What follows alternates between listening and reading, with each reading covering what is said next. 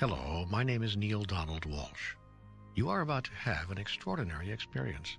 You're about to hear a conversation with God. Yes, I know that's not possible. You probably think or have been taught that's not possible. One can talk to God, sure, but not with God. I mean, God's not going to talk back, right? At least not in the form of a regular, everyday kind of conversation. Well, that's what I thought, too. Then this experience happened to me. I mean that literally. I mean the experience happened to me. The words you're about to hear were not written by me. They happened to me, and as you listen, the same experience will happen to you, for we are all led to the truth for which we are ready. God, it turns out, talks to everybody, the good and the bad, the saint and the scoundrel, and certainly all of us in between. Take you, for instance. God has come to you in many ways in your life. This is just another one of them. How many times have you heard the old axiom, when the student is ready, the teacher will appear? In the spring of 1992, it was around Easter, as I recall, an extraordinary phenomenon occurred in my life. God began talking with you through me. Let me explain. I was very unhappy during that period, personally, professionally, and emotionally, and my life was feeling like a failure on all levels. And as I'd been in the habit for years of writing my thoughts down in letters, which, by the way, I usually never delivered, I picked up my trusty yellow legal pad and began pouring out my feelings. But this time, rather than another letter to another person I imagined to be victimizing me, I thought I'd go straight to the source, straight to the greatest victimizer of them all. I decided to write a letter to God. It was a spiteful, passionate letter, full of confusion, contortions, and condemnations, and a pile of angry questions. Why wasn't my life working? What would it take to get it to work? Why could I not find happiness in relationship? Was the experience of adequate money going to elude me forever? And finally, and most emphatically, what had I done to deserve a life of such continuing struggle? To my surprise, as I scribbled out the last of my bitter, unanswerable questions and prepared to toss my pen aside, my hand remained poised over the paper as if held there by some invisible force. Abruptly, the pen began moving on its own. I had no idea what I was about to write, but an idea seemed to be coming, so I decided to flow with it. Out came, Do you really want an answer to all these questions, or are you just venting? I blinked, and then my mind came up with a reply. I wrote that down, too. Both. I'm venting, sure, but if these questions have answers, I'd sure as hell like to hear them. You are sure as hell about a lot of things, but wouldn't it be nice to be sure as heaven? And I wrote, what is that supposed to mean? Before I knew it, I had begun a conversation, and I was not writing so much as taking dictation. What you are about to hear is a reading of a large portion of that dialogue. I hope you receive benefit from listening to it. The dialogue begins with a very simple question, actually. How does God talk? And to whom? I talk to everyone. All the time. The question is not to whom do I talk. But who listens? First, let's exchange the word talk with the word communicate. It's a much better word, a much fuller, more accurate one. When we try to speak to each other, me to you, you to me, we are immediately constricted by the unbelievable limitation of words. For this reason, I do not communicate by words alone. In fact, rarely do I do so. The most common form of communication is through feeling. Feeling is the language of the soul. If you want to know what's true for you about something, look to how you're feeling about it. Feelings are sometimes difficult to discover, and often even more difficult to acknowledge. Yet hidden in your deepest feelings is your highest truth. The trick is to get to those feelings. I will show you how. Again, if you wish. I also communicate with thought. Thought and feelings are not the same, although they can occur at the same time. In communicating with thought, I often use images and pictures. For this reason, thoughts are more effective than mere words as tools of communication. In addition to feelings and thoughts, I also use the vehicle of experience as a grand communicator. And finally, when feelings and thoughts and experience all fail, I use words. Words are really the least effective communicator. They are most open to misinterpretation, most often misunderstood. Why is that? It is because of what words are. Words are merely utterances, noises that stand for feelings, thoughts, and experience. They're symbols, signs, insignias. They're not truth. They're not the real thing. Words may help you understand something. Experience allows you to know. Yet there are some things you cannot experience. So I've given you other tools of knowing, and these are called feelings. And so, too, thoughts. Now, the supreme irony here is that you've all placed so much importance on the Word of God, and so little on the experience. In fact, you place so little value on experience that when what you experience of God differs from what you've heard of God, you automatically discard the experience and own the words, when it should be just the other way around. Your experience and your feelings about a thing represent what you factually and intuitively know about that thing. Words can only seek to symbolize what you know, and can often confuse what you know. These, then, are the tools with which I communicate. Yet they are not the methods. For not all feelings, not all thoughts, not all experience, and not all words are from me. Many words have been uttered by others in my name. Many thoughts and many feelings have been sponsored by causes not of my direct creation. Many experiences result from these. The challenge is one of discernment. The difficulty is knowing the difference between messages from God and data from other sources. Discrimination is a simple matter with the application of a basic rule. Mine is always your highest thought, your clearest word, your grandest feeling. Anything less is from another source.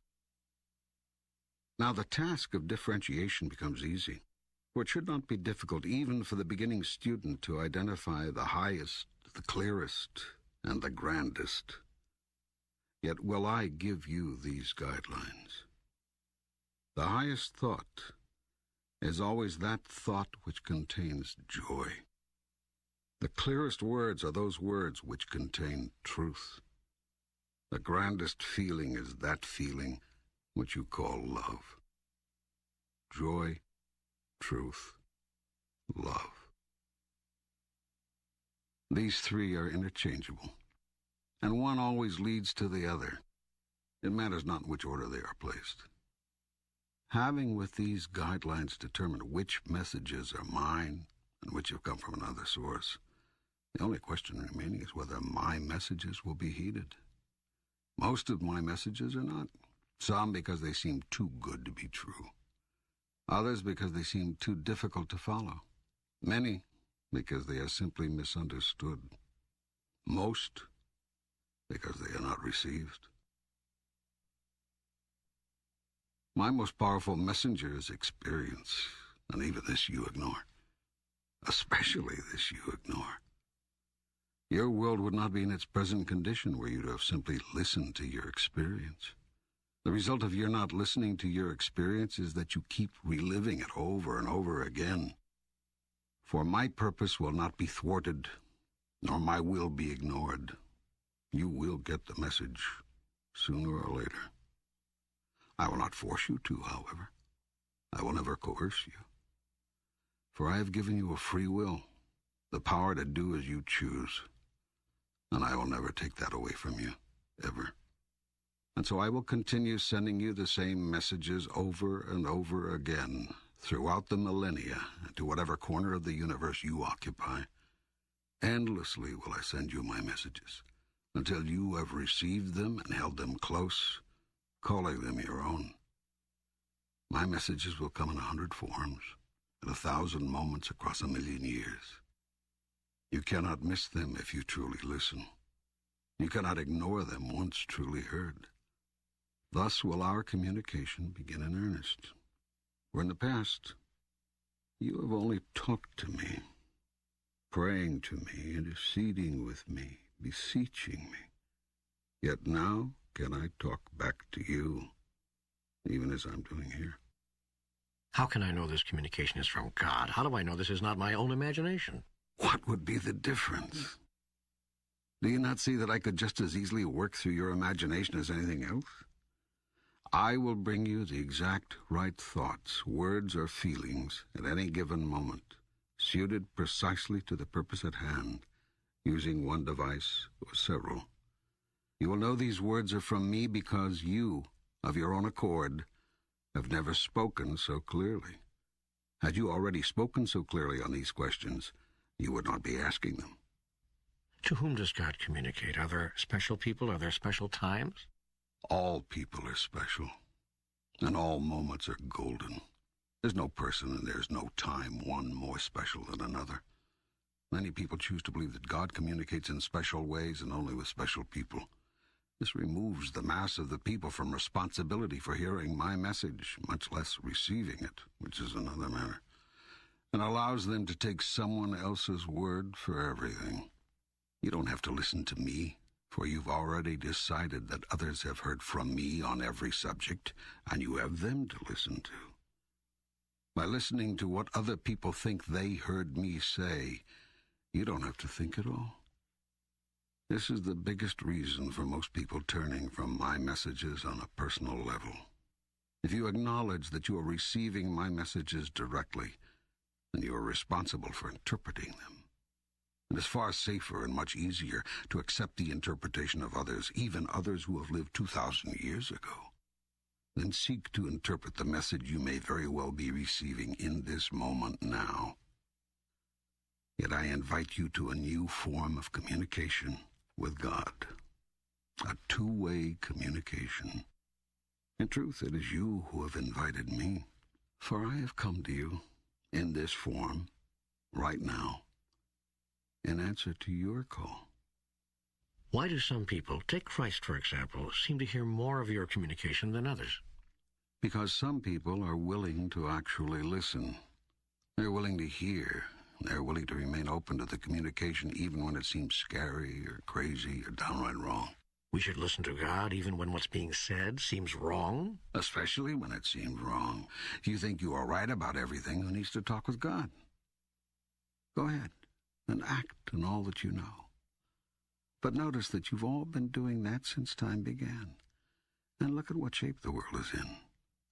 Clearly, you've missed something. Obviously, there's something you don't understand. That which you do understand must seem right to you, because right is a term you use to designate something with which you agree. What you've missed will, therefore, appear at first to be wrong. The only way to move forward on this is to ask yourself, what would happen if everything I thought was wrong was actually right? Every great scientist knows about this. When what a scientist does is not working, a scientist sets aside all of the assumptions and starts over. All great discoveries have been made from a willingness and ability to not be right. And that's what's needed here.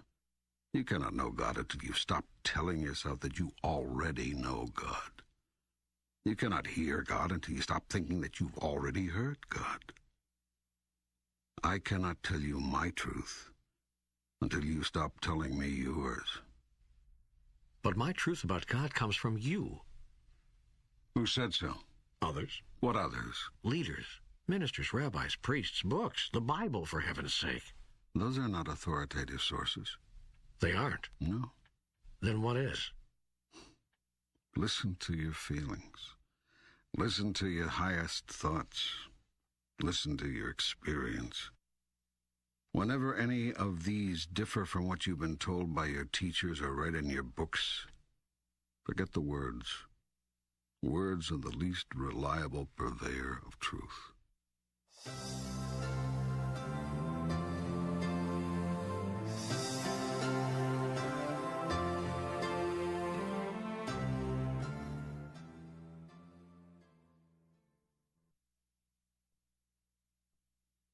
There is so much I want to say to you, so much I want to ask. I don't know where to begin. For instance, why is it that you do not reveal yourself? If there really is a God, and you're it, why do you not reveal yourself in a way we can all understand? I have done so over and over. I'm doing so again right now. No, I mean by a method of revelation that is incontrovertible, that cannot be denied. Such as? Such as appearing right now before my eyes. I am doing so right now. Where? Everywhere you look. No, I mean in an incontrovertible way. What way would that be? In what form or shape would you have me appear? In the form or shape you actually have. That would be impossible, for I have no form or shape you understand. I could adopt a form or shape that you could understand, but then everyone would assume that what they have seen is the one and only form and shape of God, rather than a form or shape of God, one of many. People believe I am what they see me as, rather than what they do not see. But I am the great unseen, not what I cause myself to be in any particular moment. In a sense, I am what I am not. It is from the am-notness that I come, and to it I always return. Yet when I come in one particular form or another, a form in which I think people can understand me, people assign me that form forevermore. And should I come in any other form to any other people, the first say I did not appear to the second, because I did not look to the second as I did to the first, nor say the same things. So how could it have been me? You see, then, it matters not in what form or in what manner I reveal myself. Whatever manner I choose and whatever form I take, none will be incontrovertible. But if you did something that would evidence the truth of who you are, beyond doubt or question, there are still those who would say it is of the devil, or simply someone's imagination, or any cause other than me. If I revealed myself as God Almighty, King of heaven and earth, and moved mountains to prove it, there are those who would say, it must have been Satan. And such is as it should be. For God does not reveal God's self to God's self from or through outward observation, but through inward experience. And when inward experience has revealed God's self, outward observation is not necessary. And if outward observation is necessary, inward experience is not possible. If then revelation is requested, it cannot be had. For the act of asking is a statement that it is not there, that nothing of God is now being revealed. Such a statement produces the experience. For your thought about something is creative, and your word is productive, and your thought and your word together are magnificently effective in giving birth to your reality. Therefore shall you experience that God is not now revealed, for if God were, you would not ask God to be. Does that mean I cannot ask for anything I want? Are you saying that praying for something actually pushes it away from us? This is a question which has been asked through the ages, and has been answered whenever it has been asked. Yet you have not heard the answer, or will not believe it. The question is answered again in today's terms and today's language, thusly. You will not have that for which you ask, nor can you have anything you want. This is because your very request is a statement of lack, and you're saying you want a thing only works to produce that precise experience, wanting, in your reality. The correct prayer is, therefore, never a prayer of supplication, but a prayer of gratitude. When you thank God in advance for that which you choose to experience in your reality, you, in effect, acknowledge that it is there, in effect. Thankfulness is thus the most powerful statement to God, an affirmation that even before you ask, I have answered. Therefore, never supplicate, appreciate. But what if I am grateful to God in advance for something and it never shows up? That could lead to disillusionment and bitterness. Gratitude cannot be used as a tool with which to manipulate God, a device with which to fool the universe. You cannot lie to yourself. Your mind knows the truth of your thoughts. You are saying, thank you, God, for such and such, all the while being very clear that it isn't there in your present reality. You can't expect God to be less clear than you, and so produce it for you. God knows what you know, and what you know is what appears as your reality. But how then can I be truly grateful for something I know is not there? Faith. If you have but the faith of a mustard seed, you shall move mountains. You come to know it is there because I said it is there. Because I said that even before you ask, I shall have answered. Because I said and have said to you in every conceivable way, through every teacher you can name, that whatsoever you shall choose, choosing it in my name, so shall it be. Yet so many people say that their prayers have gone unanswered. No prayer, and a prayer is nothing more than a fervent statement of what is so, goes unanswered. Every prayer, every thought, every statement, every feeling is creative. To the degree that it is fervently held as truth, to that degree will it be made manifest in your experience. When it is said that a prayer has not been answered, what has in actuality happened is that the most fervently held thought, word, or feeling has become operative. Yet what you must know, and here's the secret, is that always it is the thought behind the thought, what might be called the sponsoring thought, that is the controlling thought.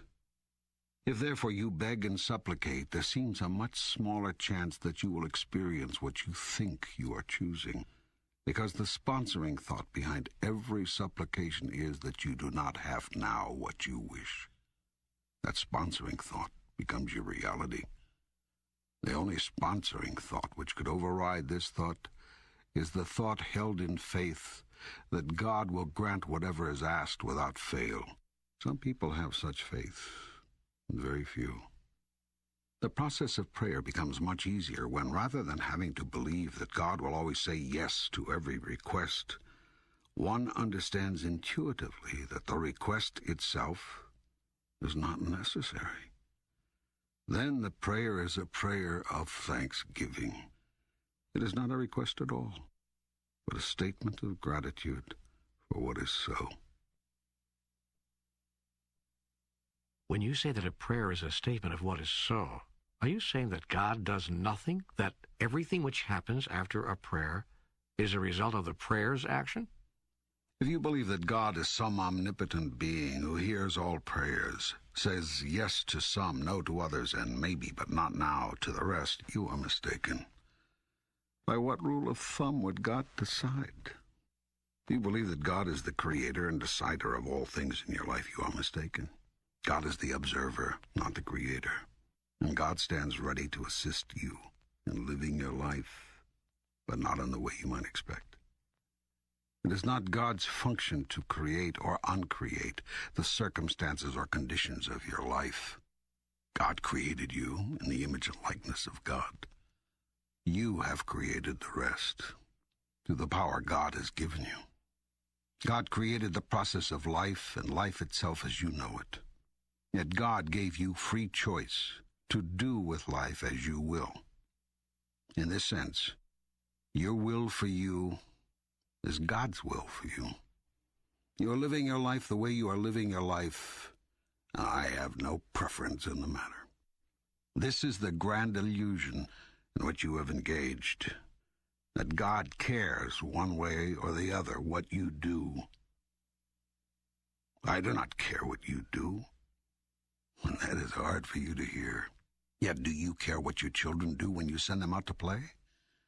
Is it a matter of consequence to you whether they play tag or hide and seek or pretend? No, it is not. Because you know they are perfectly safe. You have placed them in an environment which you consider friendly and very okay. Of course, you will always hope that they do not hurt themselves. And if they do, you will be right there to help them, heal them, allow them to feel safe again, to be happy again, to go and play again another day. But whether they choose hide and seek or pretend will not matter to you the next day either. You will tell them, of course, which games are dangerous to play. But you cannot stop your children from doing dangerous things. Not always, not forever. Not in every moment from now until death. It is the wise parent who knows this. Yet the parent never stops caring about the outcome. It is this dichotomy, not caring deeply about the process, but caring deeply about the result, that comes close to describing the dichotomy of God. Yet God, in a sense, does not even care about the outcome, not the ultimate outcome. This is because the ultimate outcome is assured. And this is the second great illusion of man, that the outcome of life is in doubt. It is this doubt about ultimate outcome that has created your greatest enemy, which is fear. For if you doubt outcome, then you must doubt Creator. You must doubt God. And if you doubt God, you must live in fear and guilt all your life. If you doubt God's intentions, God's ability to produce this ultimate result, then how can you ever relax? How can you ever truly find peace? Yet God has full power to match intentions with results. You cannot and will not believe in this, even though you claim that God is all-powerful. And so you have to create in your imagination a power equal to God, in order that you may find a way for God's will to be thwarted. So you have created in your mythology the being you call devil. You have even imagined a God at war with this being, thinking that God solves problems the way you do. Finally, you have actually imagined that God could lose this war. All of this violates everything you say you know about God, but this doesn't matter. You live your illusion, and thus feel your fear, all out of your decision to doubt God. But what if you made a new decision? What then would be the result? I tell you this, you would live as the Buddha did, as Jesus did, as did every saint you have ever idolized. Yet, as with most of these saints, people would not understand you. And when you tried to explain your sense of peace, your joy in life, your inner ecstasy, they would listen to your words but not hear them. They would try to repeat your words, but would add to them. They would wonder how you could have what they cannot find. And then they would grow jealous. Soon jealousy would turn to rage, and in their anger they would try to convince you that it is you who do not understand God. And if they were unsuccessful at tearing you from your joy, they would seek to harm you. So enormous would be their rage. And when you told them it does not matter, that even death cannot interrupt your joy nor change your truth, they would surely kill you. Then, when they saw the peace with which you accepted death, they would call you a saint and love you again. For it is the nature of people to love, then destroy, then love again that which they value most. But why? Why do we do that? All human actions are motivated at their deepest level by one of two emotions, fear or love. In truth, there are only two emotions, only two words in the language of the soul. These are the opposite ends of the great polarity which I created when I produced the universe and your world as you know it today. These are the 2 points, the alpha and the omega, which allow the system you call relativity to be. Without these 2 points, without these 2 ideas about things, no other idea could exist. Every human thought and every human action is based in either love or fear. There's no other human motivation. And all other ideas are but derivatives of these 2. They are simply different versions, different twists on the same theme. Think on this deeply, and you will see that it is true. This is what I have called the sponsoring thought. It is either a thought of love or fear. This is the thought behind the thought behind the thought. It is the first thought. It is prime force. It is the raw energy that drives the engine of human experience. And here is how human behavior produces repeat experience after repeat experience. It is why humans love, then destroy, then love again. Always there's the swing from one emotion to the other. Love sponsors, fear sponsors, love sponsors fear. And the reason is found in the first lie. The lie which you hold is the truth about God, that God cannot be trusted, that God's love cannot be depended upon, that God's acceptance of you is conditional, that the ultimate outcome is thus in doubt. For if you cannot depend on God's love to always be there, on whose love can you depend? If God retreats and withdraws when you do not perform properly, will not mere mortals also? And so it is that in the moment you pledge your highest love, you greet your greatest fear. The first thing you worry about after saying I love you is whether you'll hear it back. And if you hear it back, then you begin immediately to worry that the love you have just found you will lose. And so all action becomes a reaction, defense against loss, even as you seek to defend yourself against the loss of God. Yet if you knew who you are, that you are the most magnificent, the most remarkable, the most splendid being God has ever created, you would never fear. For who could reject such wondrous magnificence? Not even God could find fault in such a being. But you do not know who you are, and you think you are a great deal less.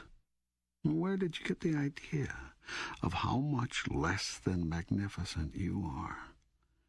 And the only people whose word you would take on everything, from your mother and your father. These are the people who love you the most. Why would they lie to you? Yet have they not told you that you are too much of this and not enough of that? Have they not reminded you that you are to be seen and not heard? Have they not scolded you in some of the moments of your greatest exuberance? And did they not encourage you to set aside some of your wildest imagining?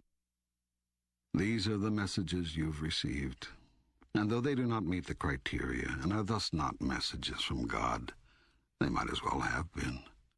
For they have come from the gods of your universe, surely enough. It was your parents who taught you that love is conditional. You have felt their conditions many times, and that is the experience you take into your own love relationships. It is also the experience you bring to me. From this experience you draw your conclusions about me. Within this framework you speak your truth. God is a loving God, you say, but if you break his commandments, he will punish you with the eternal banishment and everlasting damnation. For have you not experienced the banishment of your own parents? Do you not know the pain of their damnation? How, then, could you imagine it to be any different with me? You have forgotten what it was like to be loved without condition. You do not remember the experience of the love of God. And so you try to imagine what God's love must be like, based on what you see of love in the world. You have projected the role of parent onto God, and have thus come up with a God who judges and rewards or punishes based on how good he feels about what you've been up to. But this is a simplistic view of God, based on your mythology. It has nothing to do with who I am. Having thus created an entire thought system about God based on human experience rather than spiritual truths, you then create an entire reality around love. It is a fear-based reality, rooted in the idea of a fearful, vengeful God. its sponsoring thought is wrong. But to deny that thought would be to disrupt your whole theology. And though the new theology, which would replace it, would truly be your salvation, you cannot accept it, because the idea of a God who is not to be feared, who will not judge, and who has no cause to punish is simply too magnificent to be embraced within your grandest notion of who and what God is. This fear-based love reality dominates your experience of love, indeed actually creates it. For not only do you see yourself receiving love which is conditional, you also watch yourself giving it in the same way. And even while you withhold and retreat and set your conditions, a part of you knows this is not what love really is. Still, you seem powerless to change the way you dispense it. You've learned the hard way, you tell yourself, and you'll be damned if you're going to leave yourself vulnerable again. Yet the truth is, you'll be damned if you don't. By your own mistaken thoughts about love, do you damn yourself never to experience it purely? So too, do you damn yourself never to know me as I really am? Until you do. For you shall not be able to deny me forever, and the moment will come for our reconciliation. Every action taken by human beings is based in love or fear. Not simply those dealing with relationships. Decisions affecting business, industry, politics, religion, the education of your young, the social agenda of your nations, the economic goals of your society, choices involving war, peace, attack, defense, aggression, submission, determinations to covet or give away, to save or to share, to unite or to divide. Every single free choice you ever undertake arises out of one of the only two possible thoughts there are, a thought of love or a thought of fear. Fear is the energy which contracts, closes down, draws in, runs, hides, hoards, harms. Love is the energy which expands, opens up, sends out, stays, reveals, shares, heals. Fear wraps our bodies in clothing. Love allows us to stand naked. Fear clings to and clutches all that we have. Love gives all that we have away. Fear holds close. Love holds dear. Fear grasps. Love lets go. Fear rankles. Love soothes. Fear attacks. Love amends. Every human thought, word, or deed is based in one emotion or the other. You have no choice about this, because there is nothing else from which to choose. But you have free choice about which of these to select. You make it sound so easy. And yet in the moment of decision, fear wins more often than not. Why is that? You've been taught to live in fear. You have been told about the survival of the fittest, and the victory of the strongest, and the success of the cleverest. Precious little is said about the glory of the most loving. And so you strive to be the fittest, the strongest, the cleverest, in one way or another.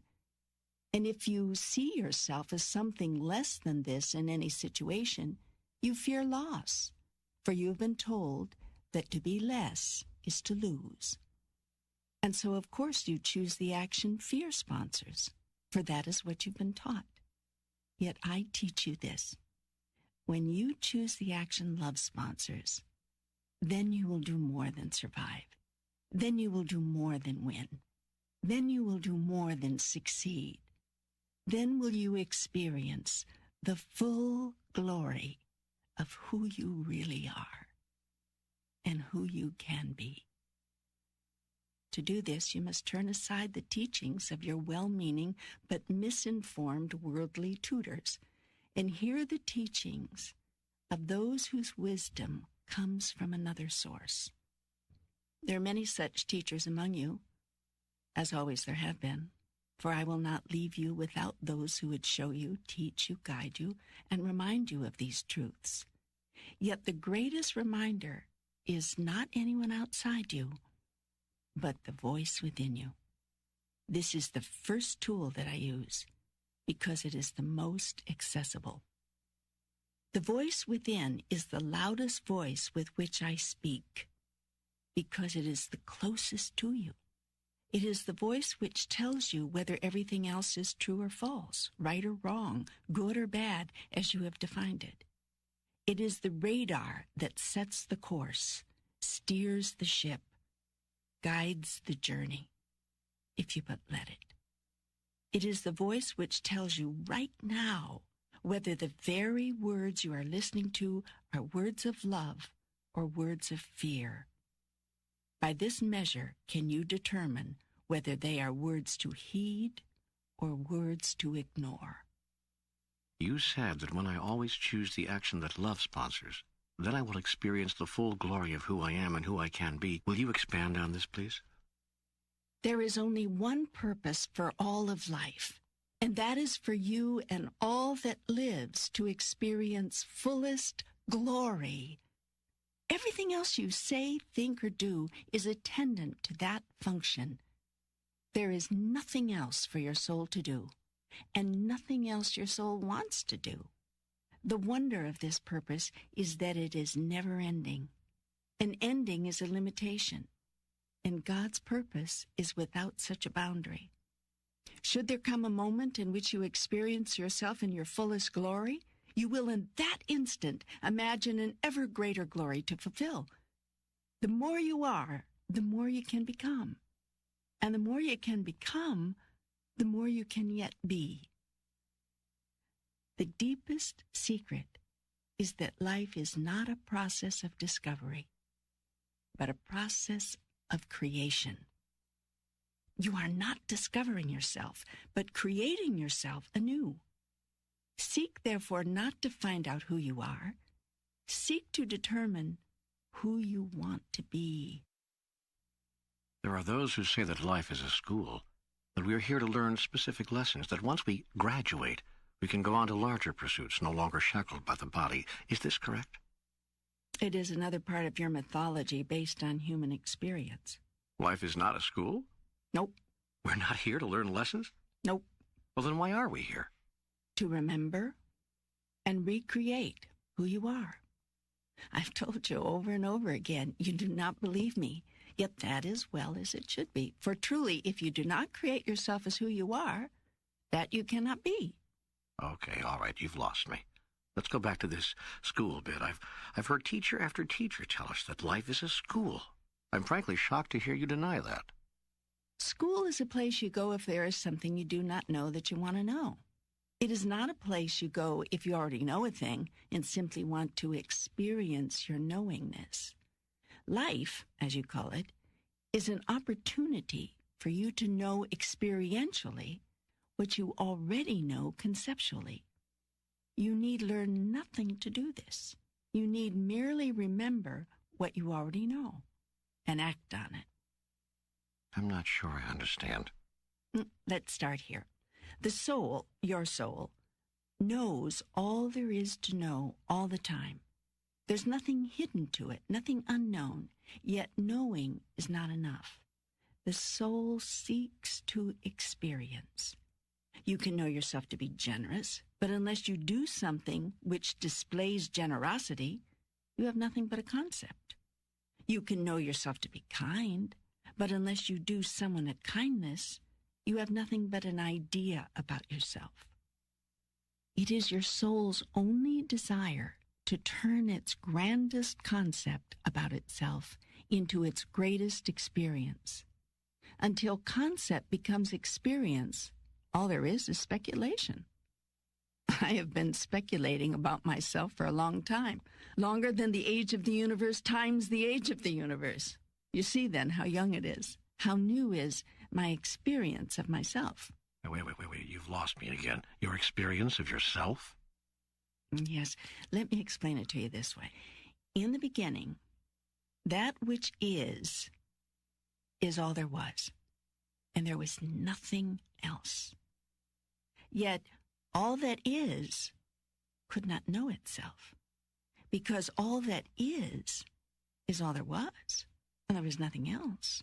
And so all that is was not. For in the absence of something else, all that is not. This is the great is not is, to which mystics have referred from the beginning of time. Now, all that is knew it was all there was. But this was not enough, for it could only know its utter magnificence conceptually, not experientially. Yet the experience of itself is that for which it longed, for it wanted to know what it felt like to be so magnificent. Still, this was impossible, because the very term magnificent is a relative term. All that is could not know what it felt like to be magnificent unless that which is not showed up. In the absence of that which is not, that which is not. Do you understand this? I think so. Keep going. All right. The one thing that all that is knew is there was nothing else. And so it could and would never know itself from a reference point outside of itself. Such a point did not exist. Only one reference point existed, and that was the single place within the is not is, the am not am. Still, the all of everything chose to know itself experientially. This energy, this pure, unseen, unheard, unobserved, and therefore unknown by anyone else energy, chose to experience itself as the utter magnificence it was. In order to do this, it realized it would have to use a reference point within. It reasoned quite correctly that any portion of itself would necessarily have to be less than the whole, and that if it thus simply divided itself into portions, each portion, being less than the whole, could look back on the rest of itself and see magnificence. And so all that is divided itself, becoming in one glorious moment that which is this and that which is that. For the first time, this and that existed, quite apart from each other, and still both existed simultaneously, as did all that was neither. Thus, three elements suddenly existed: that which is here, that which is there, and that which is neither here nor there, but which must exist for here and there to exist. It is the nothing which holds the everything. It is the non-space which holds the space. It is the all which holds the parts. Can you understand this? Are you following this? I think I am, actually. Believe it or not, you've used such a clear illustration that I think I'm actually understanding this. I'm going to go further. Now, this nothing which holds the everything is what some people call God. Yet that is not accurate either, for it suggests that there is something God is not, namely everything that is not nothing. But I am all things, seen and unseen. So this description of me as the great unseen, the no thing, or the space between, an essentially Eastern mystical definition of God, is no more accurate than the essentially Western practical description of God as all that is seen. Those who believe that God is all that is and all that is not are those whose understanding is correct. Now, in creating that which is here and that which is there, God made it possible for God to know itself. In the moment of this great explosion from within, God created relativity, the greatest gift God ever gave to itself. Thus, relationship is the greatest gift God ever gave to you, a point to be discussed in detail later. From the no thing, thus sprang the everything. A spiritual event entirely consistent, incidentally, with what your scientists call the Big Bang Theory. As the elements of all raced forth, time was created. For a thing was first here, then it was there, and the period it took to get from here to there was measurable. Just as the parts of itself which are seen began to define themselves relative to each other, so too did the parts which are unseen. God knew that for love to exist and to know itself as pure love, its exact opposite had to exist as well. So God voluntarily created the great polarity, the absolute opposite of love, everything that love is not, what is now called fear. In the moment fear existed, love could exist as a thing that could be experienced. It is this creation of duality between love and its opposite, which humans refer to in their various mythologies as the birth of evil, the fall of Adam, the rebellion of Satan, and so forth. Just as you have chosen to personify pure love as the character you call God, so have you chosen to personify abject fear as the character you call the devil. Some on earth have established rather elaborate mythologies around this event, complete with scenarios of battles and war, angelic soldiers and devilish warriors, the forces of good and evil, of light and dark. This mythology has been mankind's early attempt to understand and tell others in a way they could understand, a cosmic occurrence of which the human soul is deeply aware, but of which the mind can barely conceive. In rendering the universe as a divided version of itself, God produced from pure energy all that now exists, both seen and unseen. In other words, not only was the physical universe thus created, but the metaphysical universe as well, the part of God which forms the second half of the am, not am equation, also exploded into an infinite number of units smaller than the whole. These energy units you would call spirits. In some of your religious mythologies, it is stated that God the Father had many spirit children. This parallel to the human experiences of life multiplying itself seems to be the only way that people could be made to hold in reality the idea of the sudden appearance, the sudden existence of countless spirits in the kingdom of heaven.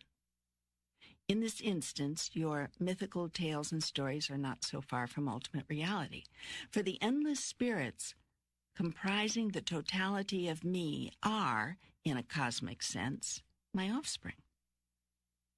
My divine purpose in dividing me was to create sufficient parts of me so that I could know myself experientially.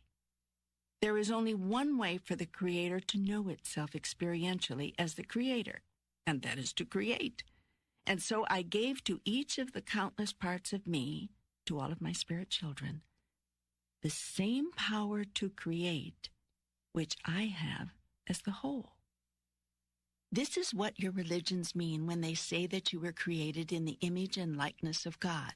This doesn't mean, as some have suggested, that our physical bodies look alike, although God can adopt whatever physical form God chooses for a particular purpose. It does mean that our essence is the same. We are composed of the same stuff. We are the same stuff. with all the same properties and abilities, including the ability to create physical reality out of thin air. My purpose in creating you, my spiritual offspring, was for me to know myself as God. I have no way to do that save through you. Thus it can be said, and has been many times, that my purpose for you is that you should know yourself as me. This seems so amazingly simple, yet it becomes very complex because there is only one way for you to know yourself as me. And that is for you first to know yourself as not me. Now try to follow this. Fight to keep up because this gets very subtle here. Are you ready? I think so. Good. Remember, you've asked for this explanation. You've waited for it for years. You've asked for it in layman's terms, not theological doctrines or scientific theories. Yes, I know what I've asked. And having asked, so shall you receive. Now, to keep things simple, I'm going to use your Children of God mythological model as a basis for discussion, because it is a model with which you're very familiar, and in many ways, it is not that far off. So let's go back to how this process of self-knowing must work. There is one way I could have caused all of my spiritual children to know themselves as parts of me, and that was simply to tell them. This I did. But you see, it was not enough for spirit to simply know itself as God, or part of God, or children of God, or inheritors of the kingdom, or whatever mythology you want to use. As I've already explained, knowing something and experiencing it are two different things. Spirit longed to know itself experientially, just as I did. Conceptual awareness was not enough for you. So I devised a plan. It is the most extraordinary idea in all the universe and the most spectacular collaboration. I say collaboration because all of you are in it with me. Under the plan, you as spirit would enter the physical universe just created. This is because physicality is the only way to know experientially what you know conceptually. It is, in fact, the reason I created the physical cosmos to begin with, and the system of relativity which governs it, and all creation. Once in the physical universe, you, my spirit children, could experience what you know of yourself, but first you had to come to know the opposite. To explain this simply, you cannot know yourself as tall unless and until you become aware of short. You cannot experience the part of yourself that you call fat unless you also come to know thin. Taken to ultimate logic, you cannot experience yourself as what you are until you've encountered what you are not. This is the purpose of the theory of relativity and all physical life. It is by that which you are not that you yourself are defined. Now, in the case of the ultimate knowing, in the case of knowing yourself as the creator, you cannot experience yourself as creator unless and until you create. And you cannot create yourself until you uncreate yourself. In a sense, you have to first not be in order to be. Do you follow? I think... Stay with it. Of course, there's no way for you to not be who and what you are. You simply are that, pure creative spirit. Have been, always, and always will be. So you did the next best thing. You caused yourself to forget who you really are. Upon entering the physical universe, you relinquished your remembrance of yourself. This allows you to choose to be who you are, rather than simply wake up in the castle, so to speak. It is in the act of choosing to be, rather than simply being told that you are a part of God, that you experience yourself as being at total choice, which is what, by definition, God is.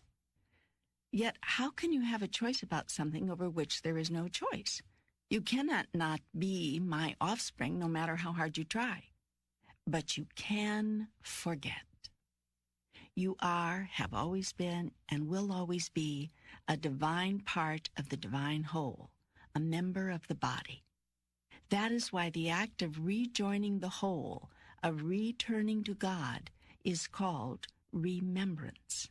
You actually choose to remember who you really are, or to join together with the various parts of you to experience the all of you, which is to say, the all of me.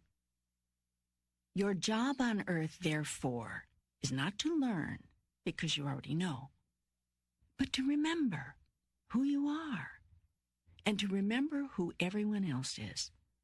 That is why a big part of your job is to remind others, that is, to remind them, so that they can remember also. All the wonderful spiritual teachers have been doing just that. It is your sole purpose. That is to say, your sole purpose. My God, this is so simple and so symmetrical. I mean, it all fits in. It suddenly all fits. I see now a picture I've never quite put together before. Good. That's good. That is the purpose of this dialogue. You have asked me for answers. I have promised I would give them to you. You will render my words accessible to many people. It is part of your work. Now you have many questions, many inquiries to make about life. We have here placed the foundation. We've laid the groundwork for other understandings. Let's go to the other questions, and don't worry, if there is something about what we've just gone through you do not understand, it'll all become clear to you soon enough.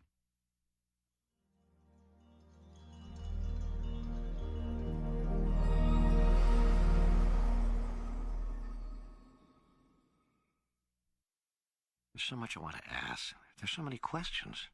Suppose I should start with the big ones, the obvious ones. Like, why is the world in the shape it's in? Of all the questions man has asked of God, this is the one asked most often. From the beginning of time, man has asked it. From the first moment to this, you have wanted to know, why must it be like this?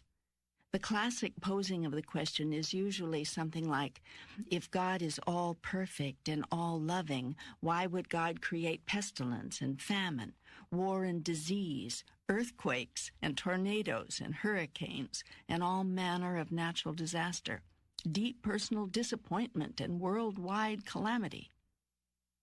The answer to this question lies in the deeper mystery of the universe and the highest meaning of life.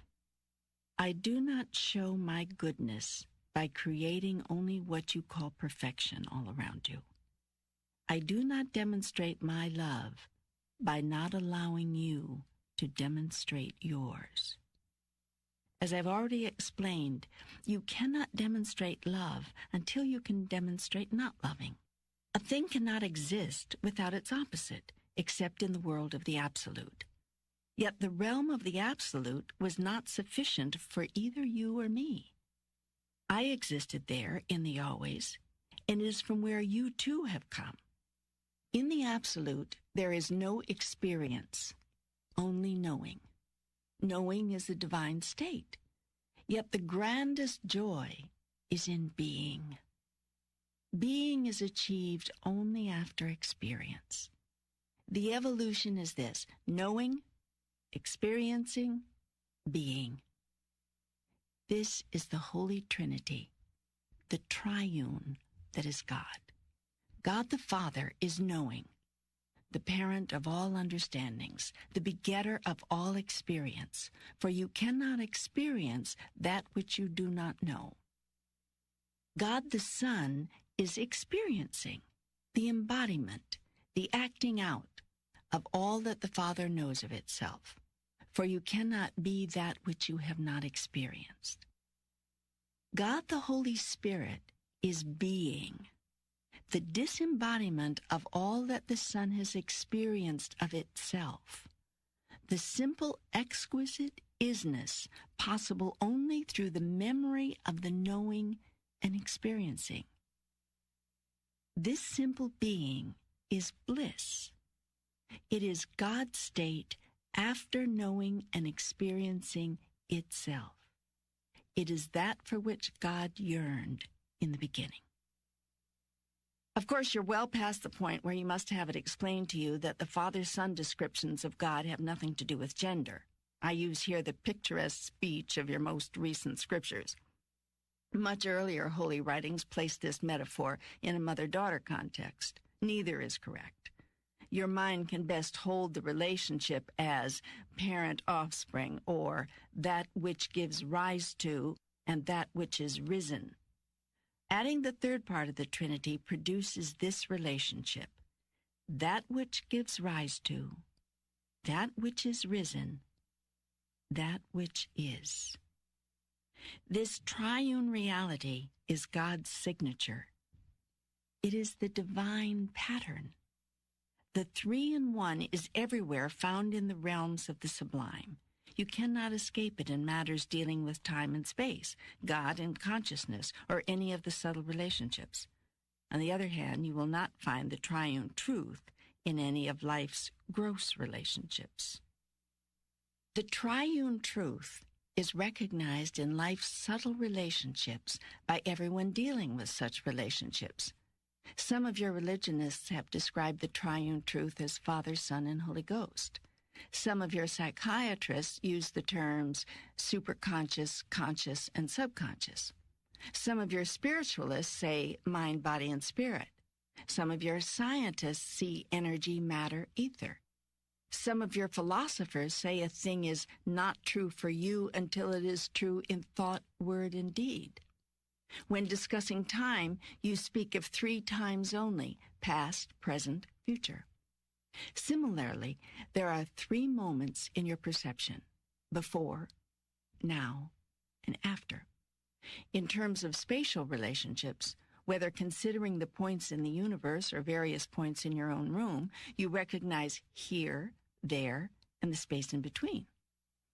In matters of gross relationships, you recognize no in-between. That is because gross relationships are always dyads, whereas relationships of the higher realm are invariably triads. Hence, there is left-right, up-down, big-small, fast-slow, hot-cold, and the greatest dyad ever created, male and female. There are no in-betweens in these dyads. A thing is either one thing or the other, or some greater or lesser version in relationship to one of these polarities. Within the realm of gross relationships, nothing conceptualized can exist without a conceptualization of its opposite. Most of your day-to-day experience is foundationed in this reality. Within the realm of sublime relationships, nothing which exists has an opposite. All is one, and everything progresses from one to the other in a never-ending circle.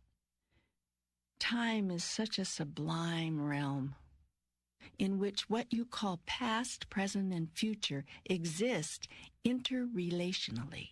That is, they are not opposite, but rather parts of the same whole, progressions of the same idea, cycles of the same energy, aspects of the same immutable truth. If you conclude from this that past, present, and future exist at one and the same time, you're right. Yet now is not the moment to discuss that. We can get into this in much greater detail when we explore the whole concept of time, which we'll do later.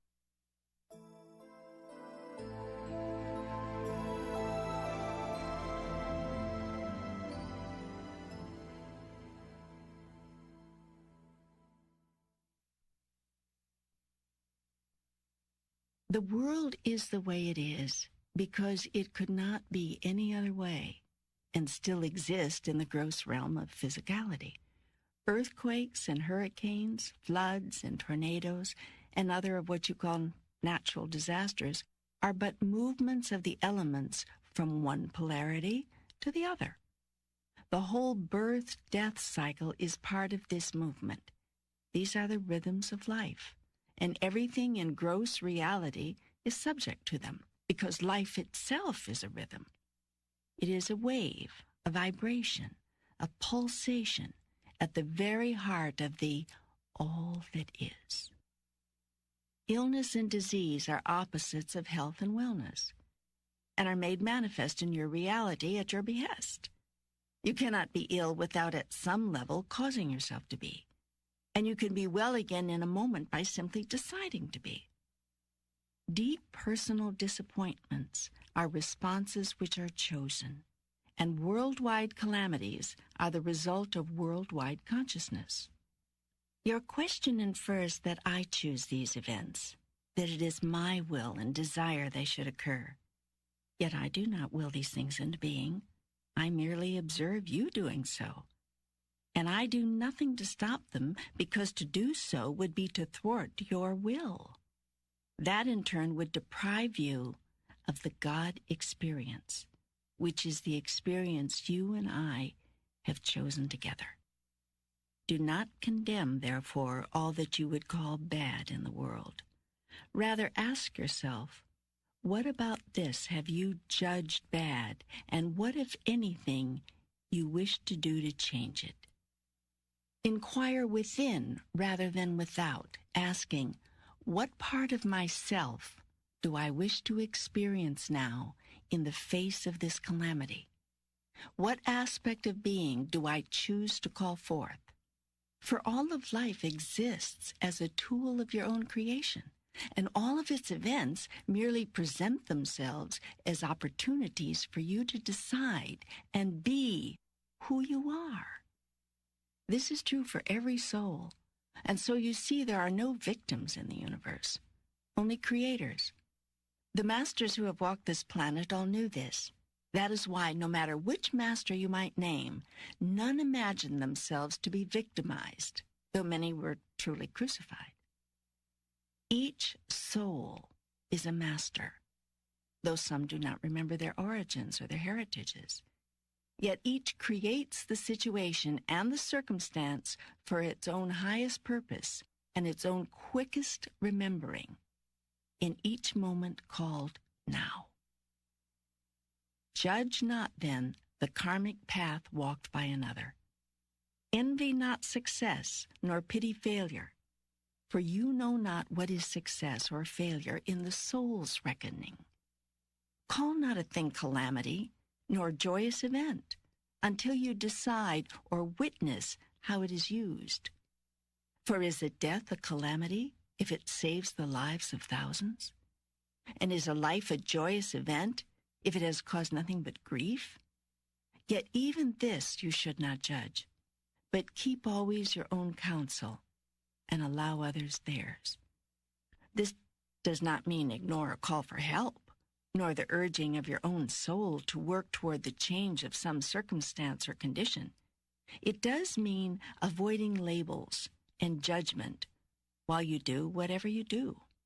For each circumstance is a gift, and in each experience is hidden a treasure.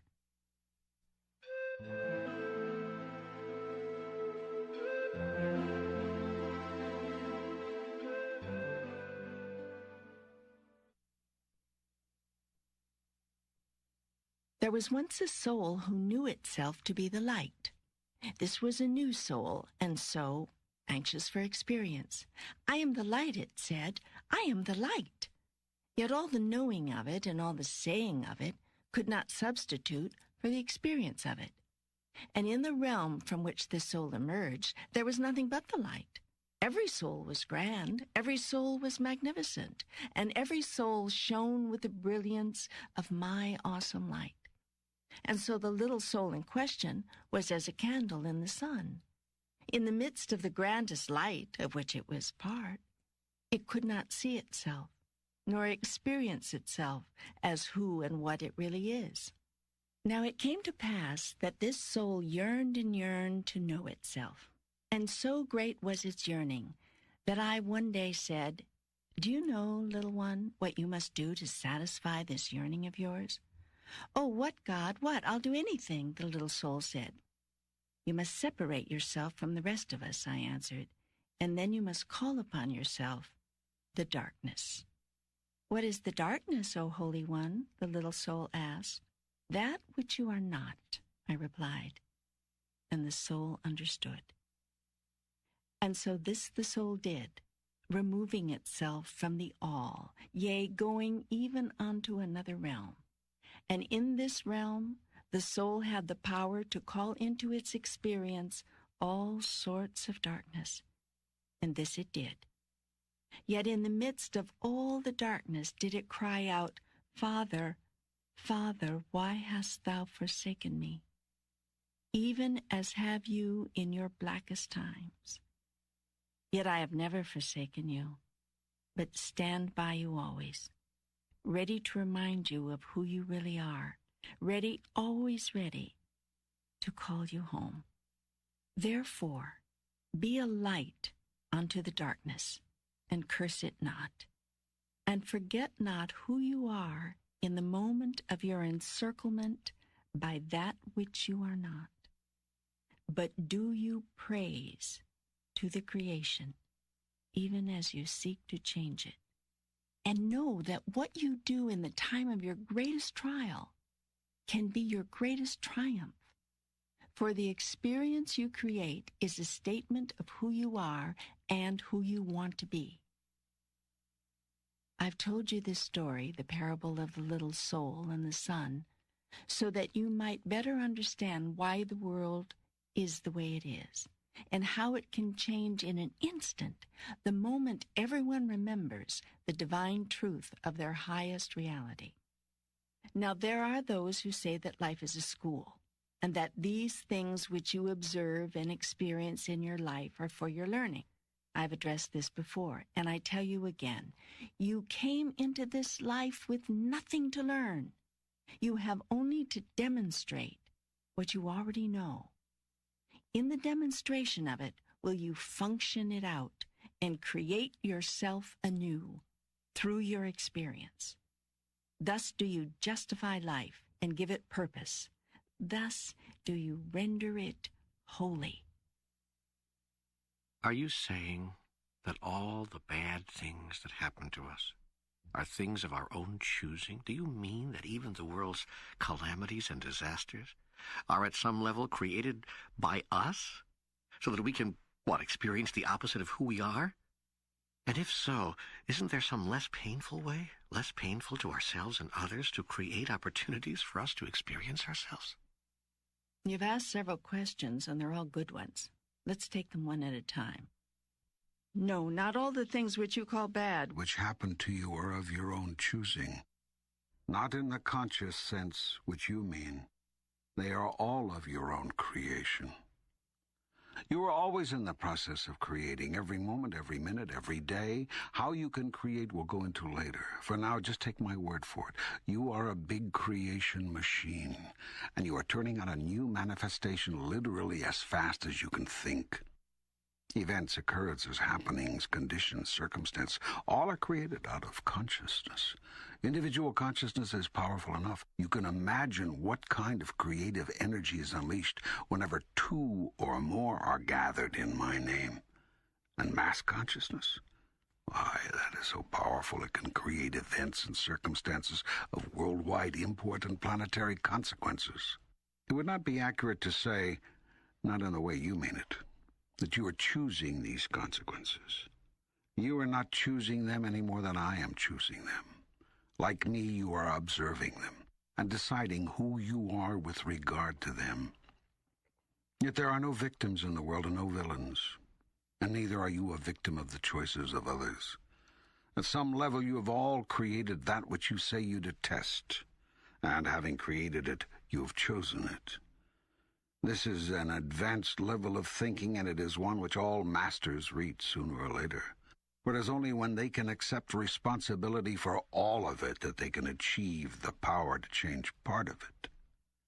So long as you entertain the notion that there is something or someone else out there doing it to you, you disempower yourself to do anything about it. Only when you say, I did this, can you find the power to change it. It is much easier to change what you are doing than to change what another is doing. The first step in changing anything is to know and accept that you have chosen it to be what it is. If you can't accept this on a personal level, agree to it through your understanding that we are all one. Seek then to create change, not because the thing is wrong, but because it no longer makes an accurate statement of who you are. There's only one reason to do anything, as a statement to the universe of who you are. Used in this way, life becomes self-creative. You use life to create yourself as who you are and who you've always wanted to be. There's also only one reason to undo anything, because it is no longer a statement of who you want to be. It does not reflect you. It does not represent you. That is, it does not represent you. If you wish to be accurately represented, you must work to change anything in your life which does not fit into the picture of you that you wish to project into eternity. In the largest sense, all the bad things that happen are of your choosing. The mistake is not in choosing them, but in calling them bad. For in calling them bad, you call yourself bad, since you created them. This label you cannot accept, so rather than label yourself bad, you disown your own creations. It is this intellectual and spiritual dishonesty which lets you accept a world in which conditions are as they are. If you had to accept or even felt a deep inner sense of personal responsibility for the world, it would be a far different place. This would certainly be true if everyone felt responsible. That this is so patently obvious is what makes it so utterly painful and so poignantly ironic.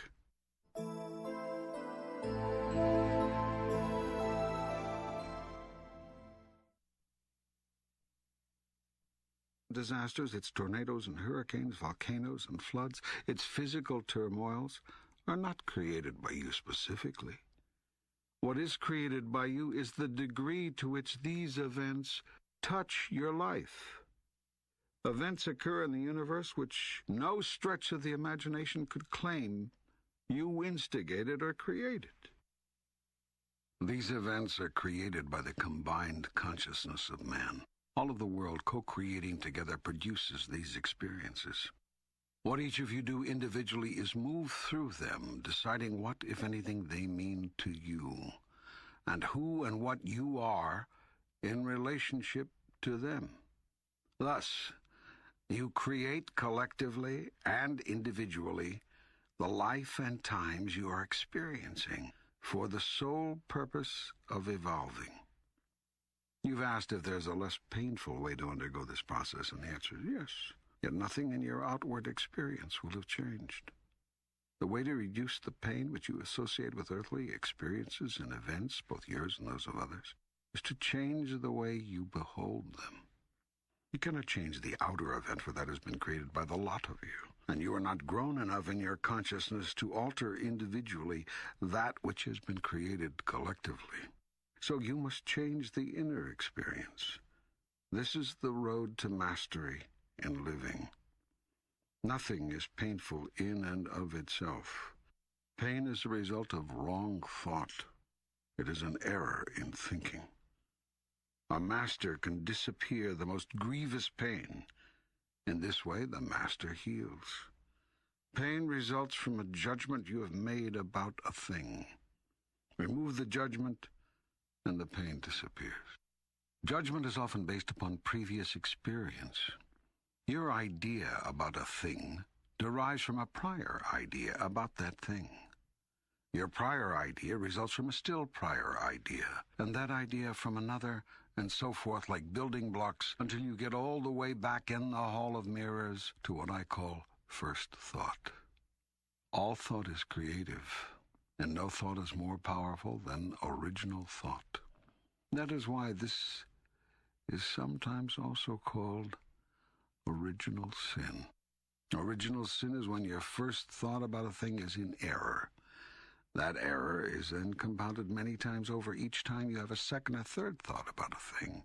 It is the job of the Holy Spirit to inspire you to new understandings that can free you from your mistakes. Are you saying that I shouldn't feel badly about the starving children of Africa? The violence and injustice in America? The earthquake that kills hundreds in Brazil? There are no shoulds or shouldn'ts in God's world. Do what you want to do. Do what reflects you, what represents you as a grander version of yourself. If you want to feel bad, feel bad. But judge not, and neither condemn. For you know not why a thing occurs, nor to what end. And remember you this, that which you condemn will condemn you, and that which you judge, you will one day become. Rather, seek to change those things, or support others who are changing those things, which no longer reflect your highest sense of who you are. Yet, bless all, for all is the creation of God, through life living, and that is the highest creation. Could we just stop here for a minute and let me catch my breath? Did I hear you say there are no shoulds or shouldn'ts in God's world? That is correct. How can that be? If there are none in your world, where would they be? Indeed, where?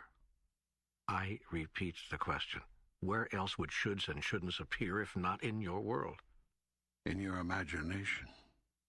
But those who have taught me all about the rights and wrongs, the do's and don'ts, the shoulds and shouldn'ts, told me all those rules were laid down by you, by God. And those who taught you were wrong. I have never set down a right or wrong, a do or a don't. To do so would be to strip you completely of your greatest gift, the opportunity to do as you please and experience the results of that, the chance to create yourself anew in the image and likeness of who you really are, the space to produce a reality of a higher and higher you based on your grandest idea of what it is of which you are capable. To say that something, a thought, a word, an action, is wrong would be as much as to tell you not to do it. To tell you not to do it would be to prohibit you. To prohibit you would be to restrict you. To restrict you would be to deny the reality of who you really are, as well as the opportunity for you to create and experience that truth. There are those who say that I have given you free will, yet these same people claim that if you do not obey me, I will send you to hell. What kind of free will is that? Does this not make a mockery of God? To say nothing of any sort of true relationship between us? Well, now we're getting into another area I wanted to discuss, and that's this whole business about heaven and hell. From what I'm gathering here, there's no such thing as hell. There is hell, but it is not what you think, and you do not experience it for the reasons you have been given. What is hell? It is the experience of the worst possible outcome of your choices, decisions, and creations. It is the natural consequence of any thought which denies me or says no to who you are in relationship to me. It is the pain you suffer through wrong thinking. Yet even the term wrong thinking is a misnomer, because there is no such thing as that which is wrong. Hell is the opposite of joy. It is unfulfillment. It is knowing who and what you are and failing to experience that. It is being less. That is hell, and there is none greater for your soul.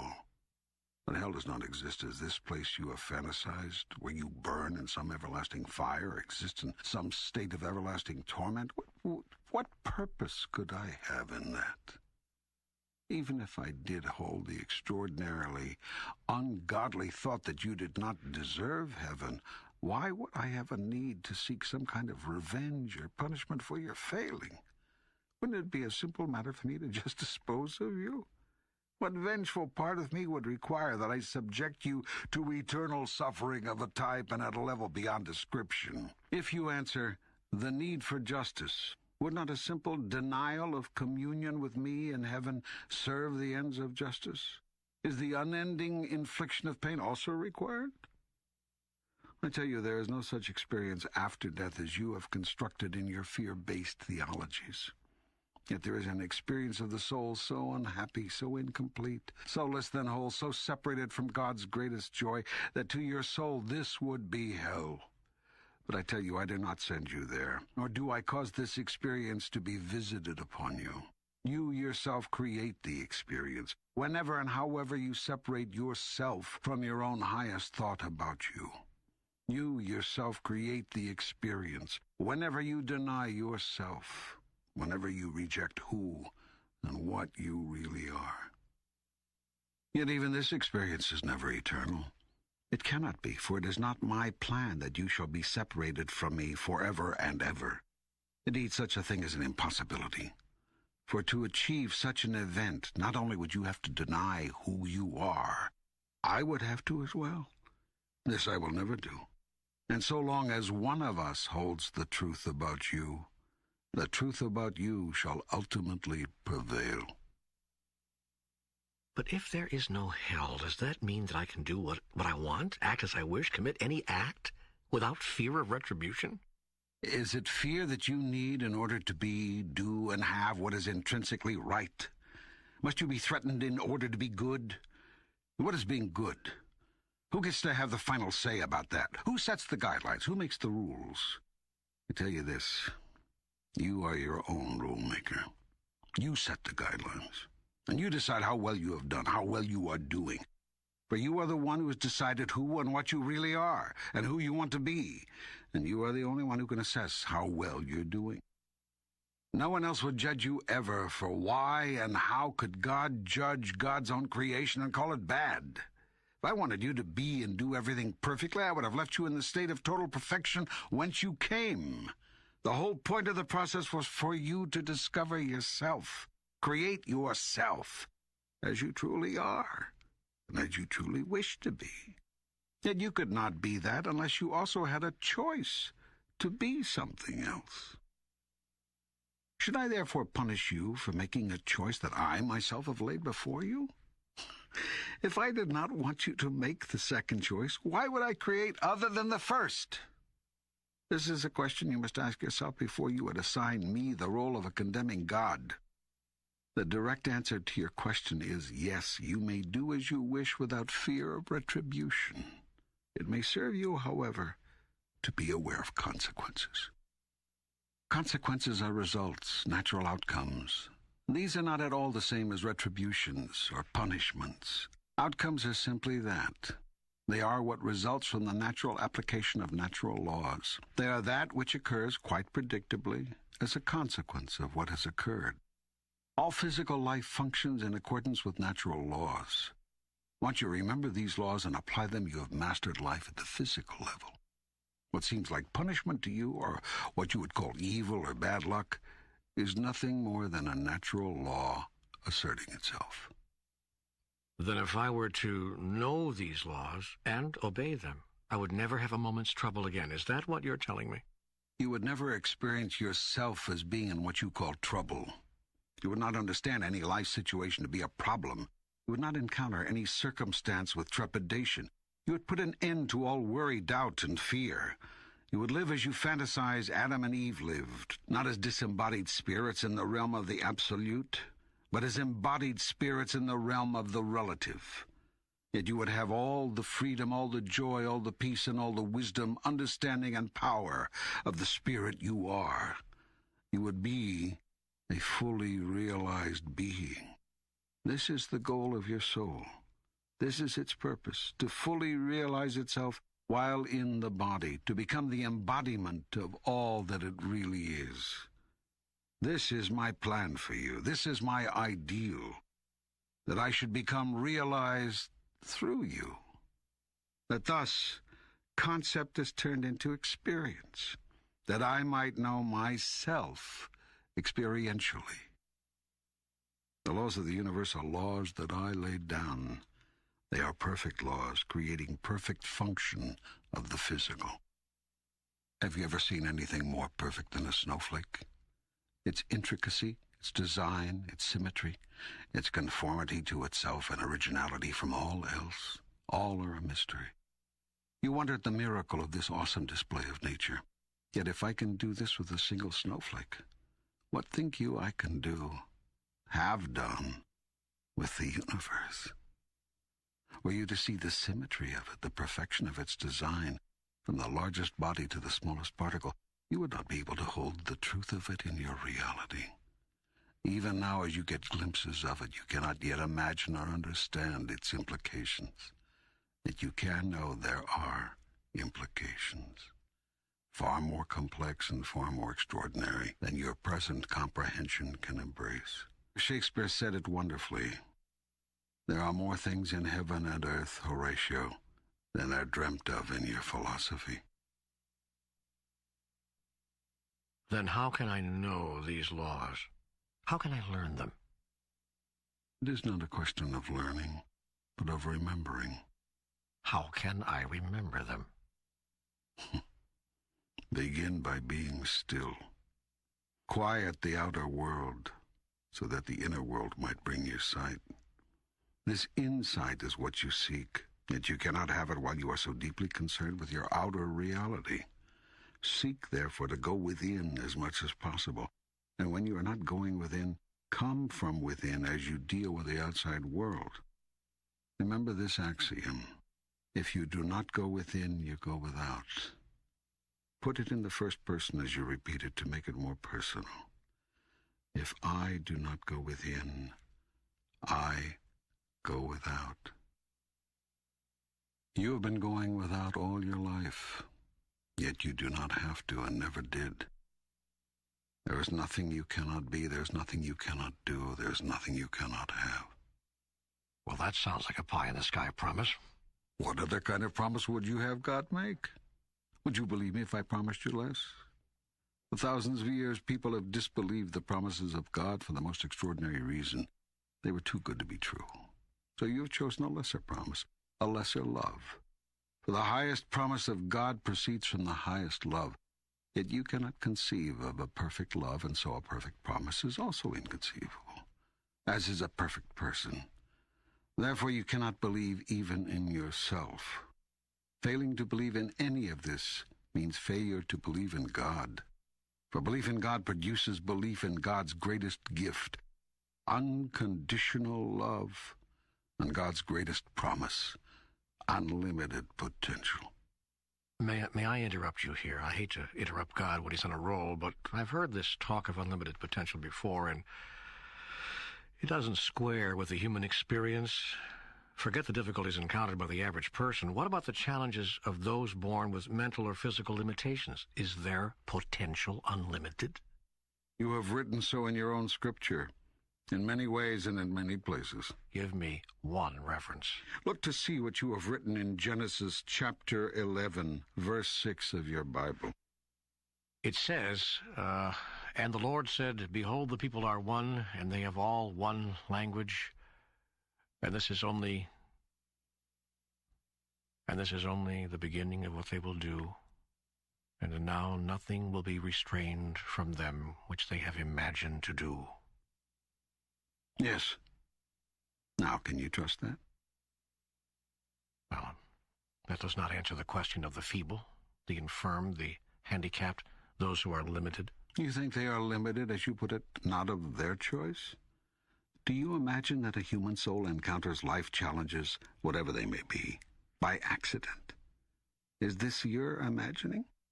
Do you mean that a soul chooses what kind of life it will experience ahead of time? No, that would defeat the purpose of the encounter.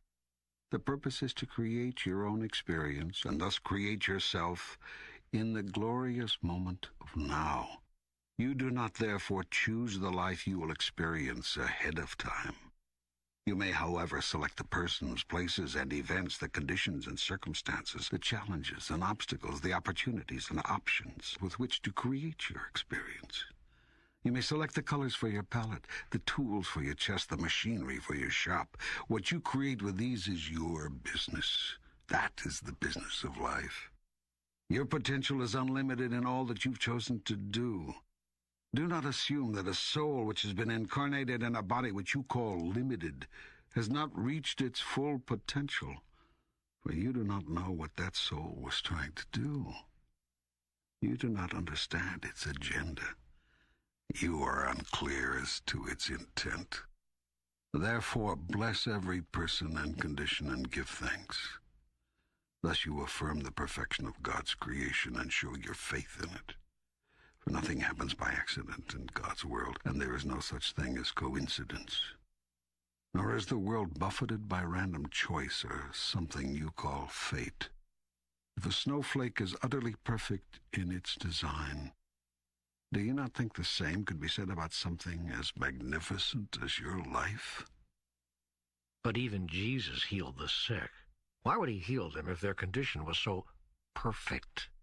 Jesus did not heal those he healed because he saw their condition as imperfect. He healed those he healed because he saw those souls asking for healing as part of their process. He saw the perfection of the process. He recognized and understood the soul's intention. Had Jesus felt that all illness, mental or physical, represented imperfection, would he not have simply healed everyone on the planet all at once? Do you doubt that he could do this? No, I believe he could have. Good. Then the mind begs to know, why did he not do it? Why would the Christ choose to have some suffer and others be healed? For that matter, why does God allow any suffering at any time? This question has been asked before, and the answer remains the same. There is perfection in the process. And all life arises out of choice. It is not appropriate to interfere with choice, nor to question it. It is particularly inappropriate to condemn it.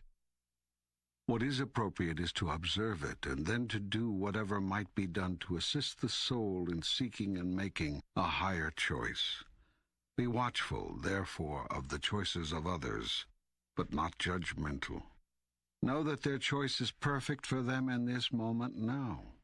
Yet stand ready to assist them should the moment come when they seek a newer choice, a different choice, a higher choice. Move into communion with the souls of others, and their purpose, their intention will be clear to you. This is what Jesus did with those he healed.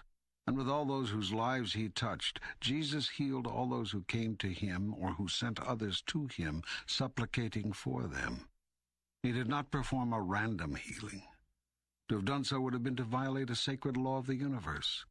Allow each soul to walk its path. But does that mean we must not help anyone without being asked? Surely not. Or we would never be able to help the starving children of India, or the tortured masses of Africa, or the poor, or the downtrodden anywhere. All humanitarian effort would be lost, all charity forbidden. Must we wait for an individual to cry out to us in desperation, or for a nation of people to plead for help, before we're allowed to do what is obviously right? You see, the question answers itself. If a thing is obviously right, do it. Remember to exercise extreme judgment regarding what you call right and wrong. A thing is only right or wrong because you say it is. A thing is not right or wrong intrinsically. It isn't. Rightness or wrongness is a subjective judgment in a personal value system. By your subjective judgments do you create yourself. By your personal values do you determine and demonstrate who you are. The world exists exactly as it is so that you may make these judgments. If the world existed in perfect condition, your life process of self-creation would be terminated. It would end. A lawyer's career would end tomorrow were there no more litigation. A doctor's career would end tomorrow were there no more illness. A philosopher's career would end tomorrow were there no more questions. And God's career would end tomorrow were there no more problems. Precisely. You have put it perfectly. We, all of us, would be through creating were there nothing more to create. We, all of us, have a vested interest in keeping the game going. Much as we all say we would like to solve all the problems, we dare not solve all the problems, or there will be nothing left for us to do. Your industrial military complex understands this very well. That is why it opposes mightily any attempt to install a war no more government anywhere. Your medical establishment understands this too. That is why it staunchly opposes. It has to for its own survival, any new miracle drug or cure, to say nothing of the possibility of miracles themselves. Your religious community also holds this clarity. That is why it attacks uniformly any definition of God, which does not include fear, judgment, and retribution, and any definition of self, which does not include their own idea of the only path to God. If I say to you, you are God, where does that leave religion? If I say to you, you are healed, where does that leave science and medicine? If I say to you, you shall live in peace, where does that leave the peacemakers? If I say to you, the world is fixed, where does that leave the world? What now of plumbers? The world is filled with essentially two kinds of people. Those who give you things you want and those who fix things. In a sense, even those who simply give you things you want, the butchers, the bakers, the candlestick makers, are also fixers. For to have a desire for something is often to have a need for it. That is why addicts are said to need a fix. Be careful, therefore, that desire not become addiction. Are you saying the world will always have problems? Are you saying that you actually want it that way? I am saying that the world exists the way it exists, just as a snowflake exists the way it exists, quite by design. You have created it that way, just as you have created your life exactly as it is. I want what you want. The day you really want an end to hunger, There will be no more hunger. I have given you all the resources with which to do that. You have all the tools with which to make that choice. You have not made it. Not because you cannot make it. The world could end world hunger tomorrow. You choose not to make it. You claim that there are good reasons that 40,000 people a day must die of hunger. There are no good reasons. Yet, at a time when you say you can do nothing to stop 40,000 people a day from dying of hunger, you bring 50,000 people a day into your world to begin a new life. And this you call love.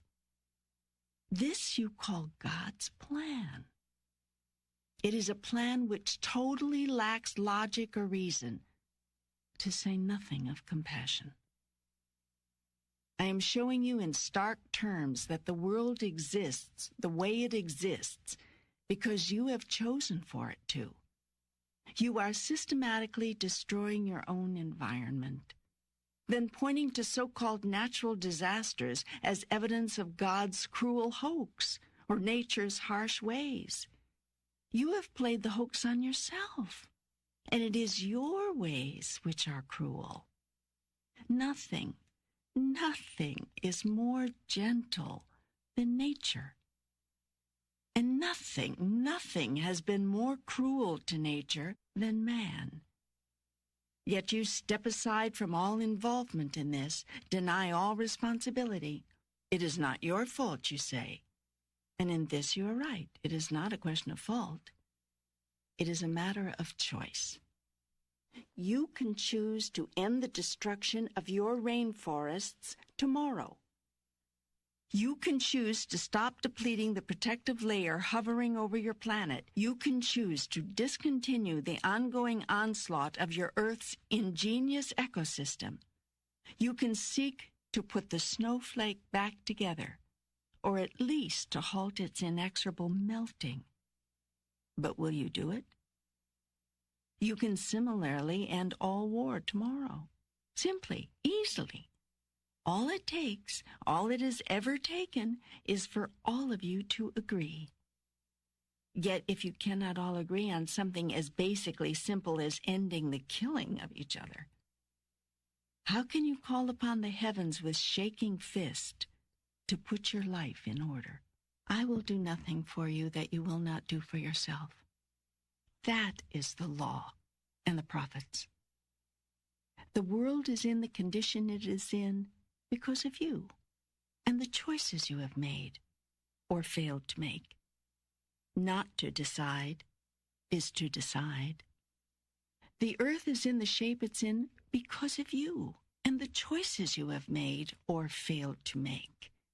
Your own life is the way it is because of you and the choices you have made or failed to make.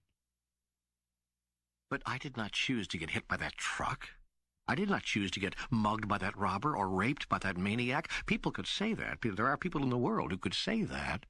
You are all at root cause for the conditions which exist, which create in the robber the desire or the perceived need to steal.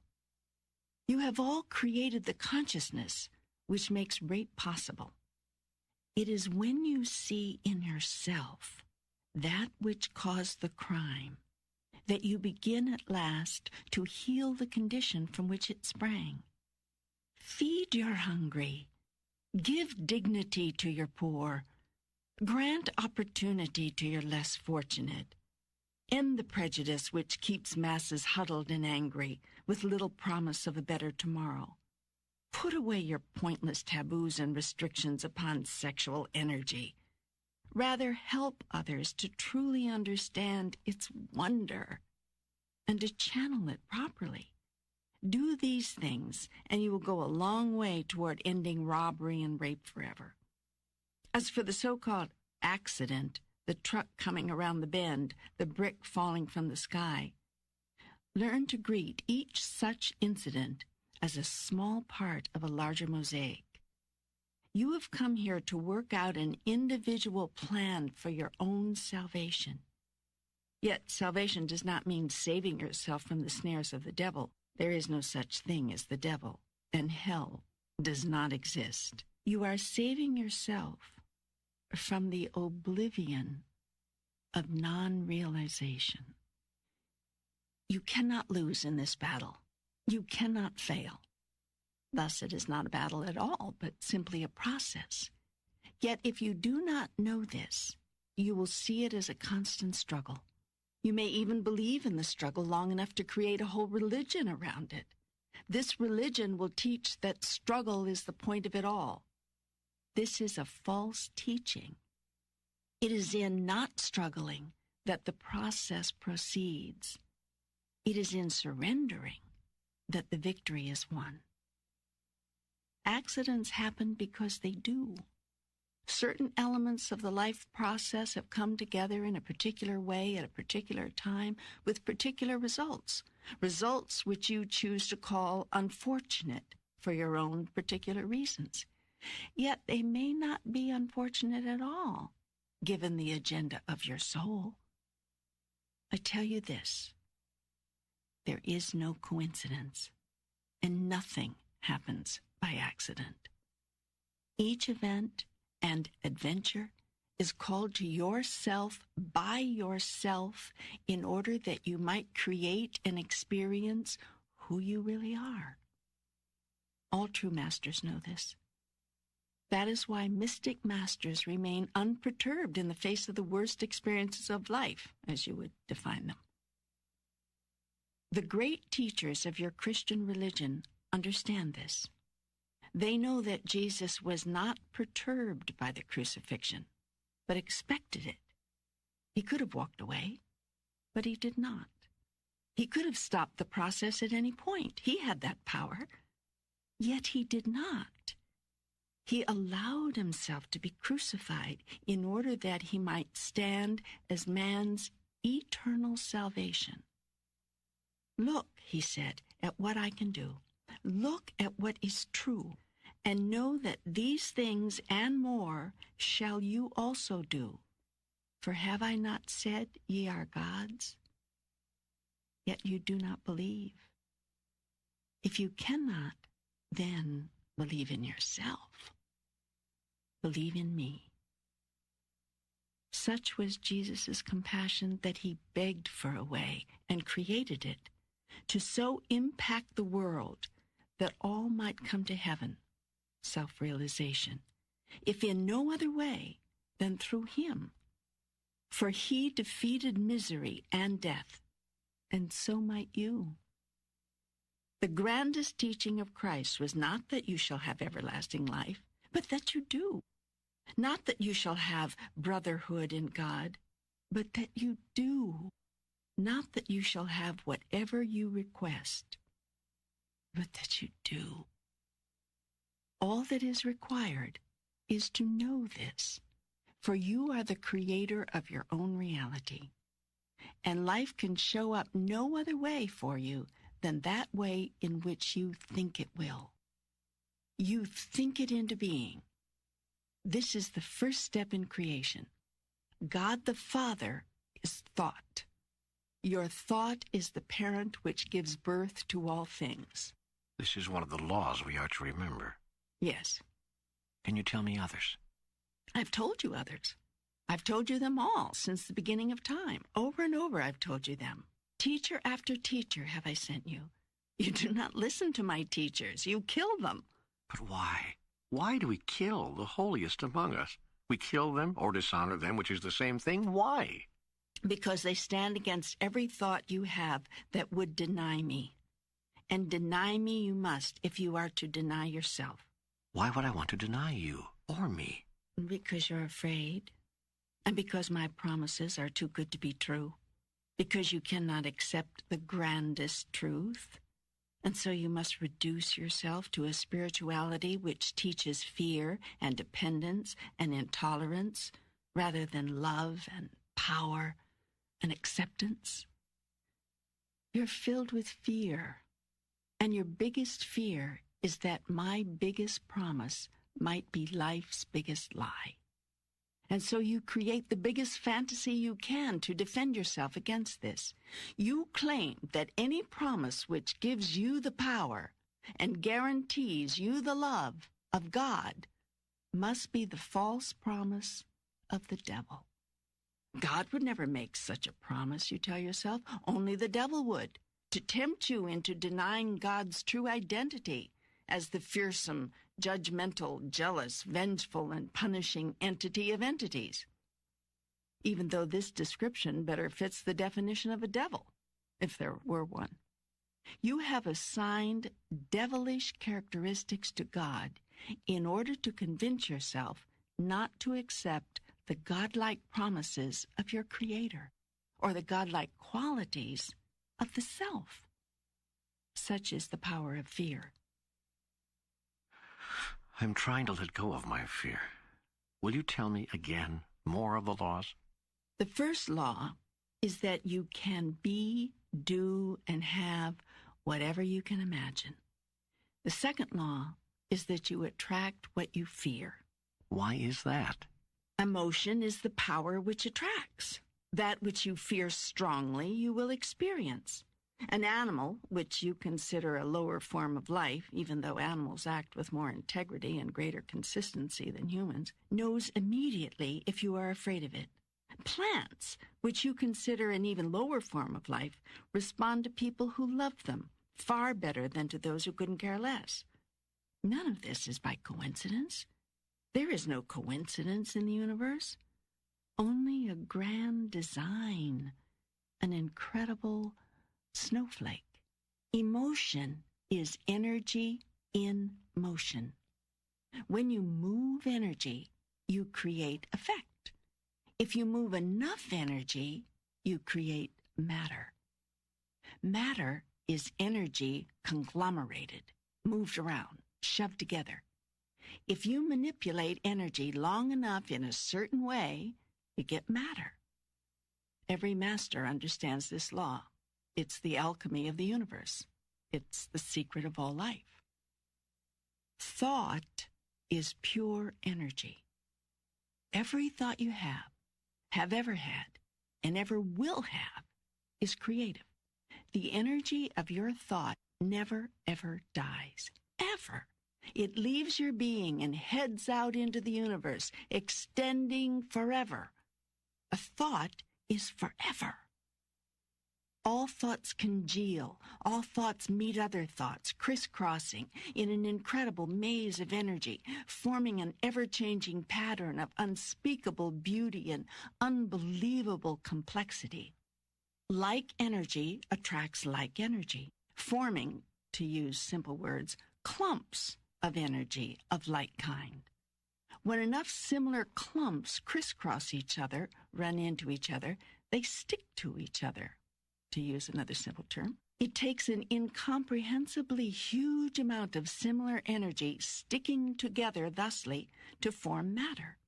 But matter will form out of pure energy. In fact, that is the only way it can form. Once energy becomes matter, it remains matter for a very long time, unless its construction is disrupted by an opposing or dissimilar form of energy. This dissimilar energy, acting upon matter, actually dismembers the matter, releasing the raw energy of which it was composed. This is, in elementary terms, the theory behind your atomic bomb. Einstein came closer than any other human being, before or since, to discovering, explaining, and functionalizing the creative secret of the universe.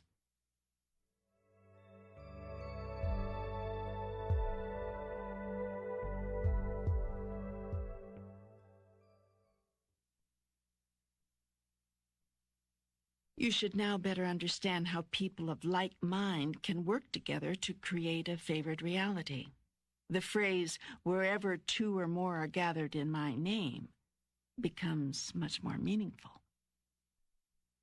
Of course, when entire societies think a certain way, very often astonishing things happen, not all of them necessarily desirable. For instance, a society living in fear very often, actually, inevitably, produces in form that which it fears most. Similarly, large communities or congregations often find miracle-producing power in combined thinking, or what some people call common prayer. And it must be made clear that even individuals, if their thought, prayer, hope, wish, dream, fear, is amazingly strong, can, in and of themselves, produce such results. Jesus did this regularly. He understood how to manipulate energy and matter, how to rearrange it, how to redistribute it, how to utterly control it. Many masters have known this. Many know it now. You can know it right now. This is the knowledge of good and evil of which Adam and Eve partook. Until they understood this, there could be no life as you know it. Adam and Eve, the mythical names you have given to represent first man and first woman, were the father and mother of the human experience. What has been described as the fall of Adam was actually his upliftment, the greatest single event in the history of humankind. For without it, the world of relativity would not exist. The act of Adam and Eve was not original sin, but in truth, first blessing. You should thank them from the bottom of your hearts, for in being the first to make a wrong choice, Adam and Eve produced the possibility of making any choice at all. In your mythology, you have made Eve the bad one, the temptress who ate of the fruit of the knowledge of good and evil, and coyly invited Adam to join her. This mythological setup has allowed you to make woman man's downfall ever since, resulting in all manner of warped realities, not to mention distorted sexual views and confusions. How can you feel so good about something so bad? What you most fear is what will most plague you. Fear will draw it to you like a magnet. All your holy scriptures of every religious persuasion and tradition which you have created contain the clear admonition, fear not. Do you think this is by accident? The laws are very simple. Thought is creative. Fear attracts like energy. Love is all there is. Oops, you got me on that third one. How can love be all there is if fear attracts like energy? Love is the ultimate reality. It is the only, the all. The feeling of love is your experience of God. In highest truth, love is all there is, all there was, and all there ever will be. When you move into the absolute, you move into love. The realm of the relative was created in order that I might experience myself.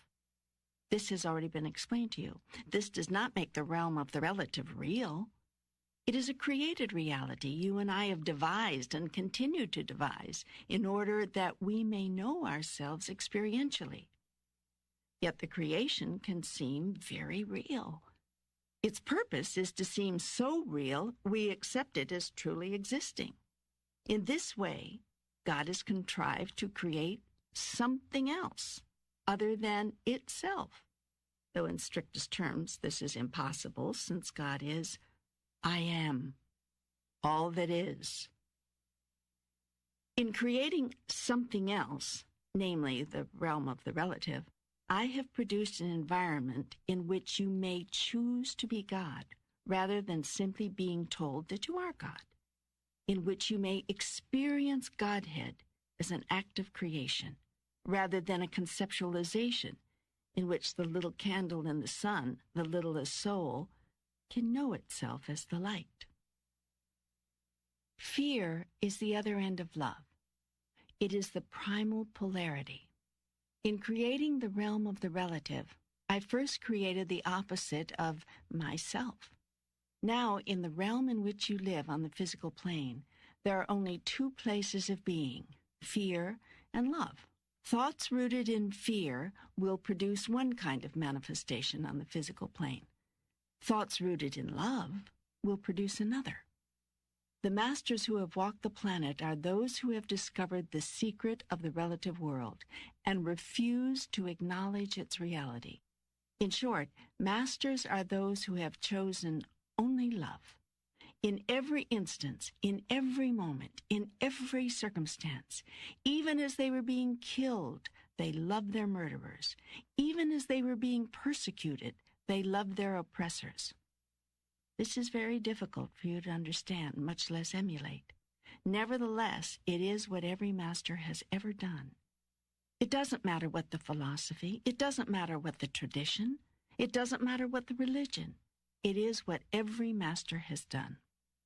This example and this lesson has been laid out so clearly for you, time and time again, over and over has it been shown to you. Through all the ages and in every place, through all your lifetimes and in every moment, the universe has used every contrivance to place this truth before you, in song and story, in poetry and dance, in words and in motion, in pictures of motion, which you call motion pictures, and in collections of words, which you call books. From the highest mountain it has been shouted. In the lowest place, its whisper has been heard. Through the corridors of all human experience has this truth been echoed. Love is the answer. Yet you have not listened.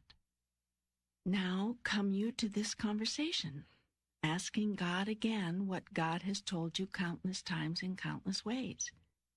Yet I will tell you again, here. Will you listen now? Will you truly hear? What do you think brought you to this? How does it come to pass that you are listening to this?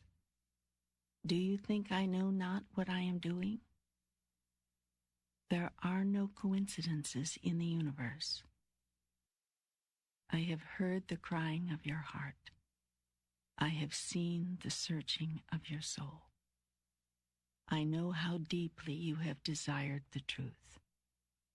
In pain have you called out for it, and in joy.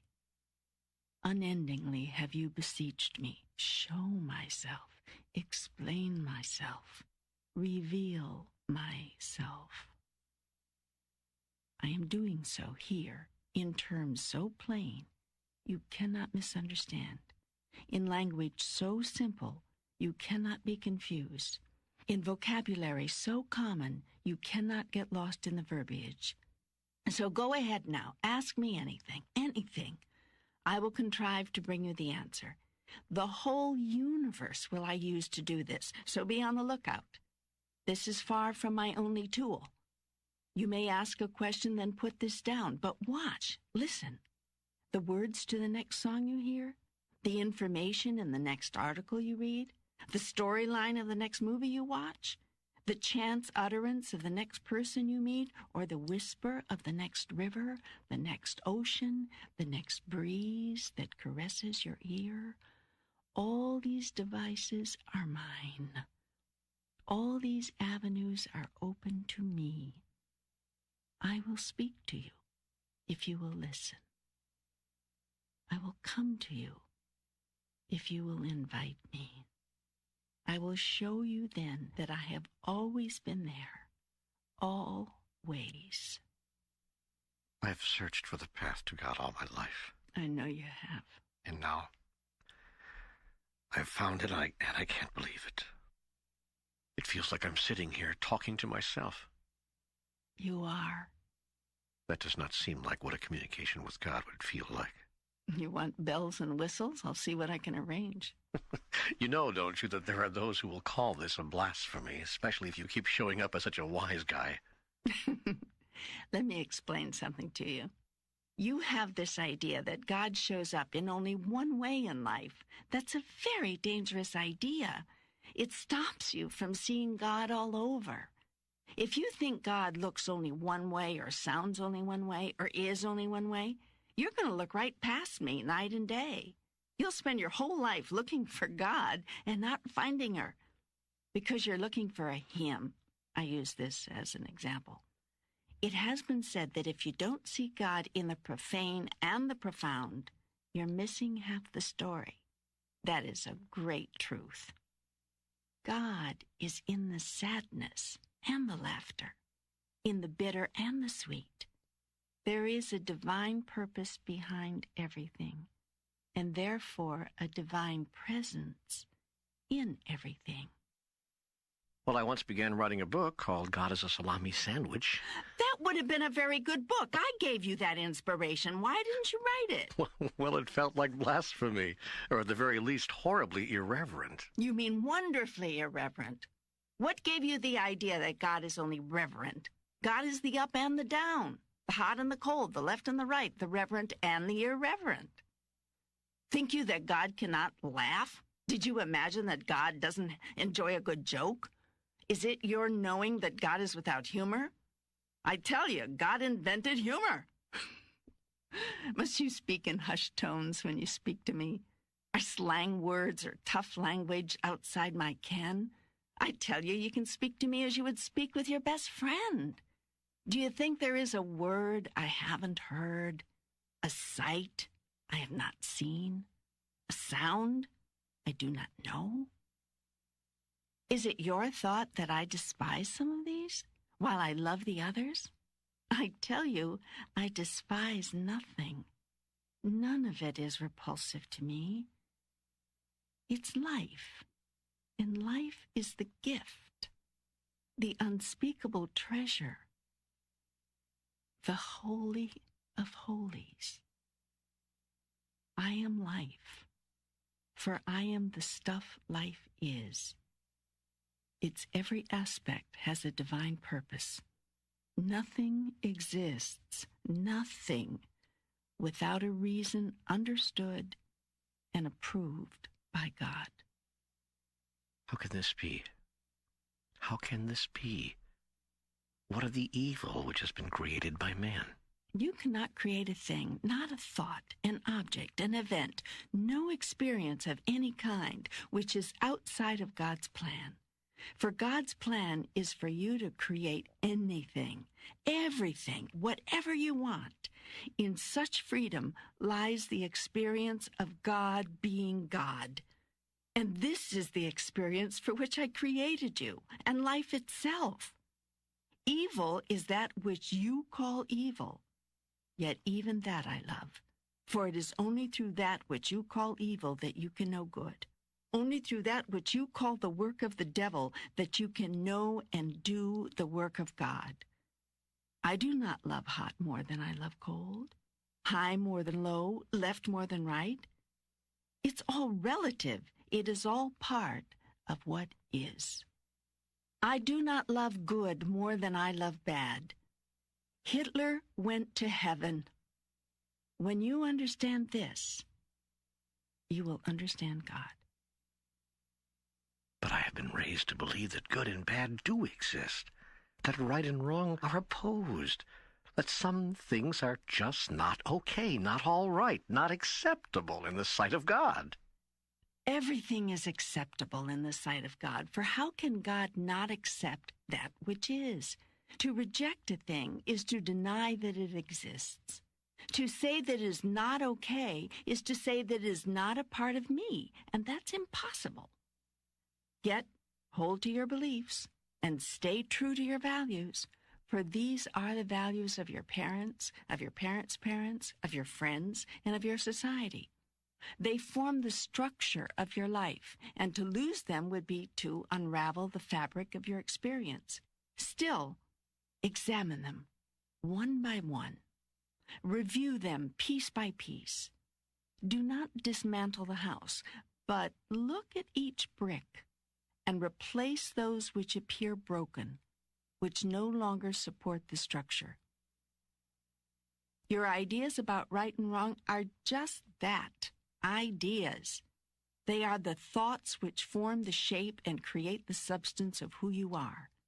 There would be only one reason to change any of these, only one purpose in making an alteration, if you are not happy with who you are. Only you can know if you are happy. Only you can say of your life, "This is my creation in which I am well pleased." If your values serve you, hold to them, argue for them, fight to defend them. Yet seek to fight in a way which harms no one. Harm is not a necessary ingredient in healing. You know, you say hold to your values at the same time you say our values are all wrong. Help me with this.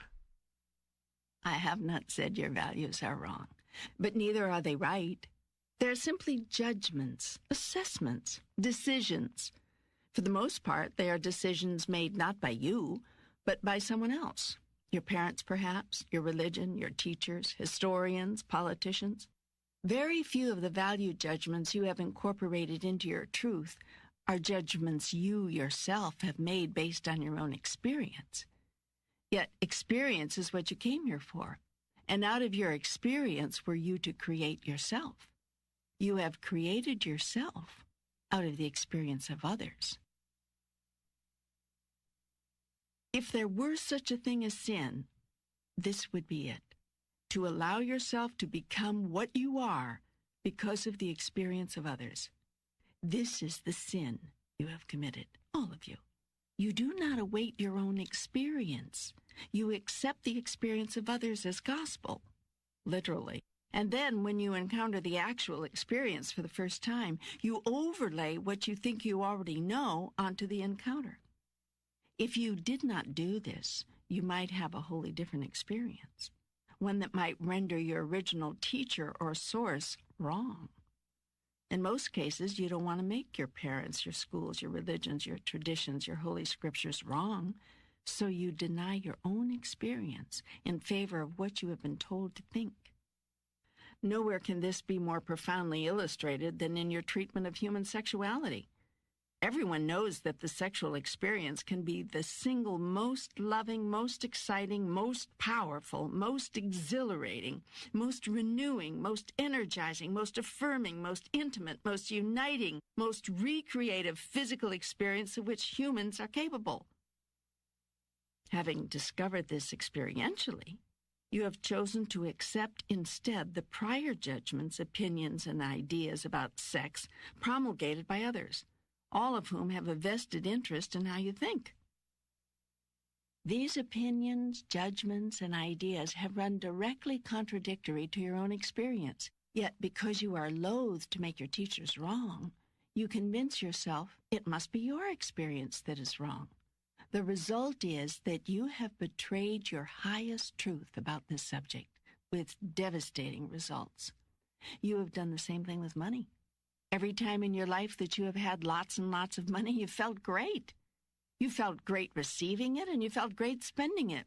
There was nothing bad about it, nothing evil, nothing inherently wrong.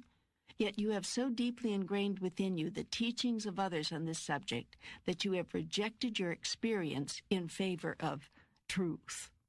Having adopted this truth as your own, you have formed thoughts around it, thoughts which are creative. You have thus created a personal reality about money which pushes it away from you. For why would you seek to attract that which is not good?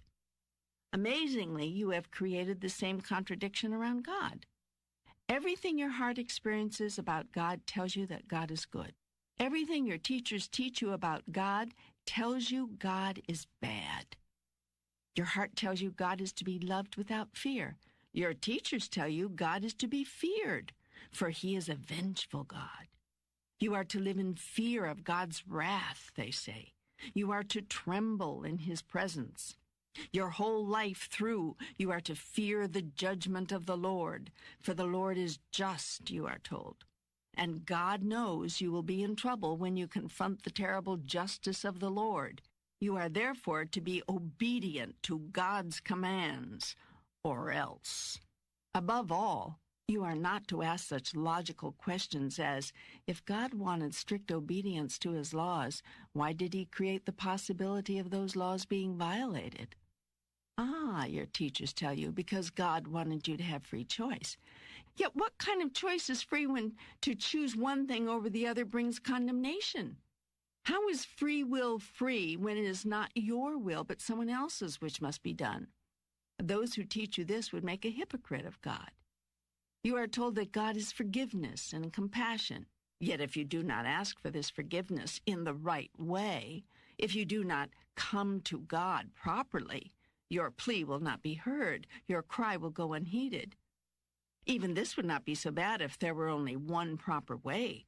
But there are as many proper ways being taught as there are teachers to teach them. Most of you, therefore, spend the bulk of your adult life searching for the right way to worship, to obey, and to serve God. The irony of all this is that I do not want your worship. I do not need your obedience. And it is not necessary for you to serve me. These behaviors are the behaviors historically demanded of their subjects by monarchs, usually egomaniacal, insecure, tyrannical monarchs at that. They're not godly demands in any sense, and it seems remarkable that the world hasn't by now concluded that the demands are counterfeit, having nothing to do with the needs or desires of deity. Deity has no needs. All that is exactly that. All that is. It therefore wants or lacks nothing by definition. If you choose to believe in a God who somehow needs something and has such hurt feelings if he doesn't get it that he punishes those from whom he expected to receive it, then you choose to believe in a God much smaller than I am. You truly are children of a lesser God. No, my children, please let me assure you again that I am without needs. I require nothing. This does not mean I am without desires. Desires and needs are not the same thing, although many of you have made them so in your present lifetime. Desire is the beginning of all creation. It is first thought. It is a grand feeling within the soul. It is God choosing what next to create. And what is God's desire? I desire first to know and experience myself in all my glory, to know who I am. Before I invented you and all the worlds of the universe, it was impossible for me to do so. Second, I desire that you shall know and experience who you really are through the power I have given you to create and experience yourself in whatever way you choose. Third, I desire for the whole life process to be an experience of constant joy, continuous creation, never-ending expansion, and total fulfillment in each moment of now. I have established a perfect system whereby these desires may be realized. They are being realized now, in this very moment. The only difference between you and me is that I know this. In the moment of your total knowing, which moment could come upon you at any time, you too will feel as I do always, totally joyful, loving, accepting, blessing, and grateful. These are the 5 attitudes of God. And before we are through with this dialogue, I will show you how the application of these attitudes in your life now can and will bring you to godliness. All of this is a very long answer to a very short question. Yes, hold to your values, so long as you experience that they serve you. Yet look to see whether the values you serve with your thoughts, words, and actions bring to the space of your experience the highest and best idea you ever had about you. Examine your values one by one. Hold them up to the light of public scrutiny. If you can tell the world who you are and what you believe without breaking stride or hesitating, you are happy with yourself. There is no reason to continue much further in this dialogue with me, because you have created a self and a life for the self, which needs no improvement. You have reached perfection. Well, my life is not perfect, nor is it close to being perfect. I am not perfect. I am, in fact, a bundle of imperfections. Sometimes I wish with all my heart, that I could correct these imperfections, that I could know what causes my behaviors, what sets up my downfalls, what keeps getting in my way. That's why I've come to you, I guess. I haven't been able to find the answers on my own. I'm glad you came. I've always been here to help you. I'm here now. You don't have to find the answers on your own. You never had to. Yet it seems so presumptuous to simply sit down and dialogue with you this way, much less imagine that you, God, are responding. I mean, this is crazy. I see. The authors of the Bible were all sane, but you were crazy. The Bible writers were witnesses to the life of Christ and faithfully recorded what they heard and saw. Correction. Most of the New Testament writers never met or saw Jesus in their lives. They lived many years after Jesus left the earth. They wouldn't have known Jesus of Nazareth if they walked into him on the street. But the Bible writers were great believers and great historians. They took the stories which had been passed down to them and to their friends by others, elders, from elder to elder, until finally a written record was made. And not everything of the Bible authors was included in the final document. Already churches had sprung up around the teachings of Jesus, and as it happens, whenever and wherever people gather in groups around a powerful idea, there were certain individuals within these churches or enclaves who determined what parts of the Jesus story were going to be told and how. This process of selecting and editing continued throughout the gathering, writing, and publishing of the Gospels and the Bible. Even several centuries after the original scriptures were committed to writing, a high council of the church determined yet one more time which doctrines and truths were to be included in the then official Bible, and which would be unhealthy or premature to reveal to the masses. And there have been other holy scriptures as well, each placed in writing in moments of inspiration by otherwise ordinary men, none of whom were any more crazy than you. But let's drive to the heart of your question. Why do you think it's crazy for you to be able to have a dialogue with God? Do you not believe in prayer? yes, of course, but that's different. Prayer for me has always been one way. I ask, and God remains immutable. God has never answered a prayer? Oh, yes, of course, but never verbally, you see. Oh, I've had all kinds of things happen in my life that I was convinced was an answer, a very direct answer to prayer. But God has never spoken to me. I see. So this God in which you believe, this God can do anything. He just cannot speak. Of course God can speak, if God wants to. It just doesn't seem probable that God would speak to me, that God would want to speak to me. This is the root of every problem you experience in your life, for you do not consider yourself worthy enough to be spoken to by God. Good heavens, how can you ever expect to hear my voice if you don't imagine yourself to be deserving enough to even be spoken to? I tell you this, I am performing a miracle right now, for not only am I speaking to you, but to every person who is listening to these words. To each of them am I now speaking. I know who every one of them is. I know now who will find their way to these words. And I know that, just as with all my other communications, some will be able to hear, and some will be able to only listen, but will hear nothing.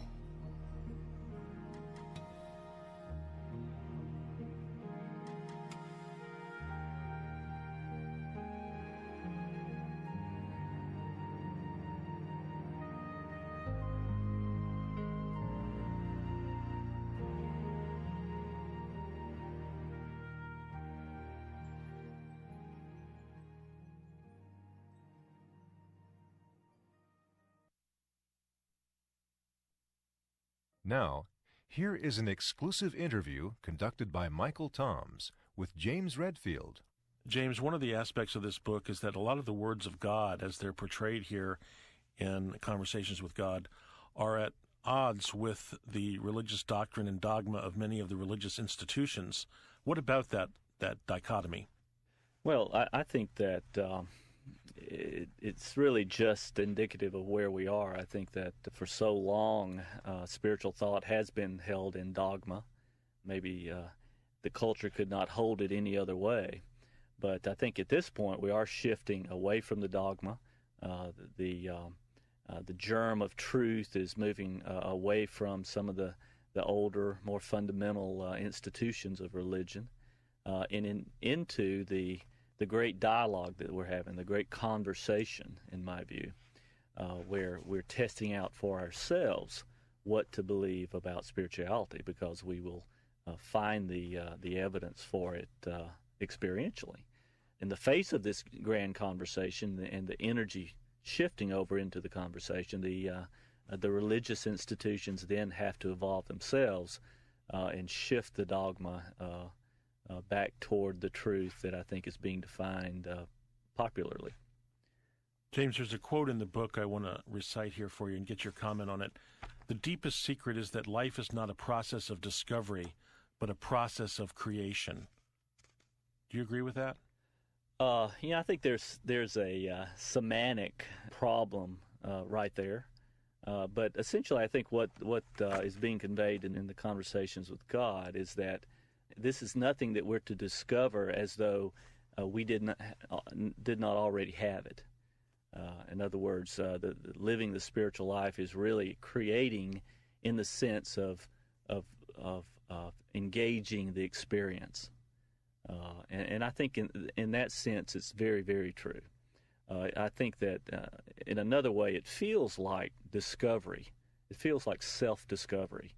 But I think we do have to keep in mind that it's that we're really not just discovering, we're remembering. We're trying to open up to that which we always have been. Taking that a little further, one of the things that permeates Conversations with God is the idea and the concept of we create our own reality. You create your own reality. What is your perspective? Do we create our own reality?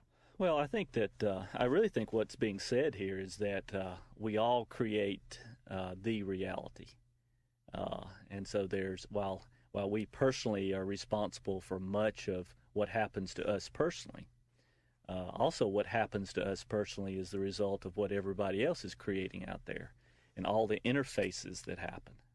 And I definitely think that that's true. That's why to say that you're absolutely creating everything that happens to you is, to me, too strict. But to say that you are involved, you're co-creating everything that happens to you, I think is very close to the truth. But the main point in that, I think, is that it's not so much what happens to us as how we react to what happens to us, because that's that way we can make sure that if we react positively from a sense of love, then we are doing everything we can to keep our path on a positive track. I think you brought out a salient point here, that it's not only recreating our own reality, but creating our own reality in the midst of many other realities being created by others. And this would explain or be a response to the critique that comes up about, well, did I create my cancer? Did I create my ill health? What about that? I mean, isn't that true? Yeah, I think so. I mean, if we have to take responsibility for our part of it always.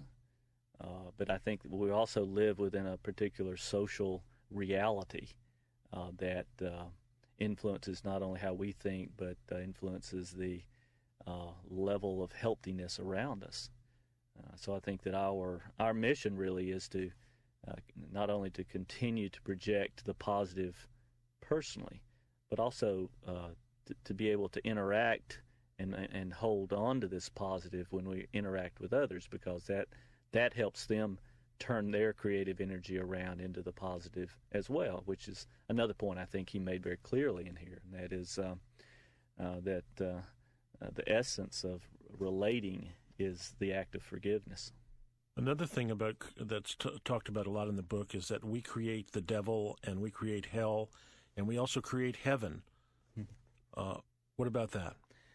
Well, I think that's I would call that the 10th insight. We are to a place where we realize that the highest part of ourselves is that all-knowing God self that truly evaluates how we're doing. And so we have to ultimately face how we've lived our lives, how we've created, how it has turned out. And if we feel disappointed in aspects of that life, it'll be ourselves that create that disappointment. If we are so cut off from the force of love that is who we are, that we're in total fear, it is hellish. And that's the definition of hell, is when we're so cut off that we are in that space instead of in a love space that has the connection with the divine. At some point in the book, there wasn't a comparison or an equation of fear with hell, that when we're in fear, we're out of love, and that can be a hellish situation.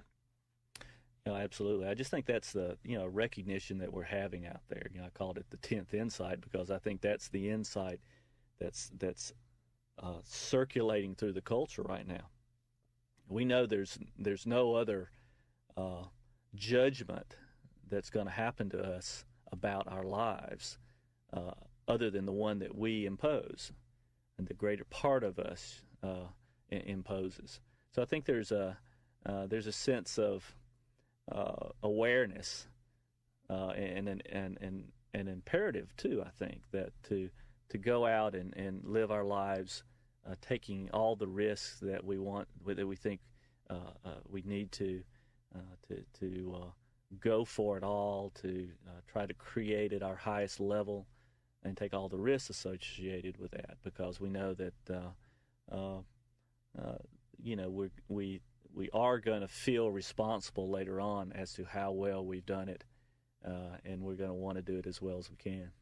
James, one of the questions that came up for me was the reference to feelings as an indicator and a channel for truth. And I'm wondering are we talking about levels of feelings? Because feelings have been the cause of wars and conflicts for millennia. And so what about that idea of feelings being a channel for the truth?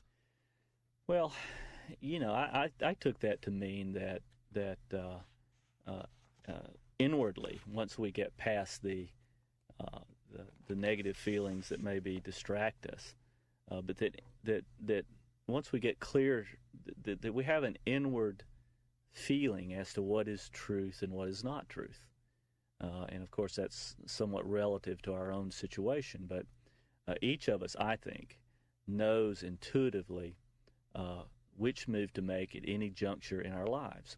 Now, we don't always do it because we rationalize it or we fall into fear about it, and we can't really make the move. But at our highest level, if we can get to that, we know what to do and when to do it and what to say in every circumstance. We're guided. I mean, we have that higher self intuitive guidance at that level once we can find it within our own experience. So in some sense, when you're talking about inward, you're really talking about going deeper to the deeper level of our feelings, right? That's the way I would look at it. Yes, that there are all kinds of emotions that run through our experience. It can be the jealousy and irritation and hatred and all the rest. But I think that those we know now are come from a place of fear, not a place of love. And if there's something we know, I think, here in the 90s, if we're really gonna live our true spirituality, we have to stay in a space of love. First of all, we have to find that for ourselves and define it, and then we always have to come back to this space of love, this state of being that we know as love. And that's you can abstractly debate philosophy and religion and dogma all you want to, but nothing matters except coming back to that state and that space of love. And I think that's one thing that has come into popular consciousness at this point. So there's a quote in the book that follows up on what you just said. The highest thought is always that thought which contains joy. The clearest words are those words which contain truth. The grandest feeling is that feeling which you call love, joy, truth, and love. That's pretty much echoing what you just said. Yeah, absolutely. I think that that we really know now that there is an experience out there that's available to us, and we don't want to just talk about it. We don't want to think about it. We don't want to just debate about it. We want to go for it and experience that ourselves. And that's going to change everything, because we are finally getting to the level of experience with all this. I always like to say that we've got a new image that's emerging out in the culture of what the good life is. The good life is to find that space of love, that space of joy, that space of euphoria almost, because from that comes all the other things that we associate with fulfillment, like a sense of mission, a sense of making the world a better place, a sense of having good, positive relationships, knowing how to parent, all the rest. It all flows from staying in that space, and I think we know that now. James, a lot of people are feeling pessimistic and cynical and not really hopeful or optimistic about the future. And one of the quotes in the book that I'd like you to comment on is, "I tell you this, all you see in your world is the outcome of your idea about it." What is your comment on that statement? Well, I think that's absolutely true and of so immense importance right now. The ideas we have about how we can turn the course of the world around, how we can make it more positive, how we can solve our social and environmental problems.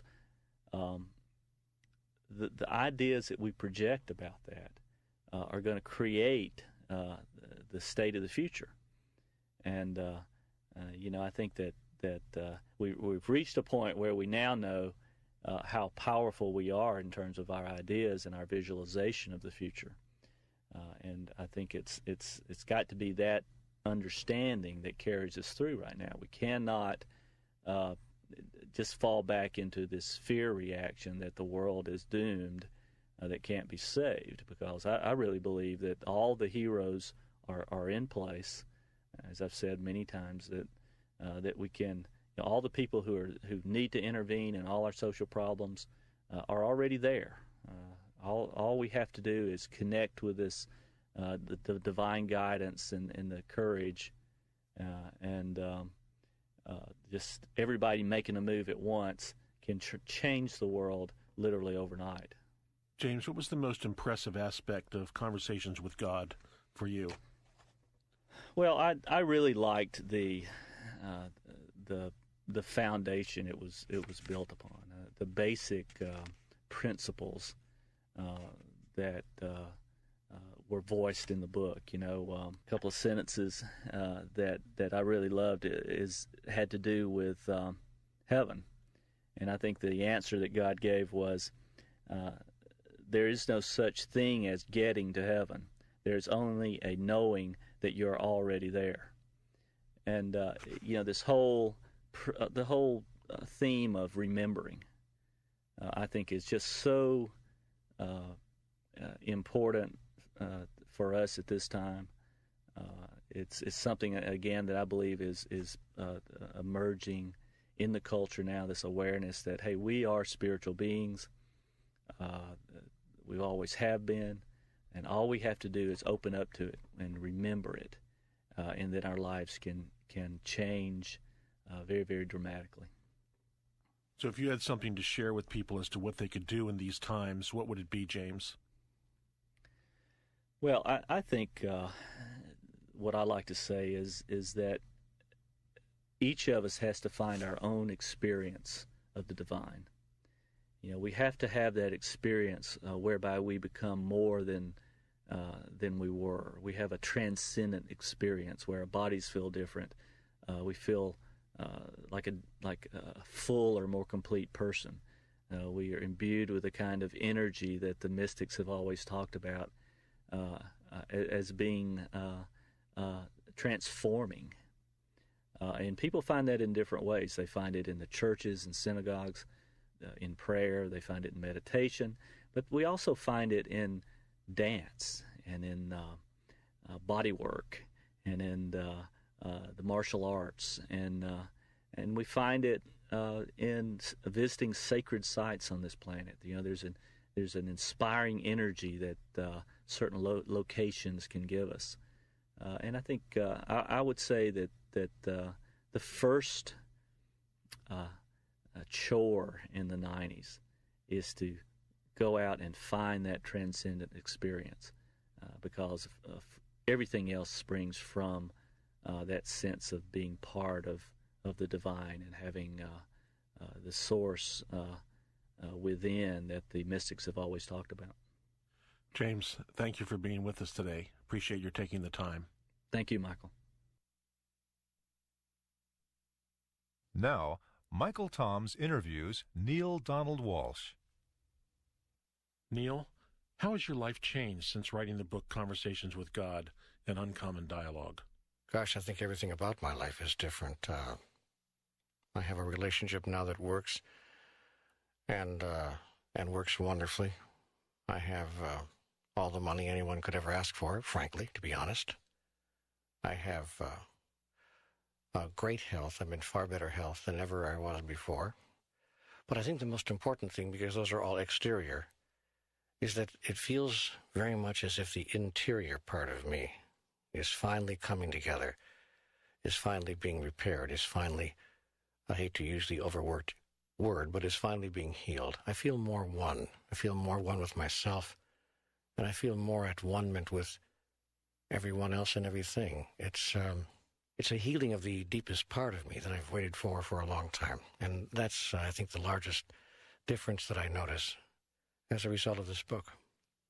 Do you have a spiritual practice now, a regular discipline that you follow? Well, I'm not a very disciplined person.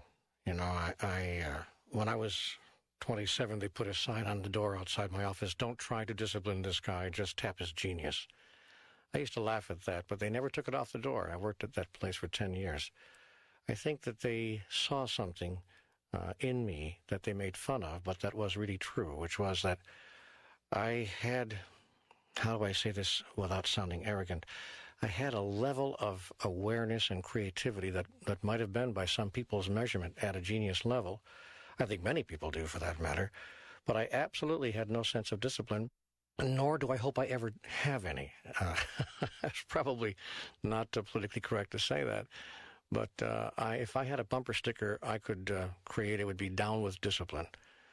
And so I don't discipline myself. My spiritual practice in my everyday life is what it is when it is that, and it's not that when it's not. So I meditate except on days that I don't. And I move through certain physical exercises except on days when I don't. And I read a great many spiritual books except when I don't. And so I allow myself really to flow freely through my experience of self and through my experience of all the rest of this wonderful adventure that we are mutually embarked upon. And I don't really get too rigid with myself. I don't have schedules. I don't have a diet that I really stick to religiously, to use a probably bad word, but although I am careful with what I eat in some ways. So I'm not a terribly disciplined guy. I think there are probably two disciplines that I do adhere to. I don't drink any alcohol and I don't smoke, and I haven't for years. And those are about the only disciplines I can think of really in my life. Neil, have you always been interested in spiritual things? Yes, I have. I have from the earliest days of my life. When I was 7 and 8 years old, I was asking my parents questions that they couldn't answer. They sent me to parochial school. I was educated in a Roman Catholic school. And I would ask the nuns and the priests who would come in. Once a week, the priests would come in and teach catechism. And I would ask the priests and the pastor of the parish questions that he couldn't answer. And when I was 9 or 10 or 11, those pastors began saying to me, "Why don't you come out over to the rectory? We can talk about this some more." And they would actually invite me into their study. and I would talk theology with the priests when I was 10 and 11 years old. Now, obviously, it wasn't high theology, but it was high theology for an 11-year-old, without a doubt. And I asked all kinds of questions that provoked interesting conversations, like, how do we know truly what is right and wrong? You were raised Roman Catholic and eventually left the church. Why did you leave? Well, of course, it wasn't a decision that one makes overnight or in a split second. It was a cumulative thing. It was a cumulative thing that happened over a period of years, my movement away from the church. But I think what really broke it for me was in my early 20s. I was about 23 or 24, somewhere in there. I picked up a newspaper and I realized that something astonishing had happened. The Roman Catholic Church had announced that eating meat on Fridays was no longer a sin. Now, you might say, well, what's the problem? Except that through all of my young years, when I was 8, 9, 10 years old, I had been a very devout young Catholic boy, and I was very, very serious about following all the rules, including never sinning. And one of the things I didn't do for all the years of my youth was I never ate meat on Fridays. And there were many times when I had to miss a lot of joy and fun because I couldn't eat meat on Fridays, and everyone else around me was going to the ballpark, for instance, and having a hot dog or whatever. And that's not a big deal, in life, naturally. But in my life it was. And what I noticed was that what this brought up for me was, oh, I get it. Right and wrong are a movable feast. Right and wrong, even the Roman Catholic Church changes its mind about what is or is not a sin. Well, if I thought that the Roman Catholic Church was going to change its mind from time to time about what was a sin and what was not a sin, what was right and wrong, I thought I'd better get out of that church. That church was a little bit too flexible for me, and that was said about all of religion. After you disconnected from the Catholic Church, did you pursue other religions? Yes, also having to do with the Roman Catholic Church. I was kicked out of the altar boys. And I was a very devout young Catholic boy, and I had intended to become a priest. And at the age of 12, I was surreptitiously removed, unceremoniously dumped from the local altar boy contingent at my parish. And the reason that I was fired, if you will, from the altar boys is that I arrived for a procession. We had a processional that all the altar boys were going to be in, carrying candles and the crucifix and so forth. And I was about 3 minutes late for that. Not too late to get into the procession, mind you, but too late for the Mother Superior, who was nominally in charge of organizing the altar boys. And because I came into the sanctuary a bit late to get on my chasuble and my robes, she said, you're no longer part of us. Well, that was you might think that's a petty little childhood event, but in fact, I couldn't imagine, because everyone, I think, had observed a great sense of devotion in me. And in that Catholic Church, I was known as the one who had the calling. And they thought that I was going to become the next priest to emerge from that parish. Not taken lightly, I might add, in Catholic neighborhoods. And so for me to be dumped that way from the altar boys said more things to me about the nature of human churches and humanly constructed religions and our true relationship with God. Because I didn't feel any separation from God at all because I had been 3 minutes late. And I was literally 3 minutes late.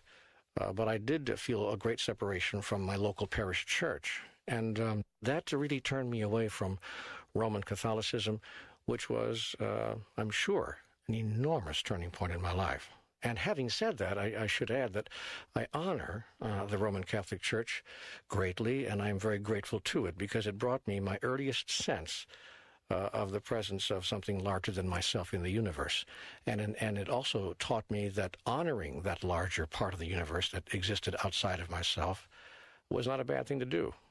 When I was 17 and 18 and emerging from high school and getting into college, I began looking once again at the question of religion and theology. And I moved into the Presbyterian Church and thought I would find a home there. And I did for a bit, and I was even asked by the congregation where I attended if they could send me to the seminary. And I would come back as a associate minister at that church for a number of years to pay back the loan they were actually going to give me money to go, because they saw, again, something inside of me. I'm not sure what it was, but it's been identified by a lot of people through the years that might be useful in such an occupation as the ministry. But the more I delved into the theological constructions of mainstream Protestantism, the more I began to realize that there, too, I could not be comfortable and could not find a home. And that really launched a 25-year investigation of virtually every spiritual tradition on the face of the earth, of which I am currently aware. And I looked really at them all, some more than others, but at least touching bases with all of them. I read a great deal of comparative theology. I spent days and weeks and months in the libraries around the country where I began moving because of my career.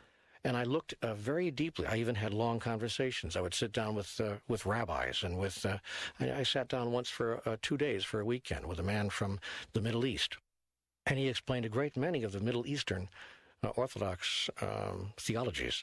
And so I began to get my mind deeply involved in the question of how human beings experience the gods, the various gods of their understandings, and if any one of those ways would be comfortable for me. And I have to say that I could find a complete comfort in none of those constructions.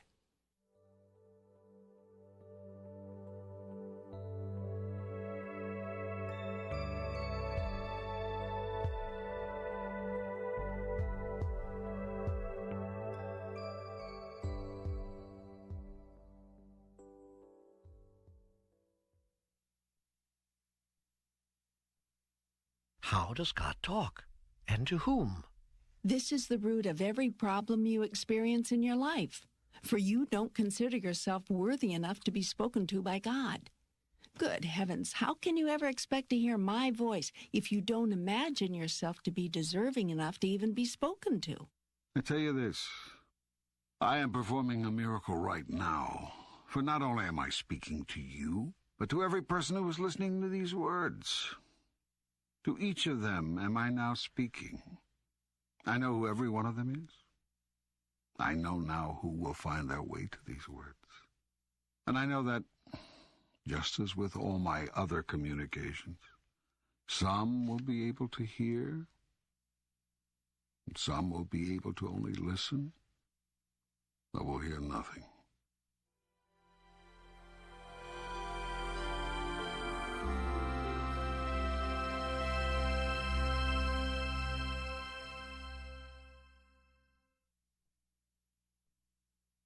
I have 100 questions, 1,000, 1,000,000. And the problem is I sometimes don't know where to begin.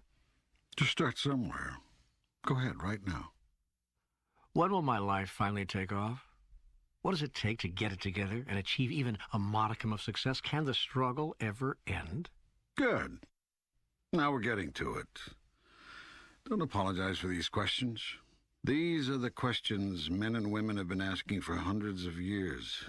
The questions were so silly they wouldn't be asked over and over again by each succeeding generation. So let's go to question 1. I've established laws in the universe that make it possible for you to create exactly what you choose. These laws cannot be violated, nor can they be ignored. You are following these laws right now, even as you listen to this. You cannot not follow the law, for these are the way things work. You cannot step aside from this. You cannot operate outside of it. Every minute of your life you have been operating inside of it, and everything you have ever experienced you have thusly created. You are in a partnership with God. We share an eternal covenant. My promise to you is to always give you what you ask. Your promise is to ask, to understand the process of the asking and the answering. I've already explained this process to you once. I'll do so again, so that you clearly understand it. You are a threefold being. You consist of body, mind, and spirit. You could also call these the physical, the non-physical, and the metaphysical. This is the Holy Trinity, and it has been called by many names. That which you are, I am. I am manifested as 3 in 1. Some of your theologians have called this Father, Son, and Holy Spirit. Your psychiatrists have recognized this triumvirate and called it conscious, subconscious, and superconscious. Your philosophers have called it the id, the ego, and the superego. Science calls this energy, matter, and antimatter. Poets speak of mind, heart, and soul. New Age thinkers refer to body, mind, and spirit. Your time is divided into past, present, and future. Could this not be the same as subconscious, conscious, and superconscious? Space is likewise divided into three, here, there, and the space between. It is defining and describing this space between that becomes difficult, elusive. The moment you begin defining or describing, the space you describe becomes here or there. Yet we know this space between exists. It is what holds here and there in place, just as the eternal now holds before and after in place. These three aspects of you are actually three energies. You might call them thought, word, and action. All three put together produce a result, which in your language and understanding is called feeling or experience.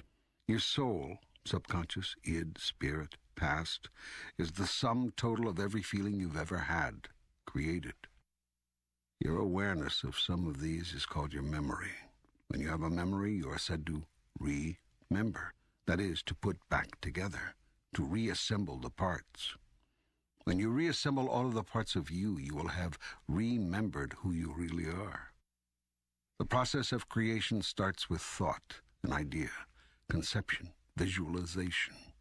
Everything you see was once someone's idea. Nothing exists in your world that did not first exist as pure thought. This is true of the universe as well. Thought is the first level of creation. Next comes the word. Everything you say is a thought expressed. It is creative and sends forth creative energy into the universe. Words are more dynamic, thus some might say more creative than thought, because words are a different level of vibration from thought. They disrupt, change, alter, affect the universe with greater impact. Words are the second level of creation. Next comes action. Actions are words moving. Words are thoughts expressed. Thoughts are ideas formed. Ideas are energies come together. Energies are forces released. Forces are elements existent. Elements are particles of God, portions of all, the stuff of everything. The beginning is God.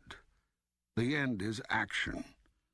Action is God creating or God experienced. Your thought about yourself is that you are not good enough, not wondrous enough, not sinless enough to be a part of God, in partnership with God. You have denied for so long who you are that you've forgotten who you are. This has not occurred by coincidence. This is not happenstance. It is all part of the divine plan.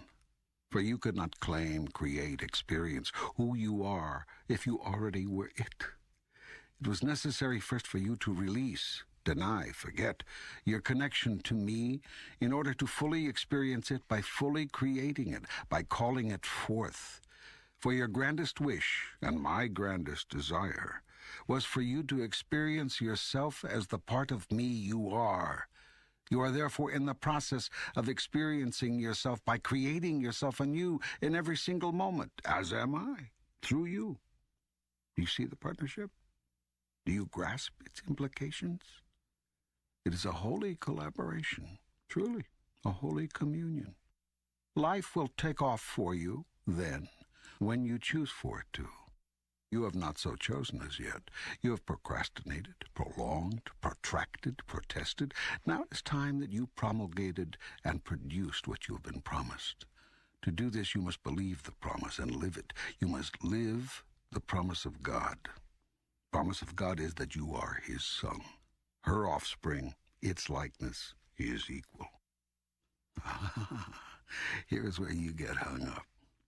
You can accept his son, offspring, likeness, but you recoil at being called his equal. It is too much to accept, too much bigness, too much wonderment, too much responsibility. For if you are God's equal, that means nothing is being done to you and all things are created by you. There can be no more victims, no more villains, only outcomes of your thought about a thing. I tell you this, all you see in your world is the outcome of your idea about it. Do you want your life to truly take off? Then change your idea about it, about you. Think, speak, and act as the God you are. Of course, this will separate you from many. Most of your fellow men. They will call you crazy. They will say you blaspheme. They will eventually have enough of you. They will attempt to crucify you. They will do this not because they think you are living in a world of your own illusions. Most men are gracious enough to allow you your private entertainments. But because sooner or later others will become attracted to your truth, for the promises it holds for them. Here is where your fellow men will interfere, for here is where you will begin to threaten them. For your simple truth, simply lived, will offer more beauty, more comfort, more peace, more joy, and more love of self and others than anything your earthly fellows could contrive. And that truth adopted would mean the end of their ways. It would mean the end of hatred and fear and bigotry and war. The end of the condemning and killing that has gone on in my name. The end of might is right. The end of purchase through power. The end of loyalty and homage through fear. The end of the world as they know it, and as you have created it thus far. So be ready, kind soul, for you will be vilified and spat upon, called names and deserted, and finally they will accuse you, try you, and condemn you, all in their own ways, from the moment you accept and adopt your holy cause, the realization of self. Why then do it? Because you are no longer concerned with the acceptance or approval of the world. You are no longer satisfied with what that has brought you. You are no longer pleased with what it has given others. You want the pain to stop, the suffering to stop, the illusion to end.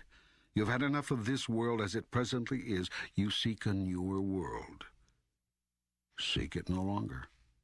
Now, call it forth. Yes, well, can you help me to better understand how to do that? Yes. Go first to your highest thought about yourself. Imagine the you that you would be if you lived that thought every day. Imagine what you would think, do, and say, and how you would respond to what others do and say. Do you see any difference between that projection and what you think, do, and say now? Yes. Yes, I see a great deal of difference. Good. You should, since we know that right now you are not living your highest vision of yourself. Now, having seen the differences between where you are and where you want to be, begin to change. Consciously change your thoughts, words, and actions to match your grandest vision. This will require tremendous mental and physical effort.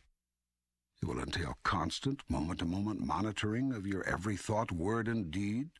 It will involve continued choice-making, consciously. This whole process is a massive move to consciousness. What you will find out if you undertake this challenge is that you've spent half your life unconscious. That is to say, unaware on a conscious level of what you are choosing in the way of thoughts, words, and deeds until you experience the aftermath of them. Then when you experience these results, you deny that your thoughts, words, and deeds had anything to do with them. This is a call to stop such unconscious living. It is a challenge to which your soul has called you from the beginning of time. That kind of continual mental monitoring seems as though it might be terribly exhausting. It could be, until it becomes second nature. In fact, it is your second nature. It is your first nature to be unconditionally loving. It is your second nature to choose to express your first nature, your true nature, consciously. Excuse me, but wouldn't this kind of non-stop editing of everything I think, say, and do make Jack a dull boy? Never. Different, yes. Dull, no. Was Jesus dull? I don't think so. Was the Buddha boring to be around? People flocked, begged to be in his presence. No one who's attained mastery is dull. Unusual, perhaps. Extraordinary, perhaps, but never dull. So, do you want your life to take off? Begin at once to imagine it the way you want it to be, and move into that. Check every thought, word, and action that does not fall into harmony with that. Move away from those. When you have a thought that is not in alignment with your higher vision, change to a new thought, then and there. When you say a thing that is out of alignment with your grandest idea, make a note not to say something like that again. When you do a thing that is misaligned with your best intention, decide to make that the last time. And make it right with whomever was involved if you can. I've heard this before, but I've always railed against it because it seems so dishonest. I mean, if you're sick as a dog, you're not supposed to admit it. If you're broke as a pauper, you're never supposed to say it. If you're upset as hell, you're not supposed to show it. Reminds me of the joke about the 3 people who were sent to hell. One was a Catholic, one was a Jew, one was a New Ager. The devil said to the Catholic, sneeringly, "Well, how are you enjoying the heat?" And the Catholic sniffed, I'm offering it up." The devil then asked the Jew, "And how are you enjoying the heat?" The Jew said, "So what else could I expect but more hell?" Finally, the devil approached the New Ager. "Heat," the New Ager asked, perspiring. "What heat?" It's a good joke. But I'm not talking about ignoring the problem or pretending it isn't there. I'm talking about noticing the circumstance and then telling your highest truth about it. If you're broke, you're broke. It's pointless to lie about it and actually debilitating to try to manufacture a story about it so as not to admit it. Yet it's your thought about it. Broke is bad. This is horrible. I'm a bad person because good people who work hard and really try never go broke, etc. That rules how you experience brokenness. It's your words about it. I'm broke. I haven't a dime. I don't have any money. That dictates how long you stay broke. It's your actions surrounding it, feeling sorry for yourself, sitting around despondent, not trying to find a way out because what's the use anyway? That creates your long-term reality. The first thing to understand about the universe is that no condition is good or bad. It just is. So stop making value judgments. The second thing to know is that all conditions are temporary. Nothing stays the same. Nothing remains static. Which way a thing changes depends on you.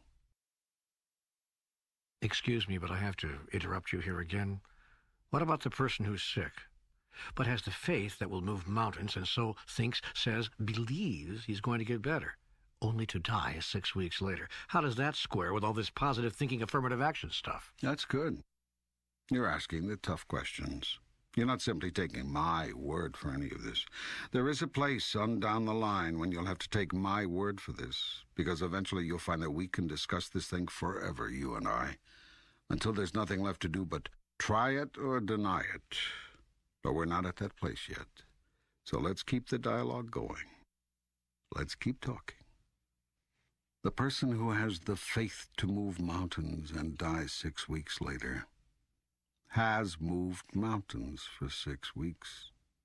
That may have been enough for him.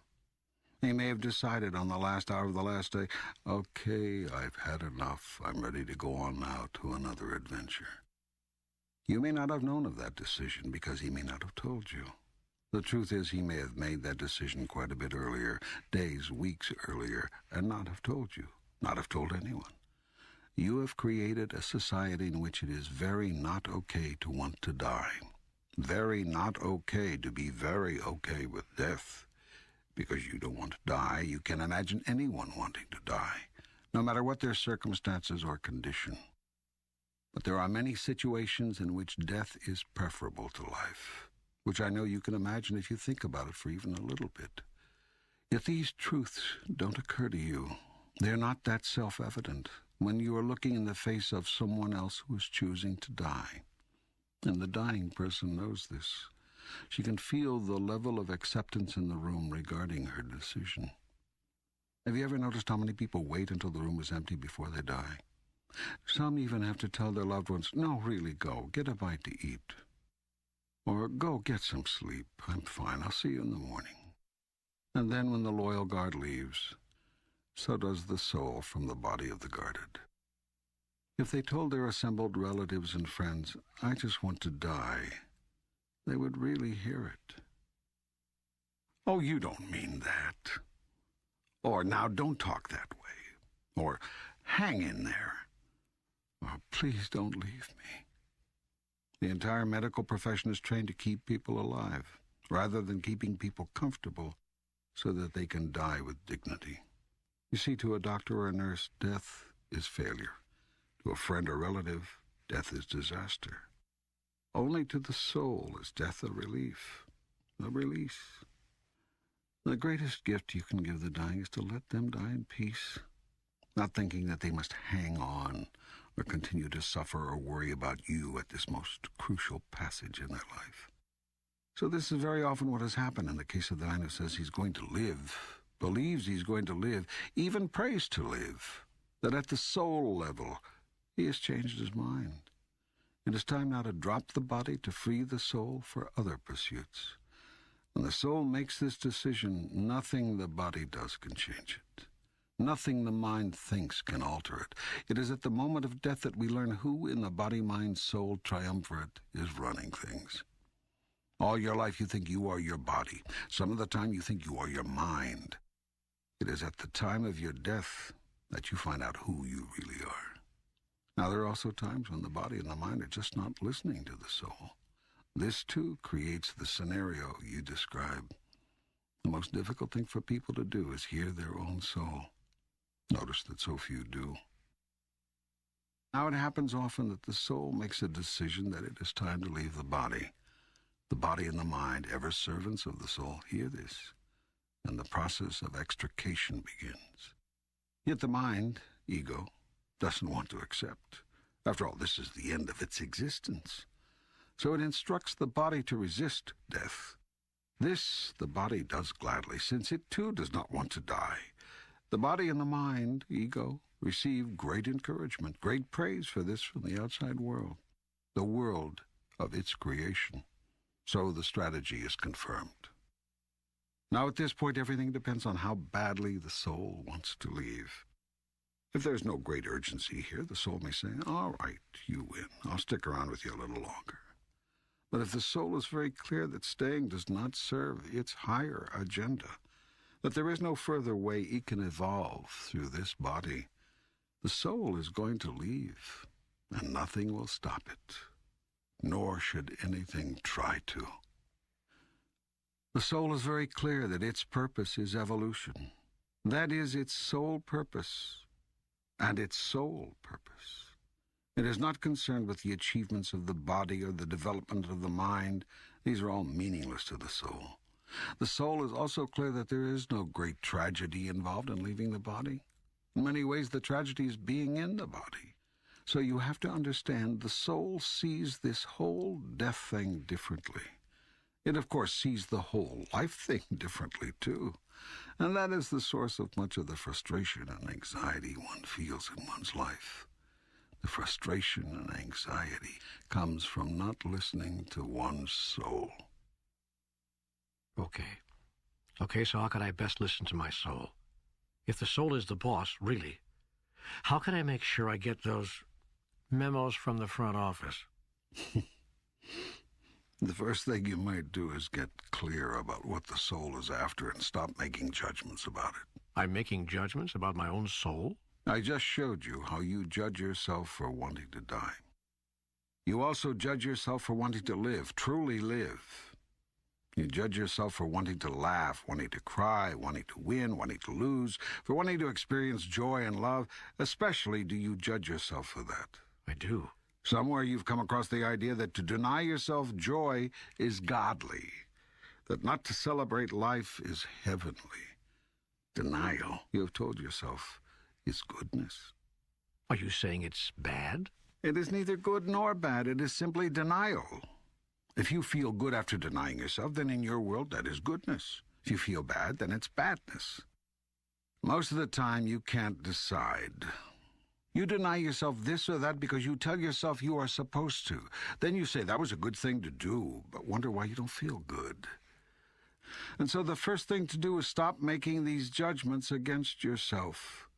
Learn What is the soul's desire? And go with that. Go with the soul. What the soul is after is the highest feeling of love you can imagine. This is the soul's desire. This is its purpose. The soul is after the feeling, not the knowledge, but the feeling. It already has the knowledge, but knowledge is conceptual. Feeling is experiential. The soul wants to feel itself, and thus to know itself in its own experience. The highest feeling is the experience of unity with all that is. This is the great return to truth for which the soul yearns. This is the feeling of perfect love. Perfect love is to feeling what perfect white is to color. Many think that white is the absence of color. It is not. It is the inclusion of all color. White is every other color that exists combined. So, too, love is not the absence of an emotion, hatred, anger, lust, jealousy, covetousness, but the summation of all feeling. It is the sum total, the aggregate amount, the everything. Thus, for the soul to experience perfect love, it must experience every human feeling.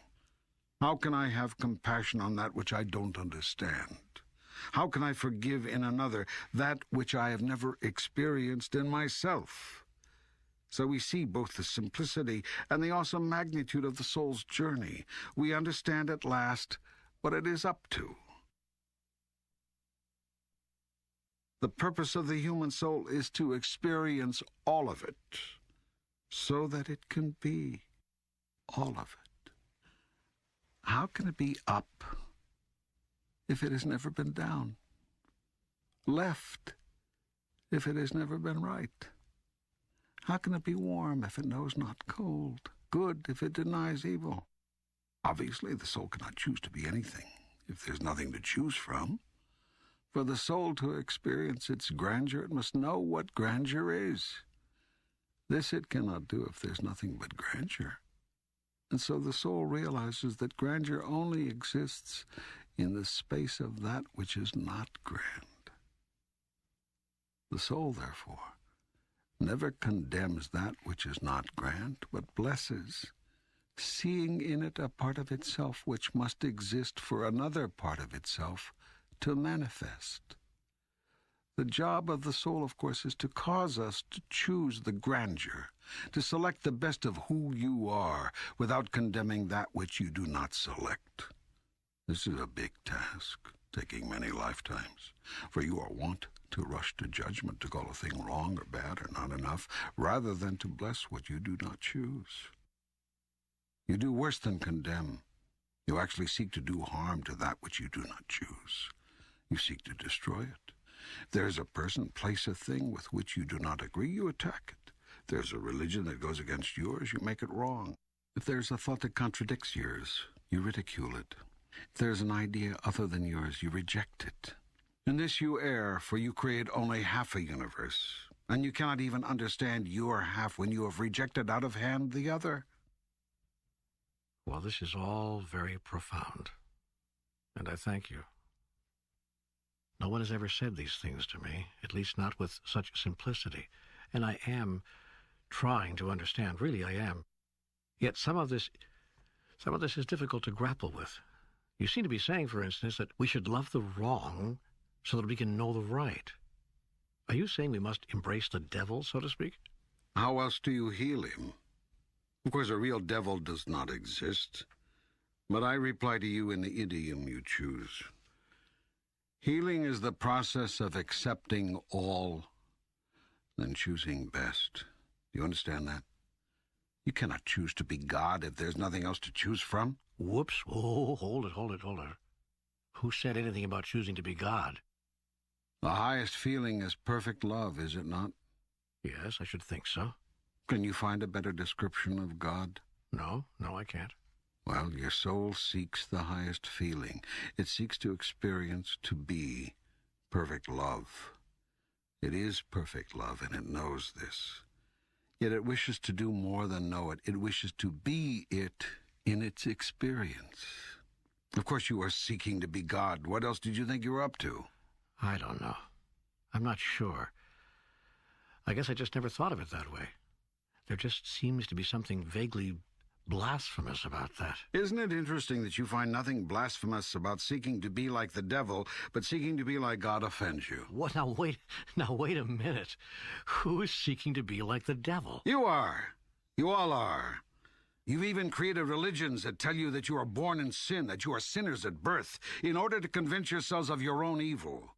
Yet if I told you you are born of God, that you are pure gods and goddesses at birth, pure love, you would reject me. All your life you have spent convincing yourself that you are bad. Not only that you are bad, but that the things you want are bad. Sex is bad, money is bad, joy is bad, power is bad, having a lot is bad. A lot of anything. Some of your religions have even got you believing that dancing is bad, music is bad, celebrating life is bad. Soon you'll agree that smiling is bad, laughing is bad, loving is bad. No, my friend. You may not be very clear about many things, but about one thing you are clear. You and most of what you desire are bad. Having made this judgment about yourself, you have decided that your job is to get better. It's okay, mind you. It's the same destination in any event. It's just that there's a faster way, a shorter route, a quicker path. Which is? Acceptance of who and what you are right now, and demonstration of that. This is what Jesus did. It is the path of the Buddha, the way of Krishna. The walk of every master who has appeared on the planet. And every master has likewise had the same message. What I am, you are. What I can do, you can do. These things and more shall you also do. Yet you have not listened. You have chosen instead the far more difficult path of one who thinks he is the devil, one who imagines he is evil. You say it is difficult to walk the path of Christ, to follow the teachings of the Buddha, to hold the light of Krishna, to be a master. Yet I tell you this, it is far more difficult to deny who you are than to accept it. You are goodness and mercy and compassion and understanding. You are peace and joy and light. You are forgiveness and patience, strength and courage, a helper in time of need, a comforter in time of sorrow, a healer in time of injury, a teacher in times of confusion. You are the deepest wisdom and the highest truth, the greatest peace and the grandest love. You are these things, and in moments of your life, you have known yourself as these things. Choose now to know yourself as these things always. Whew, you inspire me. Well, if God can inspire you, who in hell can? Are you always this flip? I meant that not as a flippancy. Listen to it again. Oh, I see. However, it would be okay if I were being flip, wouldn't it? I don't know. I'm used to my God being a little more serious. Well, do me a favor and don't try and contain me. By the way, do yourself the same favor. It just so happens I have a great sense of humor. I'd say you'd have to when you see what you've all done with life, wouldn't you? I mean, sometimes I have to just laugh at it. It's all right, though, because you see, I know it'll all come out all right in the end. What do you mean by that? I mean, you can't lose in this game. You can't go wrong. It's not part of the plan. There's no way not to get where you're going. There's no way to miss your destination. If God is your target, you're in luck, because God is so big, you can't miss. Well, that's the big worry, of course. The big worry is that somehow we'll mess up and not get to ever see you, be with you. You mean get to heaven? Yes. We're all afraid of going to hell. So you've placed yourself there to begin with in order to avoid going there. Interesting strategy. There you go, being flip again. I can't help it. This whole hell thing brings out the worst in me. Good grief, you're a regular comedian. It took you this long to find that out? You looked at the world lately? Which brings me to another question. Why did you fix the world instead of allowing it to go straight to hell? Why don't you? I don't have the power. Nonsense. You've the power and the ability right now to end world hunger this minute, to cure diseases this instant. What if I told you your own medical profession holds back cures, refuses to approve alternative medicines and procedures because they threaten the very structure of the healing profession? What if I told you that the governments of the world do not want to end world hunger? Would you believe me? Well, I'd have a hard time with that. I know that's the populist view, but I can't believe it's actually true. I mean, no doctor wants to deny a cure. No countryman wants to see his people die. No individual doctor, that's true. No particular countryman, that's right. But doctoring and politicking have become institutionalized. And it's the institutions that fight these things, sometimes very subtly, sometimes even unwittingly, but inevitably. Because to those institutions, it's a matter of survival. And so to give you just one very simple and obvious example, doctors in the West deny the healing efficacies of doctors in the East because to accept them, to admit that certain alternate modalities might just provide some healing, would be to tear at the very fabric of the institution as it has structured itself. This is not malevolent, yet it is insidious. The profession doesn't do this because it is evil. It does it because it is scared. All attack is a call for help. I read that in A Course in Miracles. I put it there. Boy, you have an answer for everything, don't you? Which reminds me, we only just started getting to your questions. We were discussing how to get your life on track, how to get it to take off. I was discussing the process of creation. Yes, and I kept interrupting. That's all right, but let's just get back because we don't want to lose the thread of something that's very important. Life is a creation, not a discovery. You do not live each day to discover what it holds for you, but to create it. You are creating your reality every minute, probably without knowing it. Here's why that is so and how that works. I have created you in the image and likeness of God. God is the creator. You are three beings in one. You can call these three aspects of being anything you want. Father, Son, and Holy Ghost, mind, body, and spirit, superconscious, conscious, and subconscious. Creation is a process that proceeds from these three parts of your body. Put another way, you create at three levels. The tools of creation are thought, word, and deed. All creation begins with thought, proceeds from the Father. All creation then moves to word. Ask, and you shall receive. Speak, and it shall be done unto you. All creation is fulfilled indeed, and the Word was made flesh and dwelt among us. That which you think of, but thereafter never speak of, creates at one level. That which you think of and speak of creates at another level. That which you think, speak, and do becomes made manifest in your reality. To think, speak, and do something which you do not truly believe is impossible. Therefore, the process of creation must include belief or knowing. This is absolute faith. This is beyond hoping. This is knowing of a certainty. By your faith shall ye be healed. Therefore, the doing part of creation always includes knowing.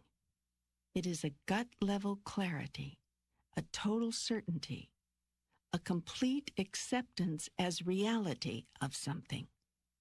This place of knowing is a place of intense and incredible gratitude. It is a thankfulness in advance. And that, perhaps, is the biggest key to creation, to be grateful before and for the creation. Such taking for granted is not only condoned, but encouraged. It is the sure sign of mastery. All masters know in advance that the deed has been done. Celebrate and enjoy all that you have created. To reject any part of it is to reject a part of yourself. Whatever it is that is now presenting itself as part of your creation, own it, claim it, bless it, be thankful for it. Seek not to condemn it. God damn it. For to condemn it is to condemn yourself. If there is some aspect of creation you find you do not enjoy, bless it and simply change it. Choose again. Call forth a new reality. Think a new thought. Say a new word. Do a new thing. Do this magnificently, and the rest of the world will follow you. Ask it to. Call for it to. Say, I am the life and the way. Follow me. This is how to manifest God's will on earth as it is in heaven. If it is all as simple as that, if these steps are all we need, why does it not work that way for more of us? It does work that way for all of you. Some of you are using the system consciously with full awareness, and some of you are using it unconsciously without even knowing what you are doing. Some of you are walking in wakefulness, and some of you are sleepwalking. Yet all of you are creating your reality. Creating, not discovering, using the power I have given you and the process I've just described. So you've asked when your life will take off, and I've given you the answer. You get your life to take off by first becoming very clear in your thinking about it. Think about what you want to be, do, and have. Think about it often until you are very clear about this. Then when you are very clear, think about nothing else. Imagine no other possibilities. Throw all negative thoughts out of your mental constructions. Lose all pessimism. Release all doubts. Reject all fears. Discipline your mind to hold fast to the original creative thought. When your thoughts are clear and steadfast, begin to speak them as truths. Say them out loud. Use the great command that calls forth creative power. I am. Make I am statements to others. I am is the strongest creative statement in the universe. Whatever you think, whatever you say, after the words I am, sets into motion those experiences, calls them forth, brings them to you. There is no other way the universe knows how to work. There is no other route it knows to take. The universe responds to I am as would a genie in a bottle. You say release all doubts, reject all fears, lose all pessimism, as if you're saying pick me up a loaf of bread. But things are easier said than done. Throw all negative thoughts out of your mental constructions. Might as well read Climb Mount Everest before lunch. It's rather a large order. Harnessing your thoughts, exercising control over them, is not as difficult as it might seem. Neither, for that matter, is climbing Mount Everest. It's all a matter of discipline. It is a question of intent. The first step is learning to monitor your thoughts, to think about what you are thinking about. When you catch yourself thinking negative thoughts, thoughts that negate your highest idea about a thing, think again. I want you to do this literally. If you think you are in a doldrum, in a pickle, and no good can come of this, think again. If you think the world is a bad place filled with negative events, think again. If you think your life is falling apart and it looks as if you'll never get it back together again, think again. You can train yourself to do this. Look how well you've trained yourself not to do it. Thank you. I've never had the process set out for me so clearly. I wish it were as easily done as said, but now at least I understand it clearly, I think. Well, if you need a review, we have several lifetimes.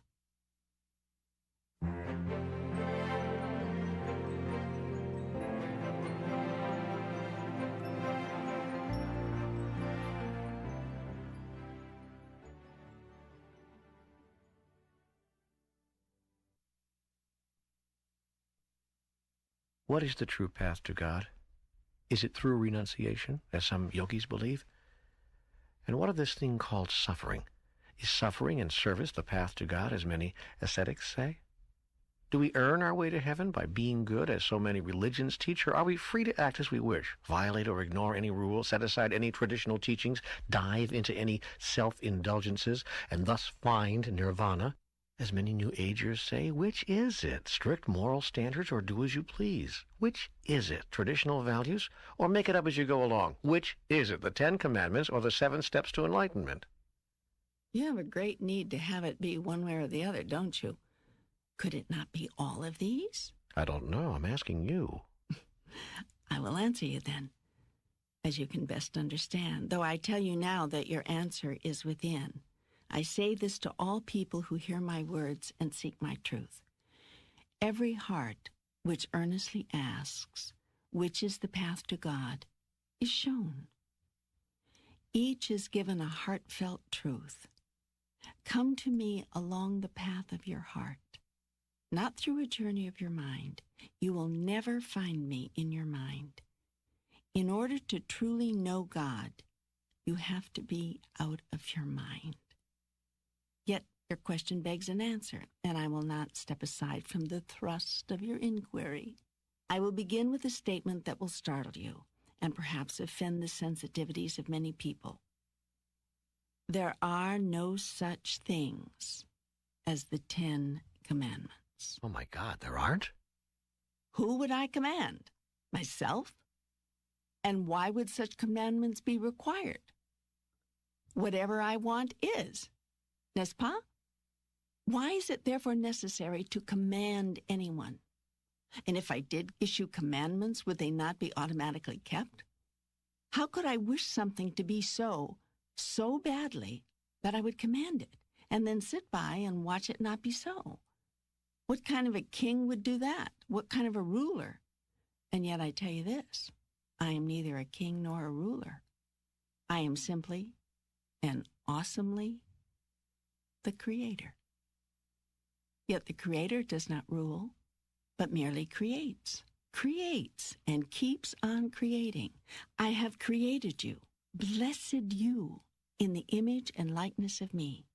And I have made certain promises and commitments to you. I have told you in plain language how it will be with you when you become as one with me. You are, as Moses was, an earnest seeker. Moses, too, as do you now, stood before me begging for answers. O God of my fathers, he called, God of my God, deign to show me. Give me a sign that I may tell my people. How can we know that we are chosen? And I came to Moses, even as I have come to you now, with a divine covenant, an everlasting promise, a sure and certain commitment. How can I be sure? Moses asked plaintively. Because I have told you so, I said. You have the word of God. And the word of God was not a commandment, but a covenant. These, then, are the 10 commitments. You shall know that you have taken the path to God, and you shall know that you have found God, for there will be these signs, these indications, these changes in you. You shall love God with all your heart, all your mind, all your soul, and there shall be no other God set before me. No longer will you worship human love or success, money or power, nor any symbol thereof. You will set aside these things as a child sets aside toys, not because they are unworthy, but because you have outgrown them. And you shall know that you have taken the path to God because you shall not use the name of God in vain, nor will you call upon me for frivolous things. You will understand the power of words and of thoughts, and you would not think of invoking the name of God in an ungodly manner. You shall not use my name in vain, because you cannot. For my name, the great I Am, is never used in vain, that is, without result, nor can it ever be. And when you have found God, you shall know this. And I shall give you these other signs as well. You shall remember to keep a day for me, and you shall call it holy. This so that you do not long stay in your illusion, but cause yourself to remember who and what you are. And then shall you soon call every day the Sabbath, and every moment holy. You shall honor your mother and your father, and you will know you are the Son of God when you honor your father, mother, God in all that you say or do or think. And even as you so honor the mother, father, God, and your father and mother on earth, for they have given you life, so too will you honor everyone. You know you have found God when you observe that you will not murder, that is, willfully kill without cause. For while you will understand that you cannot end another's life in any event, all life is eternal, you will not choose to terminate any particular incarnation nor change any life energy from one form to another without the most sacred justification. Your new reverence for life will cause you to honor all life forms, including plants, trees, and animals, and to impact them only when it is for the highest good. And these other signs will I send you also, that you may know you are on the path. You will not defile the purity of love with dishonesty or deceit, for this is adulterous. I promise you, when you have found God, you shall not commit this adultery. You will not take a thing that is not your own, nor cheat, nor connive, nor harm another to have anything, for this would be to steal. I promise you, when you have found God, you shall not steal.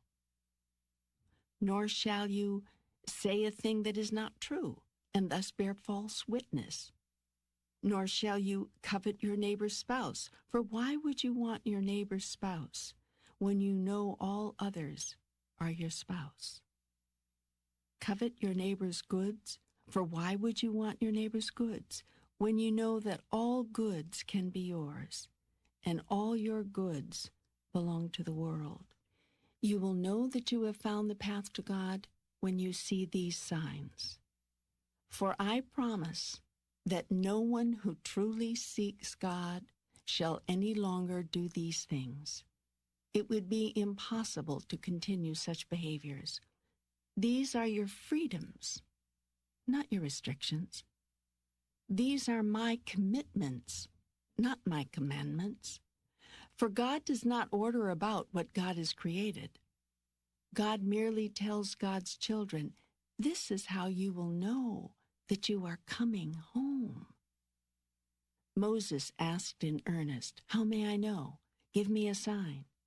Moses asked the same question that you ask now, the same question all people everywhere have asked since time began. My answer is likewise eternal. But it has never been and never will be a commandment. For who shall I command? And who shall I punish should my commandment not be kept? There is only me. So I don't have to keep the 10 Commandments in order to get to heaven. There is no such thing as getting to heaven. There is only a knowing that you are already there. There is an accepting, an understanding, not a working for or a striving. You cannot go to where you already are. To do that, you would have to leave where you are, and that would defeat the whole purpose of the journey. The irony is that most people think they have to leave where they are to get where they want to be, and so they leave heaven in order to get to heaven and go through hell. Enlightenment is understanding that there is nowhere to go, nothing to do, and nobody you have to be except exactly who you're being right now. You are on a journey to nowhere.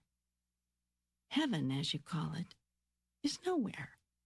Let's just put some space between the W and the H in that word, and you'll see that heaven is now, here. Everyone says that. It's driving me crazy. If heaven is now here, how come I don't see that? Why don't I feel that? And why is the world in such a mess? I understand your frustration. It's almost as frustrating trying to understand all this as it is trying to get someone to understand it. Whoa, wait a minute. Wait a minute.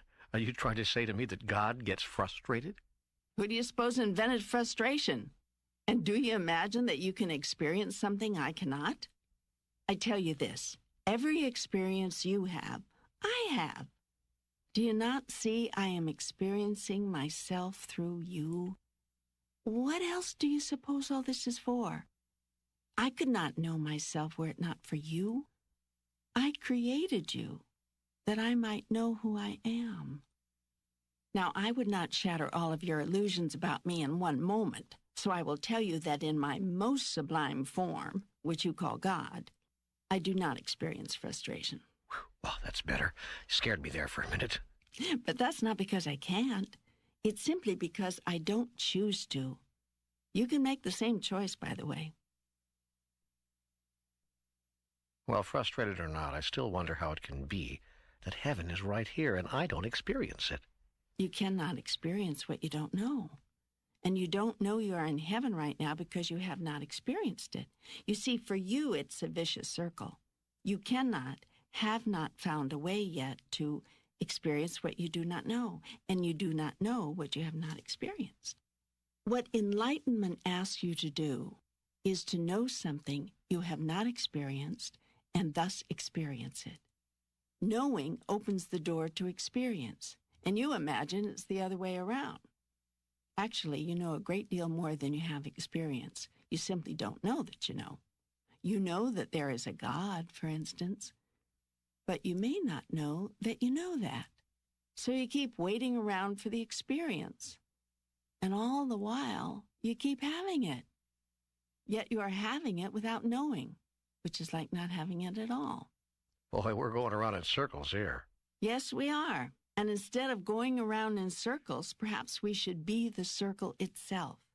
This doesn't have to be a vicious circle. It can be a sublime one. Okay, a question then. Is renunciation a part of the truly spiritual life? Yes, because ultimately all spirit renounces what is not real, and nothing in the life you lead is real, save your relationship with me. Yet renunciation, in the classic sense of self-denial, is not required. A true master does not give up something. A true master simply sets it aside, as he would do with anything for which he no longer has any use.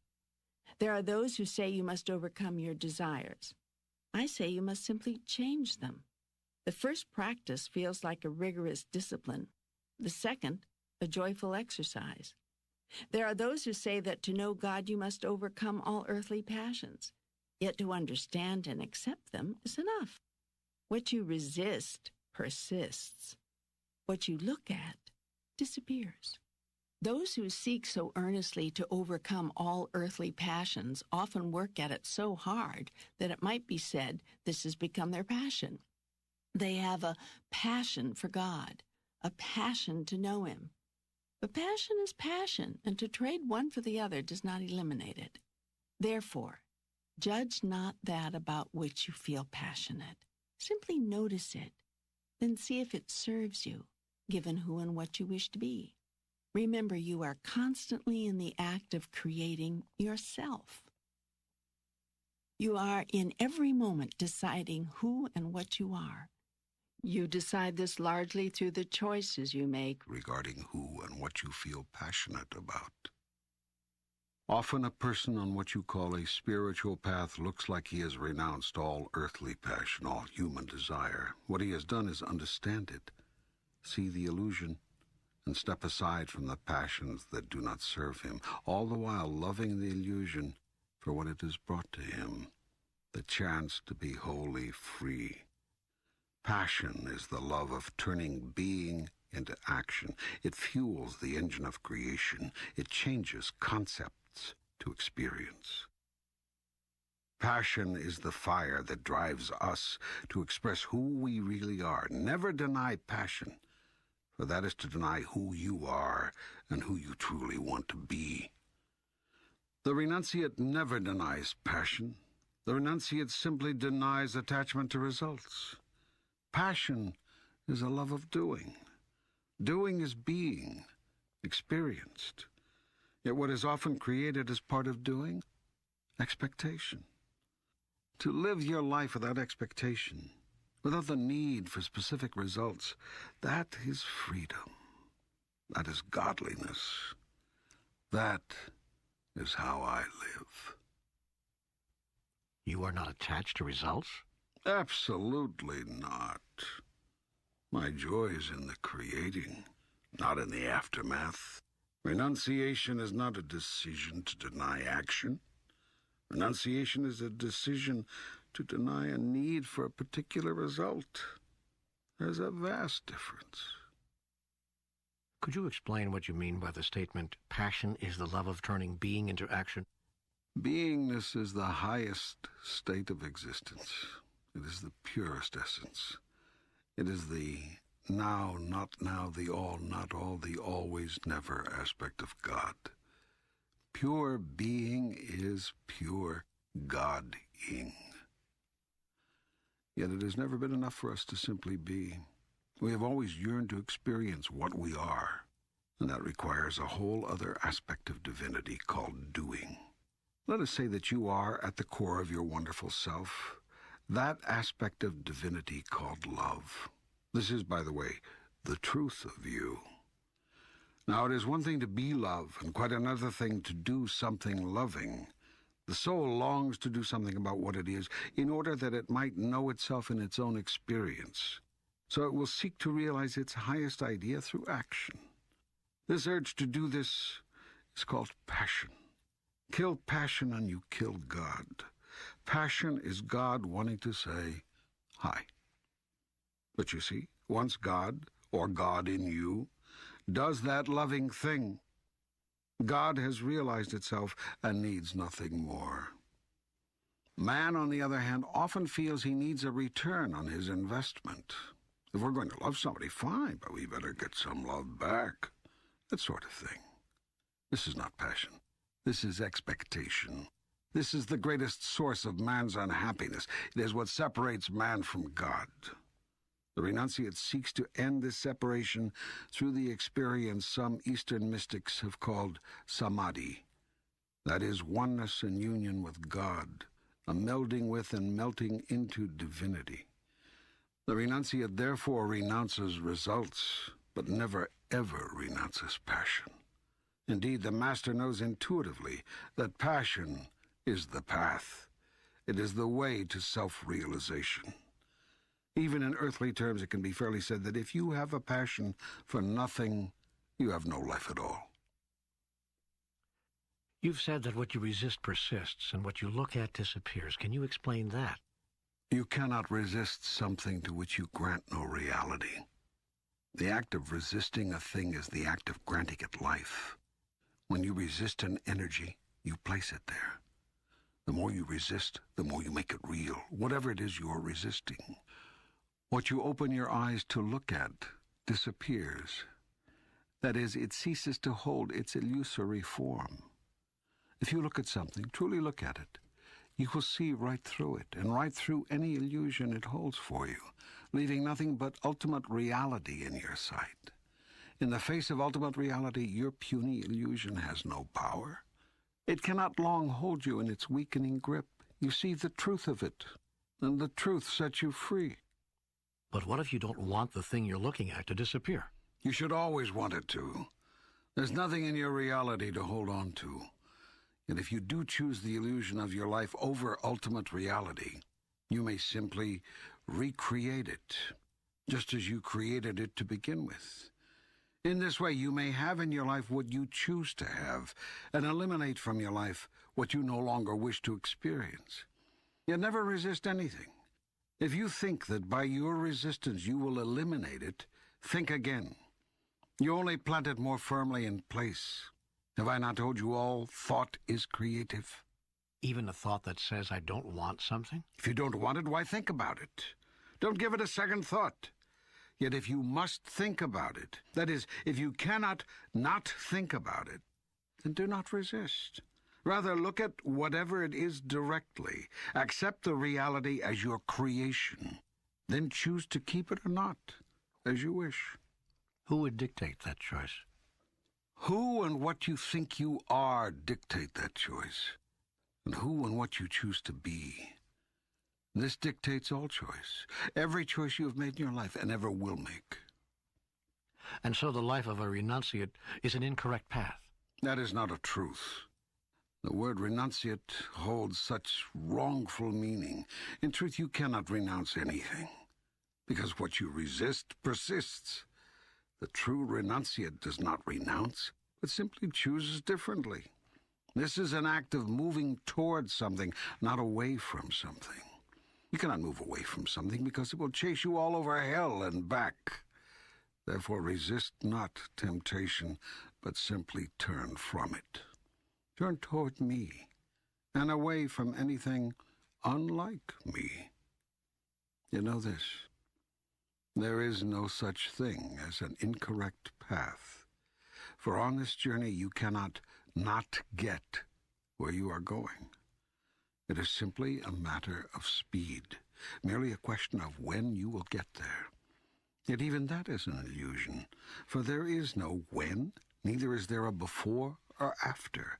There's only now, an eternal moment of always in which you are experiencing yourself. Then what's the point? If there's no way not to get there, what's the point of life? Why should we worry at all about anything we do? Well, of course you shouldn't. But you would do well to be observant. Simply notice who and what you are being, doing, and having, and see whether it serves you. The point of life is not to get anywhere. It is to notice that you are, and have always been, already there.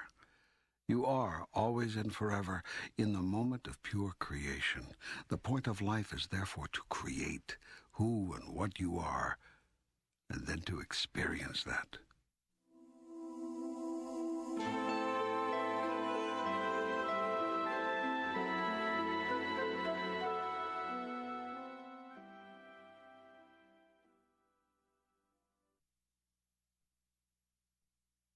And what of suffering? Is suffering the way and the path to God? Some say it is the only way. I am not pleased by suffering, and whoever says I am does not know me. Suffering is an unnecessary aspect of the human experience. It is not only unnecessary, it is unwise, uncomfortable, and hazardous to your health. Then why is there so much suffering? Why don't you, if you are God, put an end to it, if you dislike it so much? I have put an end to suffering. You simply refuse to use the tools I have given you with which to realize that. You see, suffering has nothing to do with events, but with one's reaction to them. What's happening is merely what's happening. How you feel about it is another matter. I've given you the tools with which to respond and react to events in a way which reduces, in fact eliminates, pain. But you've not used them. Excuse me, but why not eliminate the events? A very good suggestion. Unfortunately, I have no control over them. You have no control over events? Of course not. Events are occurrences in time and space which you produce out of choice. And I will never interfere with choices. To do so would be to obviate the very reason I created you. But I've explained all this before. Some events you produce willfully. Some events you draw to you, more or less unconsciously. Some events, major natural disasters are among those you toss into this category, are written off to fate. Yet even fate can be an acronym for from all thoughts everywhere. In other words, the consciousness of the planet. The collective consciousness. Precisely, exactly. There are those who say the world is going to hell in a handbasket. Our ecology is dying, our planet is in for major geophysical disasters, earthquakes, volcanoes, maybe even a tilting of the Earth on its axis. There are others who say collective consciousness can change all that we can save the Earth with our thoughts. Thoughts put into action. If enough people everywhere believe something must be done to help the environment, you will save the Earth. But you must work fast. So much damage has already been done for so long. This will take a major attitudinal shift. You mean if we don't, we'll see the Earth and its inhabitants destroyed? I have made the laws of the physical universe clear enough for anyone to understand. There are laws of cause and effect which have been sufficiently outlined to your scientists, physicists, and through them to your world leaders. These laws don't need to be outlined once more here. Well, getting back to suffering then, where did we ever get the idea that suffering was good, that the saintly suffer in silence? The saintly do suffer in silence, but that does not mean suffering is good. The students in the School of Mastery suffer in silence because they understand that suffering is not the way of God, but rather a sure sign that there is still something to learn of the way of God, still something to remember. The true master does not suffer in silence at all, but only appears to be suffering without complaint. The reason that the true master does not complain is that the true master is not suffering, but simply experiencing a set of circumstances that you would call insufferable. A practicing master does not speak of suffering simply because a master practicing clearly understands the power of the word, and so chooses to simply not say a word about it. We make real that to which we pay attention. The master knows this. The master places himself at choice with regard to that which she chooses to make real. You've all done this from time to time. There's not a one among you who has not made a headache disappear, or a visit to the dentist less painful through your decision about it. The master simply makes the same decision about larger things. But why have suffering at all? Why have even the possibility of suffering? You cannot know and become that which you are in the absence of that which you are not, as I have already explained to you. I still don't understand how he ever got the idea that suffering was good. You are wise to be insistent in questioning that. The original wisdom surrounding suffering and silence has become so perverted that now many believe, and several religions actually teach, that suffering is good and joy is bad. Therefore, you have decided that if someone has cancer but keeps it to himself, he is a saint. Whereas if someone has, to pick a dynamite topic, robust sexuality and celebrates it openly, she is a sinner. Boy, you did pick a dynamite topic. And you cleverly changed the pronoun, too, from male to female. Was that to make a point? Was to show you your prejudices. You don't like to think of women having robust sexuality, much less celebrating it openly. You would rather see a man dying without a whimper on the battlefield than a woman making love with a whimper in the street. Wouldn't you? I have no judgment one way or the other, but you have all sorts of them. And I suggest that it is your judgments which keep you from joy, and your expectations which make you unhappy. All of this put together is what causes you dis-ease, and therein begins your suffering. How do I know that what you're saying is true? How do I know this is even God speaking, and not my own overactive imagination? You've asked that before.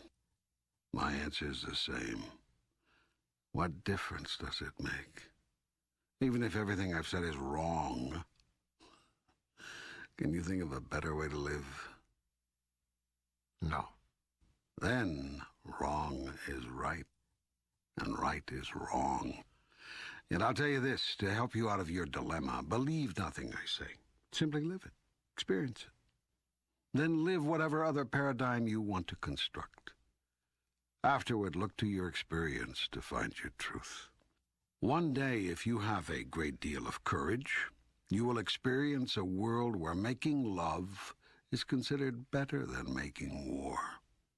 On that day will you rejoice.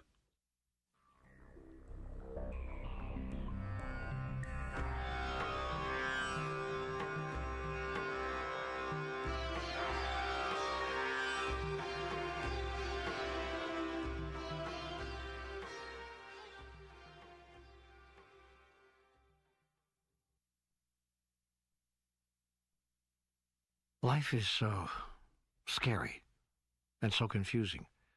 I wish things could be more clear. There's nothing scary about life if you are not attached to results. You mean if you don't want anything? That's right. Choose, but don't want. That's easy for people who don't have anyone depending on them. What if you have a wife and children? The path of the householder has always been a most challenging path, perhaps the most challenging. As you point out, it is easy to want nothing when you're only dealing with yourself. It is natural when you have others you love to want only the best for them. Well, it hurts when you can't give them all that you want them to have. A nice home, some decent clothes, enough food. I feel as though I've been struggling for 20 years just to make ends meet, when I still have nothing to show for it. You mean in terms of material wealth? I mean in terms of just some of the basics that a man would like to pass on to his children. I mean in terms of some of the very simple things a man would like to provide for his wife. I see. You see it as your job in life to provide all these things. Is that what you imagine your life to be about? I'm not sure I'd state it that way. This is not what my life is about. But it sure would be nice if this could be a byproduct, at least. Well, let's go back then. What do you see your life being about? That's a good question. I've had a lot of different answers to that through the years. What is your answer now?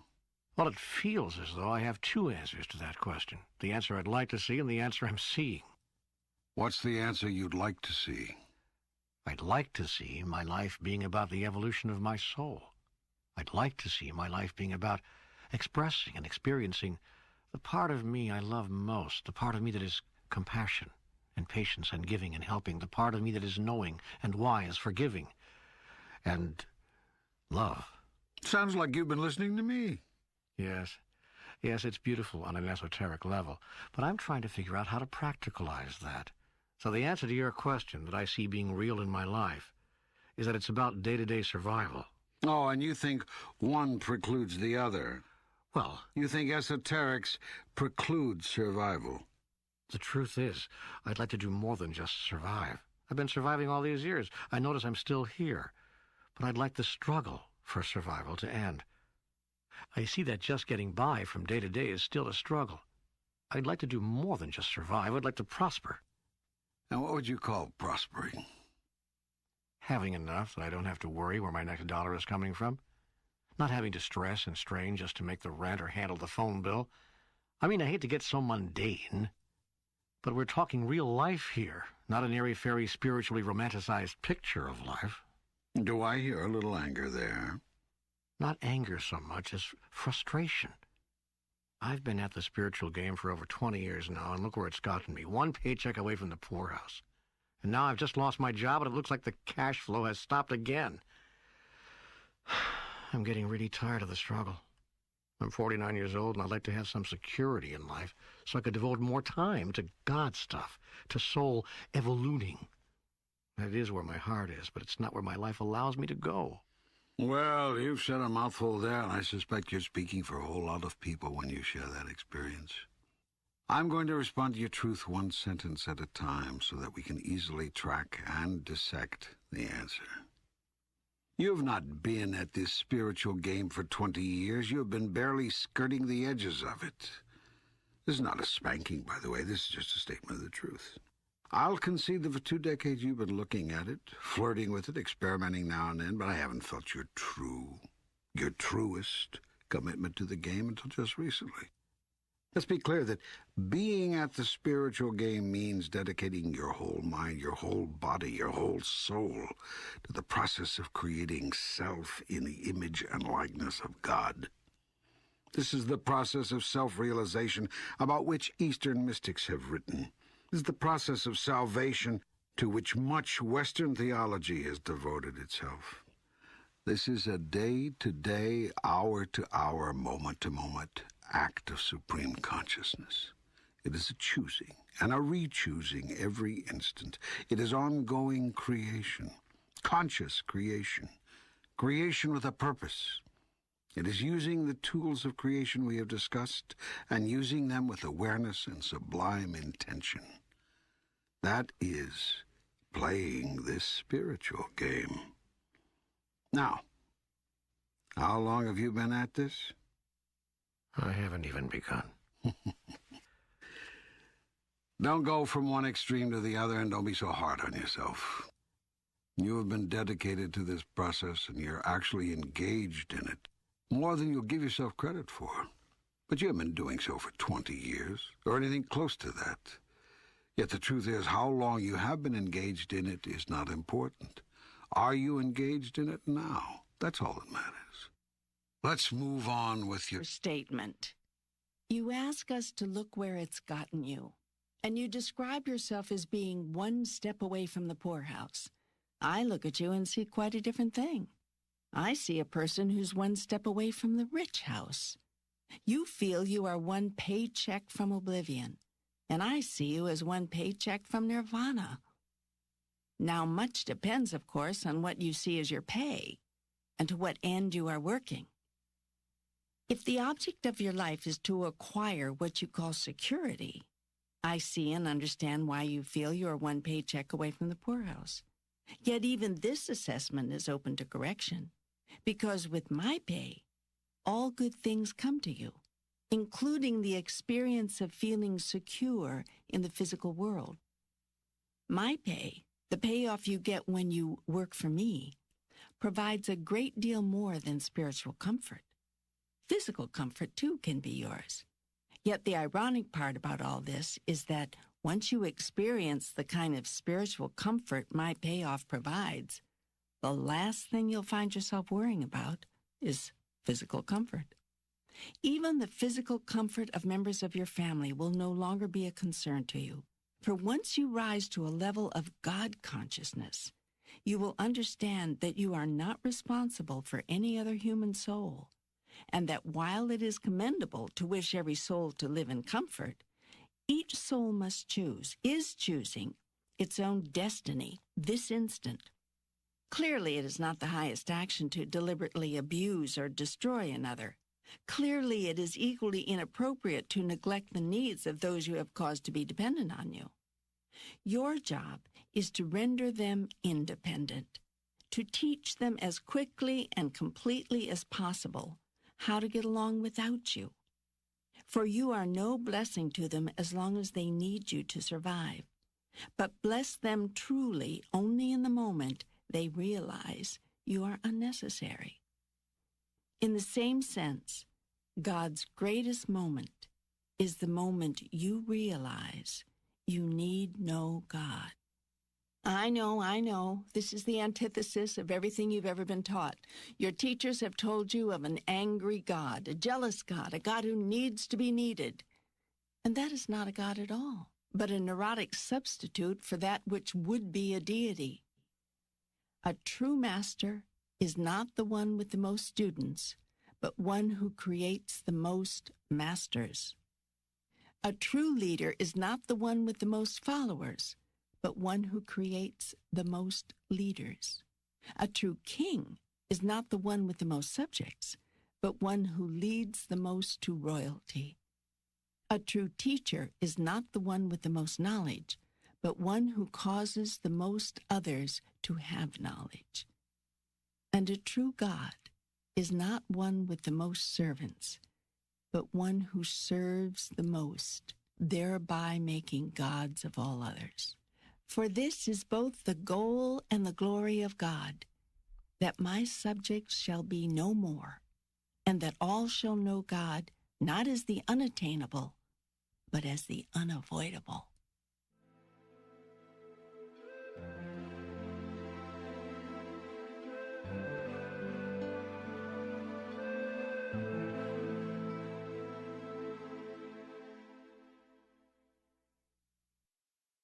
I would that you could this understand. Your happy destiny is unavoidable. You cannot not be saved. There is no hell except not knowing this. So now, as parents, spouses, and loved ones, seek not to make of your love a glue that binds, but rather a magnet that first attracts, then turns around and repels, lest those who are attracted begin to believe they must stick to you to survive. Nothing could be further from the truth. Nothing could be more damaging to another. Let your love propel your beloveds into the world and into the full experience of who they are. In this will you have truly loved. It is a great challenge, this path of the householder. There are many distractions, many worldly concerns. The ascetic is bothered by none of these. He has brought his bread and water and given his humble mat on which to lie. And he can devote his every hour to prayer, meditation, and contemplation of the divine. How easy to see the divine under such circumstances. How simple a task. Ah, but give one a spouse and children. See the divine in a baby who needs changing at 3 a.m. See the divine in a bill that needs paying by the first of the month. Recognize the hand of God in the illness that takes a spouse, the job that's lost, the child's fever, the parent's pain. Now we are talking saintliness. I understand your fatigue. I know you are tired of the struggle. Yet I tell you this. When you follow me, the struggle disappears. Live in your God space, and the events become blessings, one and all. How can I get to my God space? When I've lost my job, the rent needs paying, the kids need a dentist, and being in my lofty philosophical space seems the least likely way to solve any of this. Do not forsake me when you need me most. Now is the hour of your greatest testing. Now is the time of your greatest chance. It is the chance to prove everything that has been recorded here. When I say don't forsake me, I sound like that needy, neurotic God we talked about, but I'm not. You can forsake me all you want. I don't care, and it won't change a thing between us. I merely say this in answer to your questions. It is when the going gets tough that you so often forget who you are and the tools I have given you for creating the life that you would choose. Now is the time to go to your God space more than ever. First, it will bring you great peace of mind, and from a peaceful mind do great ideas flow, ideas which could be solutions to the biggest problems you imagine yourself to have. Second, it is in your God space that you self-realize. And that is the purpose, the only purpose of your soul. When you are in your God space, you know and understand that all you are now experiencing is temporary. I tell you that heaven and earth shall pass away, but you shall not. This everlasting perspective helps you to see things in their proper light. You can define these present conditions and circumstances as what they truly are, temporary and temporal. You may then use them as tools, for that is what they are, temporary, temporal tools, in the creation of present experience. Just who do you think you are? In relationship to the experience called lose a job, who do you think you are? And perhaps more to the point, who do you think I am? Do you imagine this is too big a problem for me to solve? Is getting out of this jam too big a miracle for me to handle? I understand that you may think it's too big for you to handle, even with all the tools I've given you, but do you really think it's too big for me? Well, I know intellectually that no job is too big for God, but emotionally, I guess I can't be sure. Not whether you can handle it, but whether you will. I see. So it's a matter of faith. Well, yes. You don't question my ability, you merely doubt my desire. You see, I still live this theology that says there may be a lesson in here somewhere for me.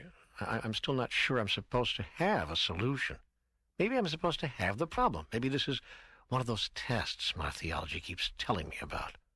So I worry that this problem may not be solved, that this is one of those you're going to let me hang here with. Perhaps this is a good time to go over once more how it is that I interact with you, because you think it is a question of my desire, and I'm telling you it's a question of yours. I want for you what you want for you, nothing more, nothing less.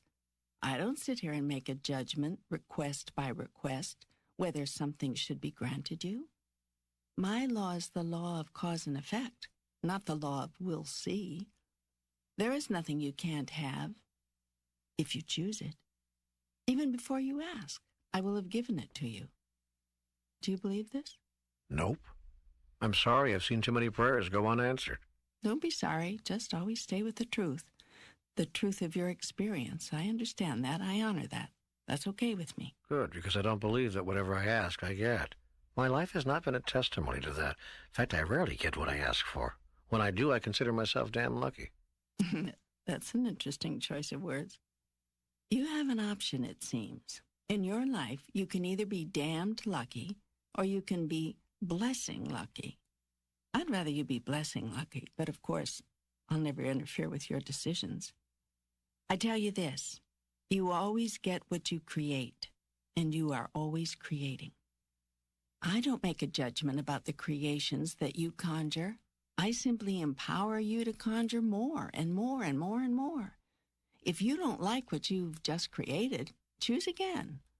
My job as God is to always give you that opportunity. Now you're telling me that you haven't always gotten what you've wanted.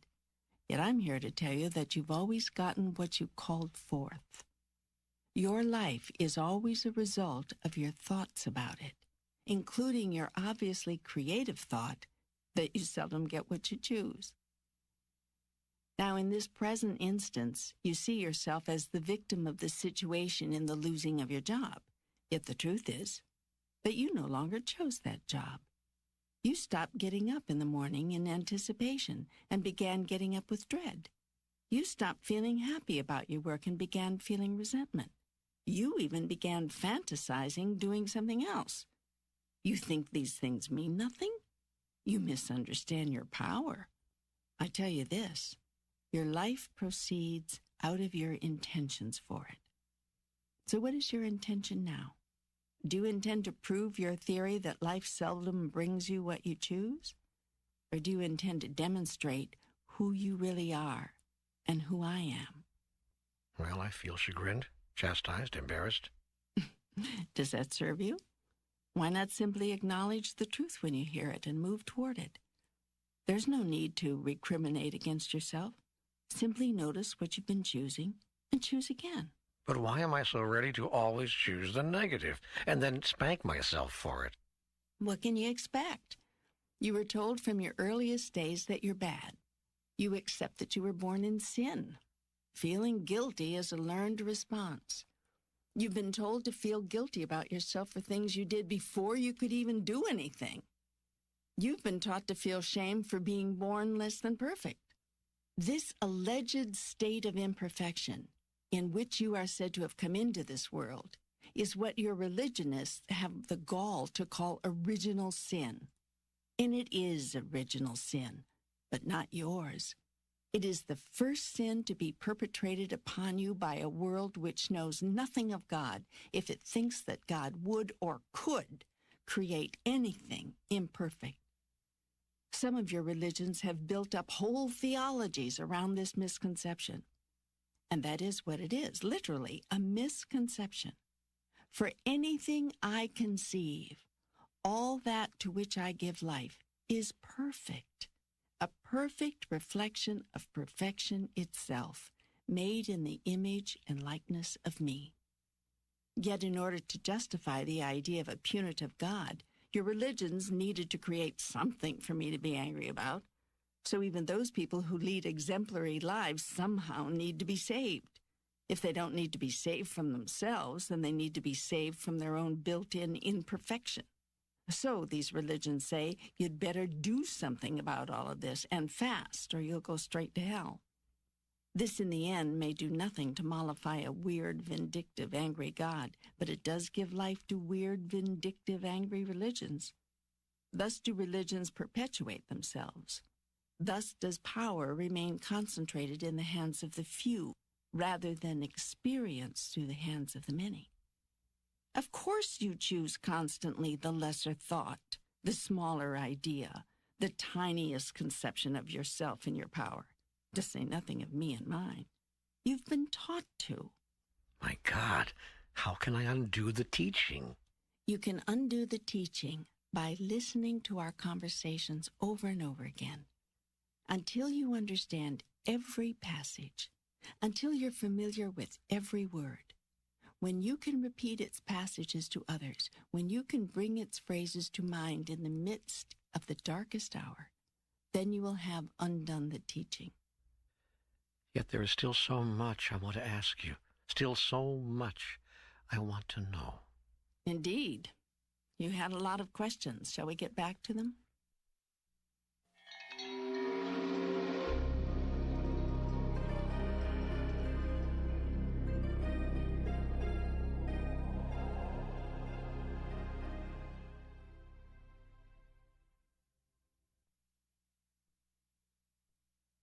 When will I learn enough about relationships to be able to have them go smoothly?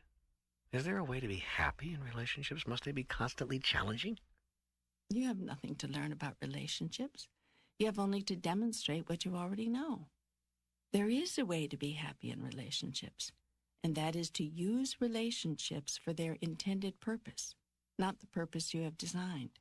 Relationships are constantly challenging, constantly calling you to create, express, and experience higher and higher aspects of yourself, grander and grander visions of yourself, ever more magnificent versions of yourself. Nowhere can you do this more immediately, impactfully, and immaculately than in relationships. In fact, without relationships, you cannot do it at all. It is only through your relationship with other people, places, and events that you can even exist as a knowable quantity, as an identifiable something in the universe. Remember, absent everything else, you are not. You only are what you are relative to another thing that is not. That is how it is in the world of the relative, as opposed to the world of the absolute, where I reside. Once you clearly understand this, once you deeply grasp it, then you intuitively bless each and every experience, all human encounter, and especially personal human relationships, for you see them as constructive in the highest sense. You see that they can be used, must be used, are being used, whether you want them to be or not, to construct who you really are. That construction can be a magnificent creation of your own conscious design, or a strictly happenstance configuration. You can choose to be a person who has resulted simply from what has happened, or from what you've chosen to be and do about what has happened. It is in the latter form that creation of self becomes conscious. It is in the second experience that self becomes realized. Bless, therefore, every relationship and hold each as special and formative of who you are and now choose to be. Now, your inquiry has to do with individual human relationships of the romantic sort, and I understand that. So let me address myself specifically and at length to human love relationships, these things which continue to give you such trouble. When human love relationships fail, relationships never truly fail except in the strictly human sense that they did not produce what you want. They fail because they were entered into for the wrong reason. Wrong, of course, is a relative term, meaning something measured against that which is right, whatever that is. It'd be more accurate in your own language to say relationships fail, change, most often when they are entered into for reasons not wholly beneficial or conducive to their survival. Most people enter into relationships with an eye toward what they can get out of them rather than what they can put into them. The purpose of a relationship is to decide what part of yourself you'd like to see show up, not what part of another you can capture and hold. There can be only one purpose for relationships, and for all of life, to be and to decide who you really are. It is very romantic to say that you were nothing until that special other came along, but it's not true. Worse, it puts an incredible pressure on the other to be all sorts of things he or she is not. Not wanting to let you down, they try very hard to be and do these things until they cannot anymore. They can no longer complete your picture of them. They can no longer fill the roles to which they have been assigned. Resentment builds, anger follows. Finally, in order to save themselves and the relationship, these special others begin to reclaim their real selves, acting more in accordance with who they really are. It is about this time that you say they've really changed. It's very romantic to say that now that your special other has entered your life, you feel complete. Yet the purpose of relationship is not to have another who might complete you, but to have another with whom you might share your completeness.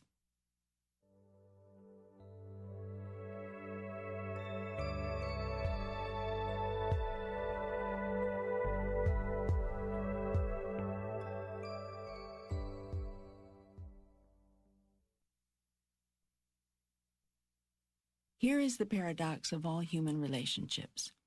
You have no need for a particular other in order for you to experience fully who you are, and without another, you're nothing. This is both the mystery and the wonder, the frustration and the joy of the human experience. It requires deep understanding and total willingness to live within this paradox in a way which makes sense. I observe that very few people do. Most of you enter your relationship-forming years ripe with anticipation, full of sexual energy, a wide-open heart, and a joyful, if eager, soul. Somewhere between 40 and 60, and for most it is sooner rather than later, you've given up on your grandest dream, set aside your highest hope, and settled for your lowest expectation, or nothing at all. The problem is so basic, so simple, and yet so tragically misunderstood. Your grandest dream, your highest idea, and your fondest hope has had to do with your beloved other rather than your beloved self.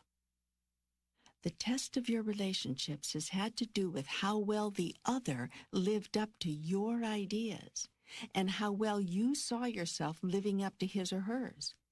Yet the only true test has to do with how well you live up to yours. Relationships are sacred because they provide life's grandest opportunity, indeed, its only opportunity, to create and produce the experience of your highest conceptualization of self. Relationships fail when you see them as life's grandest opportunity to create and produce the experience of your highest conceptualization of another. Let each person in relationship worry about self. What self is being, doing, and having? What self is wanting, asking, giving? What self is seeking, creating, experiencing? And all relationships would magnificently serve their purpose and their participants. Let each person in relationship worry not about the other, but only about self. This seems a strange teaching, for you've been told that in the highest form of relationship, one worries only about the other. Yet I tell you this, your focus upon the other, your obsession with the other, is what causes relationships to fail. What is the other being? What is the other doing? What is the other having? What is the other saying, wanting, demanding? What is the other thinking, expecting, planning? The master understands that it doesn't matter what the other is being, doing, having, saying, wanting, demanding. It doesn't matter what the other is thinking, expecting, planning.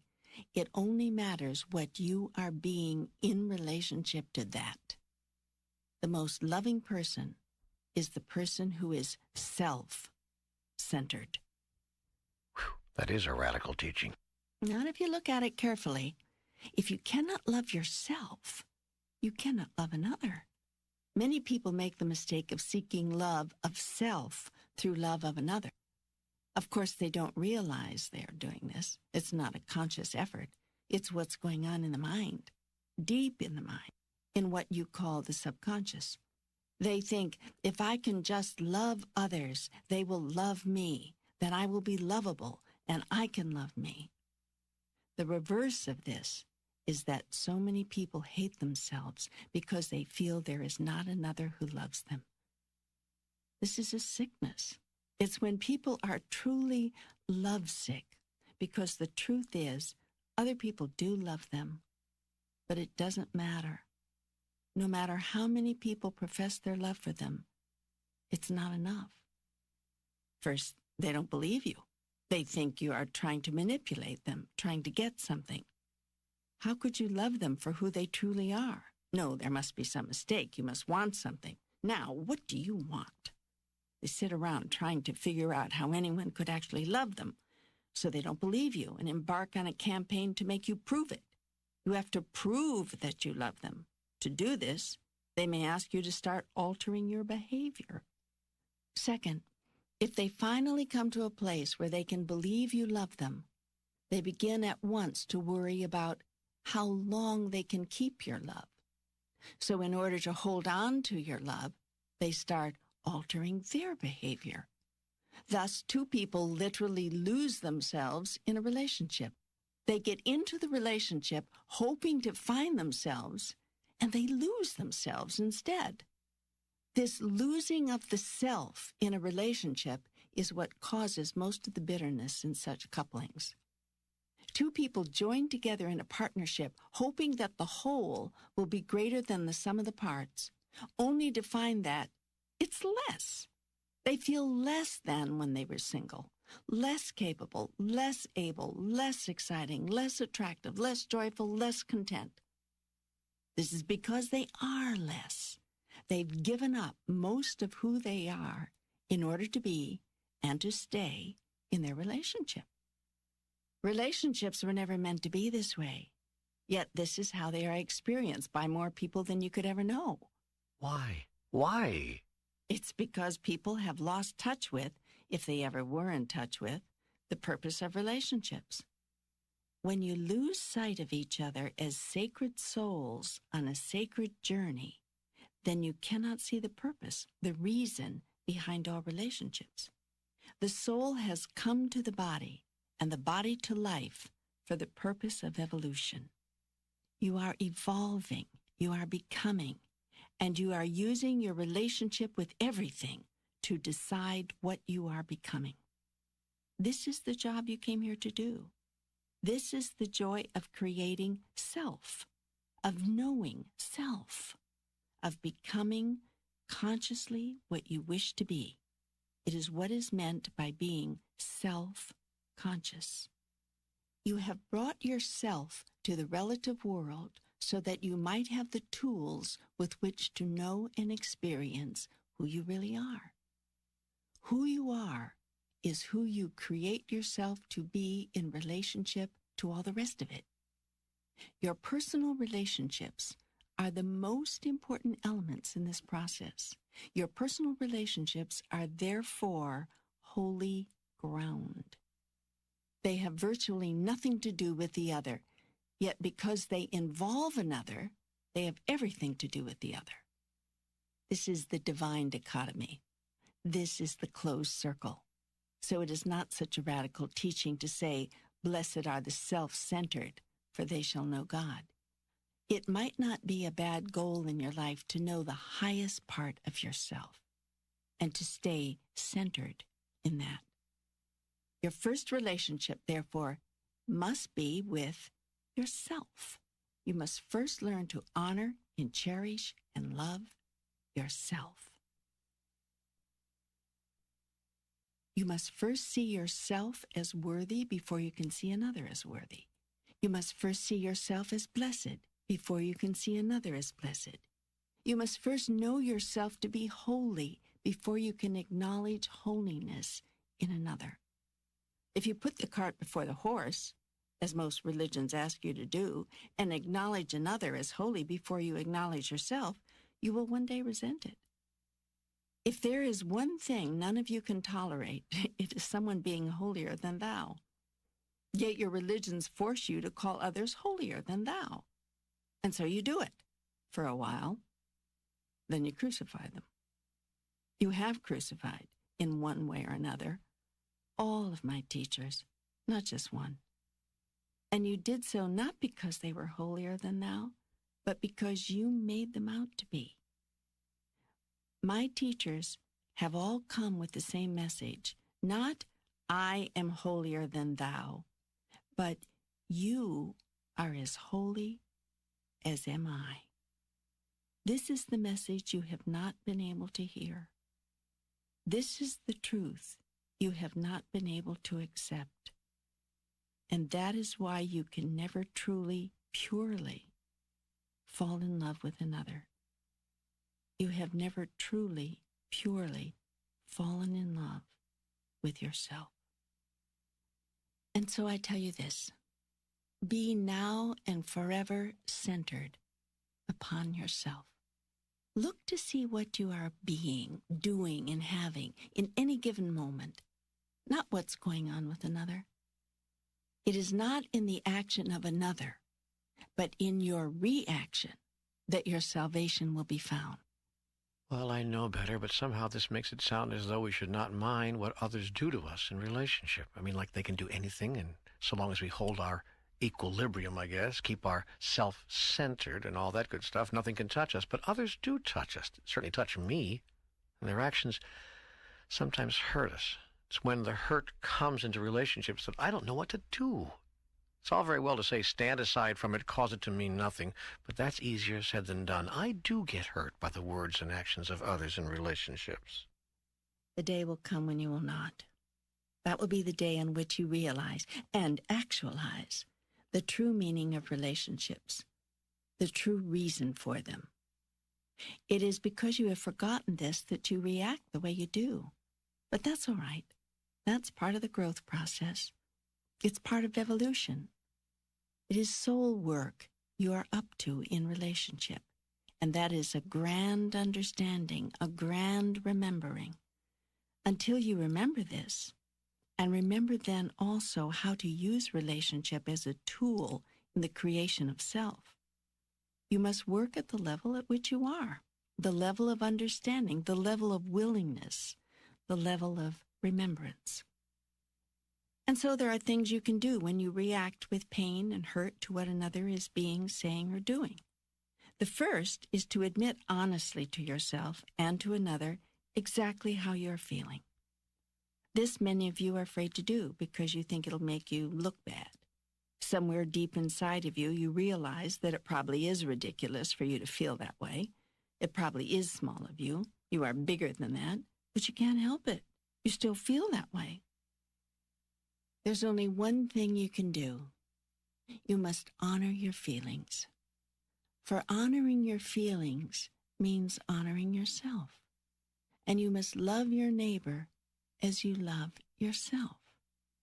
How can you ever expect to understand and honor the feelings of another if you cannot honor the feelings within yourself? The first question in any interactive process with another is, now who am I and who do I want to be in relationship to that? Often you do not remember who you are and do not know who you want to be until you try out a few ways of being. That is why honoring your truest feelings is so important. If your first feeling is a negative feeling, simply having the feeling is frequently all that is needed to step away from it. It is when you have the anger, have the upset, have the disgust, have the rage, own the feeling of wanting to hurt back, that you can disown these first feelings as not who you want to be. The master is one who has lived through enough such experiences to know in advance what her final choices are. She does not need to try out anything. She's worn these clothes before and knows they do not fit. They are not her. And since a master's life is devoted to the constant realization of self as one knows oneself to be, such ill-fitting feelings would never be entertained. That is why masters are imperturbable in the face of what others might call calamity. A master blesses calamity, for the master knows that from the seeds of disaster and all experience comes the growth of self. And the master's second life purpose is always growth. For once one is fully self-realized, there is nothing left to do except be more of that. It is at this stage that one moves from soul work to God work, for this is what I am up to.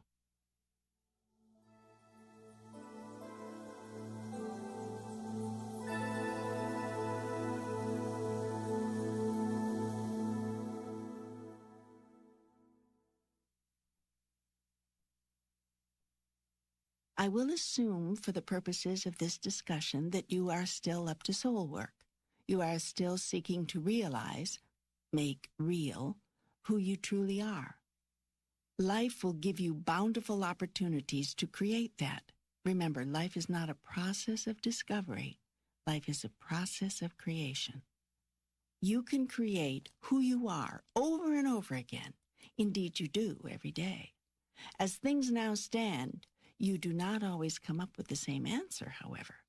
Given an identical outer experience, on day one, you may choose to be patient, loving, and kind in relationship to it. On day two, you may choose to be angry, ugly, and sad. The master is one who always comes up with the same answer, and that answer is always the highest choice. In this, the master is eminently predictable. Conversely, the student is completely unpredictable. One can tell how one is doing on the road to mastery by simply noticing how predictably one makes the highest choice in responding or reacting to any situation. Of course, this throws open the question, what choice is highest? That's a question around which have revolved the philosophies and theologies of man since the beginning of time. If the question truly engages you, you are already on your way to mastery. For it is still true that most people continue to be engaged by another question altogether. Not what is the highest choice, but what is the most profitable? Or how can I lose the least? When life is lived from a standpoint of damage control or optimum advantage, the true benefit of life is forfeited. The opportunity is lost. The chance is missed. For a life lived thusly is a life lived with fear, and that life speaks a lie about you. For you are not fear. You are love. Love that needs no protection, love that cannot be lost.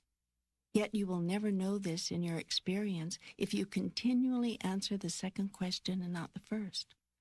For only a person who thinks there is something to gain or to lose asks the second question, and only a person who sees life in a different way, who sees self as a higher being, who understands that winning or losing is not the test, but only loving or failing to love. Only that person asks the first. He who asks the second question says, I am my body. She who asks the first says, I am my soul. Yea, let all those who have ears to hear listen. For I tell you this, at the critical juncture in all human relationships, there is only one question. What would love do now? No other question is relevant. No other question is meaningful. No other question has any importance to your soul.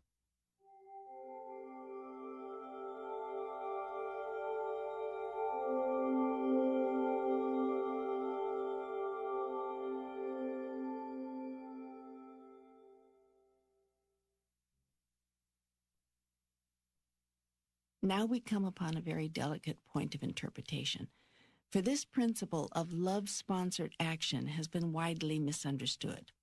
And it is this misunderstanding which has led to the resentments and angers of life, which in turn have caused so many to stray from the path.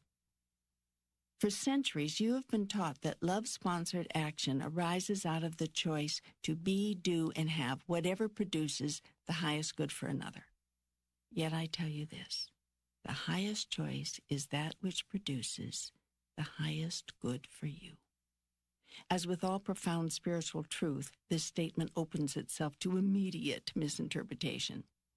The mystery clears a bit the moment one decides what is the highest good one could do for oneself.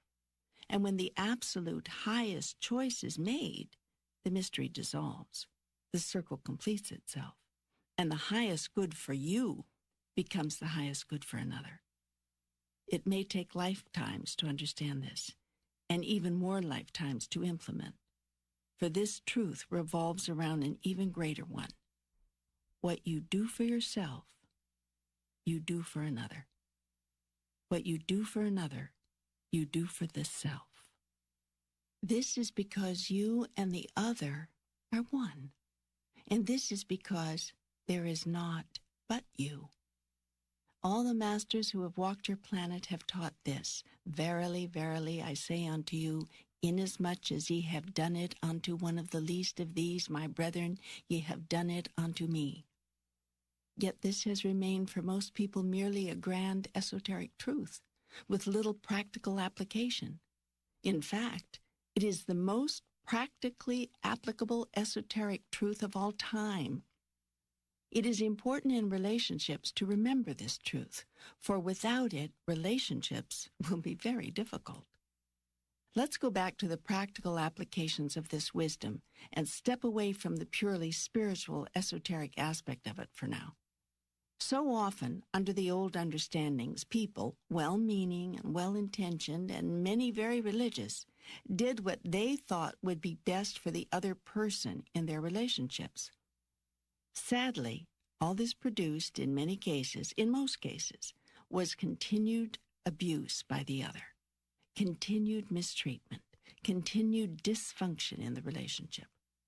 Ultimately, the person trying to do what is right by the other, to be quick to forgive, to show compassion, to continually look past certain problems and behaviors, becomes resentful, angry, and mistrusting, even of God.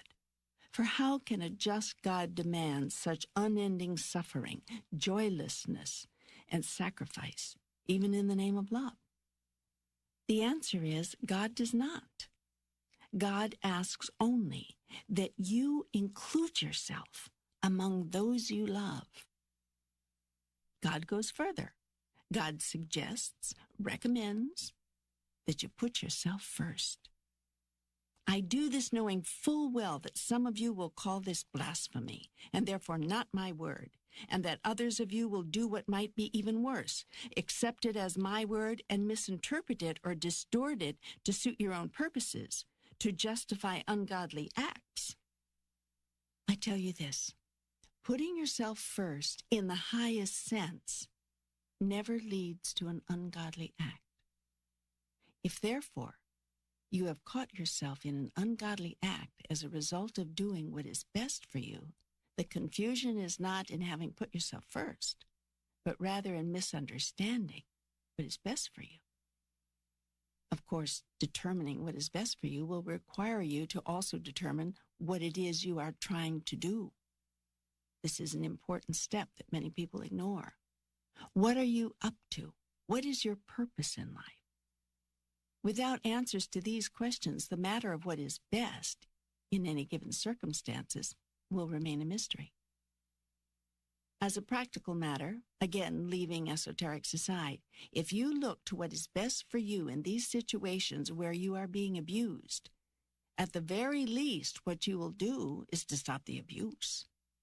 And that will be good for both you and your abuser. For even an abuser is abused when his abuse is allowed to continue. This is not healing to the abuser, but damaging. For if the abuser finds that his abuse is acceptable, what does he learn? Yet if the abuser finds that his abuse will be accepted no more, what has he been allowed to discover? Therefore, treating others with love does not necessarily mean allowing others to do as they wish. Parents learn this early with children. Adults are not so quick to learn it with other adults, nor nation with nation. Yet despots cannot be allowed to flourish, but must be stopped in their despotism. Love of self And love of the despot demands it. This is the answer to your question. If love is all there is, how can man ever justify war? Sometimes man must go to war to make the grandest statement about who man truly is. he who abhors war. There are times when you may have to give up who you are in order to be who you are. There are masters who have taught you cannot have it all until you are willing to give it all up. Thus, in order to have yourself as a man of peace, you may have to give up the idea of yourself as a man who never goes to war. History has called upon men for such decisions. The same is true in the most individual and the most personal relationships. Life may more than once call upon you to prove who you are by demonstrating an aspect of who you are not. This is not so difficult to understand if you have lived a few years, though for the idealistically young it may seem the ultimate contradiction. In more mature retrospection, it seems more divine dichotomy. This does not mean in human relationships that if you are being hurt, you have to hurt back. Nor does it mean so in relationships between nations. It simply means that to allow another to continually inflict damage may not be the most loving thing to do, for yourself or the other. This should put to rest some pacifist theories that highest love requires no forceful response to what you consider evil. The discussion here turns esoteric once more, because no serious exploration of this statement can ignore the word evil and the value judgments it invites. In truth, there is nothing evil, only objective phenomena and experience. Yet your very purpose in life requires you to select from the growing collection of endless phenomena a scattered few which you call evil. For unless you do, you cannot call yourself, nor anything else, good, and thus cannot know or create yourself. By that which you call evil do you define yourself, and by that which you call good. The biggest evil would therefore be to declare nothing evil at all. You exist in this life in the world of the relative, where one thing can exist only insofar as it relates to another. This is at one and the same time both the function and the purpose of relationship, to provide a field of experience within which you find yourself, define yourself, and if you choose, constantly recreate who you are. Choosing to be godlike does not mean you choose to be a martyr, and it certainly does not mean you choose to be a victim. On your way to mastery, when all possibility of hurt, damage, and loss is eliminated, it would be well to recognize hurt, damage, and loss as part of your experience and decide who you are in relationship to it. Yes, the things that others think, say, or do will sometimes hurt you until they do not anymore. What will get you from here to there most quickly is total honesty, being willing to assert, acknowledge, and declare exactly how you feel about a thing. Say your truth, kindly but fully and completely. Live your truth, gently but totally and consistently. Change your truth easily and quickly when your experience brings you new clarity. No one in right mind, least of all God, would tell you when you are hurt in a relationship to stand aside from it, cause it to mean nothing. If you are now hurting, it is too late to cause it to mean nothing.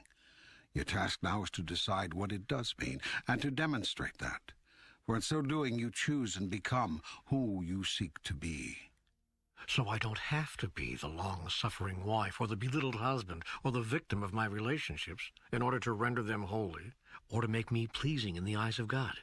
Good grief, of course not. And I don't have to put up with attacks on my dignity, assaults on my pride, damage to my psyche, and wounds to my heart in order to say that I gave it my best in a relationship, did my duty, or met my obligation in the eyes of God and man. Not for 1 minute. Well, then pray God, tell me, what promises should I make in relationship?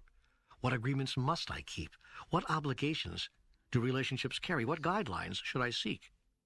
The answer is the answer you cannot hear, for it leaves you without guidelines and renders null and void every agreement in the moment you make it. The answer is you have no obligation, neither in relationship nor in all of life. No obligation? No obligation, nor any restriction or limitation, nor any guidelines or rules, nor are you bound by any circumstances or situations, nor constrained by any code or law, nor are you punishable for any offense, nor capable of any. For there is no such thing as being offensive in the eyes of God.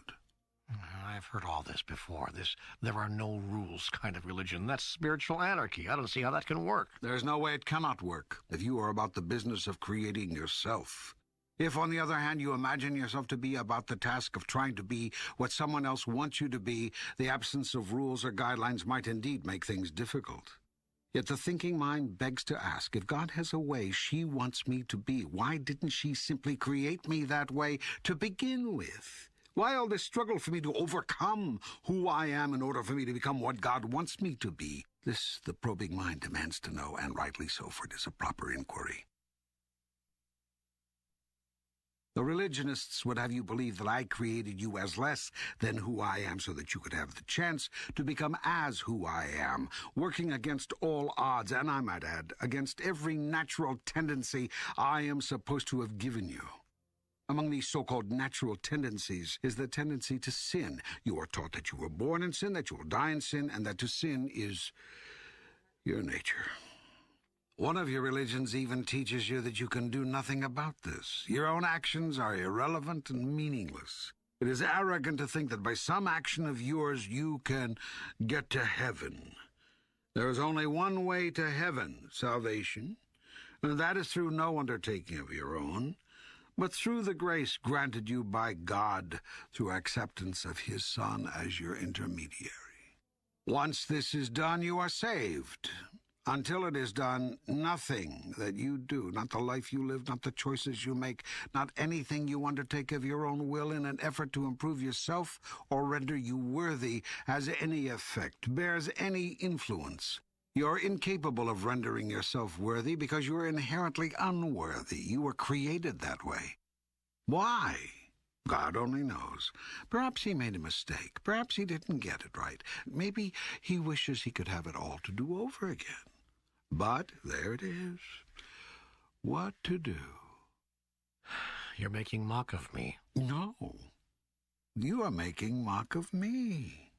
You're saying that I, God, made inherently imperfect beings, then have demanded of them to be perfect or face damnation. You are saying then that somewhere several thousand years into the world's experience, I relented, saying that from then on you didn't necessarily have to be good. You simply had to feel bad when you were not being good, and accept as your Savior the one being who could always be perfect, thus satisfying my hunger for perfection. You are saying that my Son, the one you claim to be the perfect one, has saved you from your own imperfection, the imperfection I gave you. In other words, God's Son has saved you from what His Father did. This is how you, many of you, say I've set it up. Now, who is mocking whom? Well, this is the second time you seem to have launched a frontal attack on fundamentalist Christianity, and I'm surprised. You have chosen the word attack. I am simply engaging the issue. And the issue, by the way, is not fundamentalist Christianity, as you put it. It is the entire nature of God and of God's relationship to man. The question comes up here because we were discussing the matter of obligations in relationships and in life itself. You cannot believe in an obligation-less relationship because you cannot accept who and what you really are. You call a life of complete freedom spiritual anarchy. I call it God's great promise. It is only within the context of this promise that God's great plan can be completed. You have no obligation in relationship. You have only opportunity. Opportunity, not obligation, is the cornerstone of religion, the basis of all spirituality. So long as you see it the other way around, you will have missed the point. Relationship, your relationship to all things, was created as your perfect tool in the work of the soul. That is why all human relationships are sacred ground. It is why every personal relationship is holy. In this, many churches have it right. Marriage is a sacrament, but not because of its sacred obligations, rather because of its unequaled opportunity. Never do anything in relationship out of a sense of obligation. Do whatever you do out of a sense of the glorious opportunity your relationship affords you to decide and to be who you really are. I can hear that. Yet over and over in my relationships, I have given up when the going gets tough. The result is I've had a string of relationships where I thought as a kid that I'd have only one. I don't seem to know what it's like to hold on to a relationship. You think I'll ever learn? What do I have to do to make it happen? You make it sound as if holding on to a relationship means it's been a success. Try not to confuse longevity with a job well done.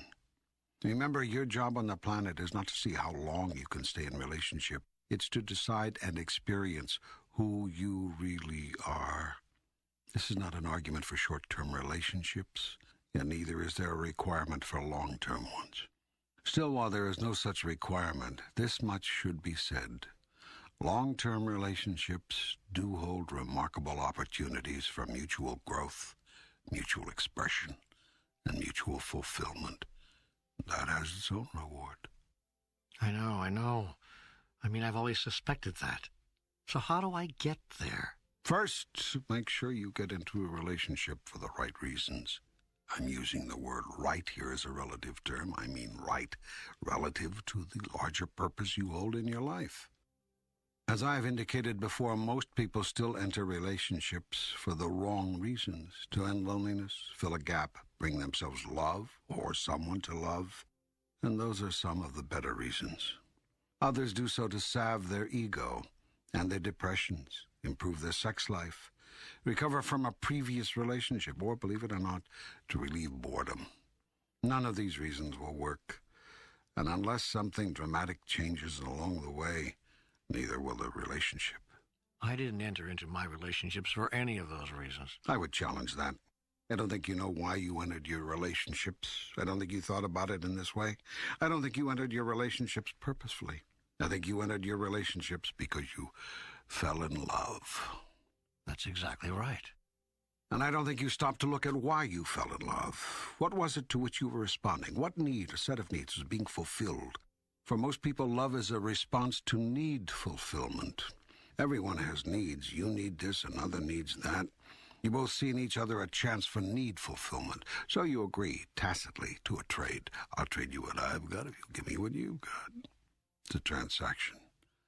But you don't tell the truth about it. You don't say, I trade you very much. You say, I love you very much. And then the disappointment begins. You've made this point before. Yes, and you've done this thing before, not once, but several times. You know, sometimes this dialogue seems to be going around in circles, making the same points over and over again. Sort of like life. Ooh, touché. The process here is that you're asking the questions and I'm merely answering them. You ask the same question 3 different ways. I'm obliged to continue answering it. Maybe I keep hoping you'll come up with a different answer. You take a lot of the romance out of it when I ask you about relationships. What's wrong with falling head over heels in love without having to think about it? Nothing. Fall in love with as many people as you like that way. But if you're going to form a lifelong relationship with them, you may want to add a little thought. On the other hand, if you enjoy going through relationships like water, or worse yet, staying in one because you think you have to, then living a life of quiet desperation. If you enjoy repeating these patterns from your past, keep right on doing what you've been doing. Okay, I get it. Well, you're relentless, aren't you? That's the problem with truth. The truth is relentless. It won't leave you alone. It keeps creeping up on you from every side, showing you what's really so. That can be annoying. Okay, so I want to find the tools for a long-term relationship, and you say entering relationships purposefully is one of them. Yes, be sure you and your mate agree on purpose. If you both agree at a conscious level that the purpose of your relationship is to create an opportunity, not an obligation, an opportunity for growth, for full self-expression, for lifting your lives to their highest potential, for healing every false thought or small idea you ever had about you, and for ultimate reunion with God through the communion of your two souls. If you take that vow, instead of the vows you've been taking, the relationship has begun on a very good note. It's gotten off on the right foot. That's a very good beginning. Still, it's no guarantee of success. If you want guarantees in life, then you don't want life. You want rehearsals for a script that's already been written. Life, by its nature, cannot have guarantees, or its whole purpose is thwarted. Okay, got it. So now I've got my relationship off to this very good start. Now how do I keep it going? Know and understand that there will be challenges and difficult times. Don't try to avoid them. Welcome them gratefully. See them as grand gifts from God, glorious opportunities to do what you came into the relationship and life to do. Try very hard not to see your partner as the enemy or the opposition during these times. In fact, seek to see no one and nothing as the enemy or even the problem. Cultivate the technique of seeing all problems as opportunities. Opportunities to... I know. Be and decide who you really are. Right, you're getting it. You are getting it. Sounds like a pretty dull life to me. And you're setting your sights too low. Broaden the scope of your horizons. Extend the depth of your vision. See more in you than you think there is to be seen. See more in your partner, too. You'll never disserve your relationship, nor anyone, by seeing more in another than they are showing you. For there is more there, much more.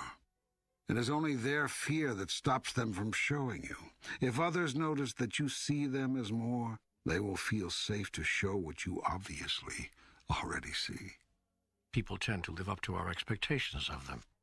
Something like that. I don't like the word expectations here. Expectations ruin relationships. Let's say that people tend to see in themselves what we see in them. The grander our vision, the grander their willingness to access and display the part of them we have shown them.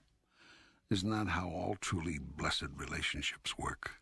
Isn't that part of the healing process, the process by which we give people permission to let go of every false thought they've ever had about themselves? Isn't that what I'm doing here for you? Yes. And that is the work of God. The work of the soul is to wake yourself up.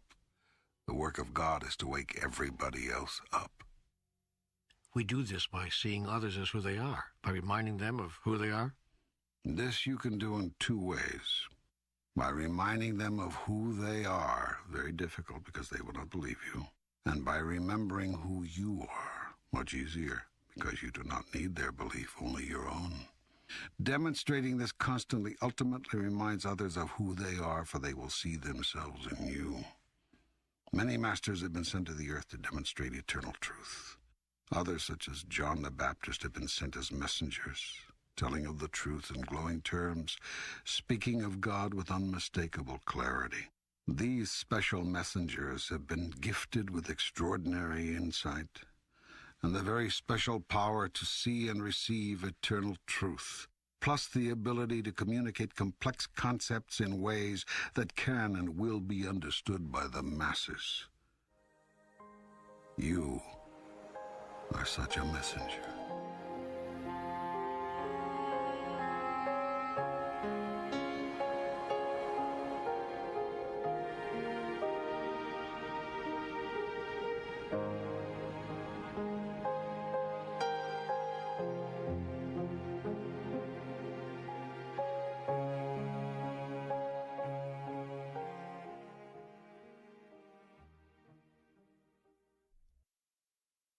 Now, here is an exclusive interview by Michael Toms with Shakti Gawain.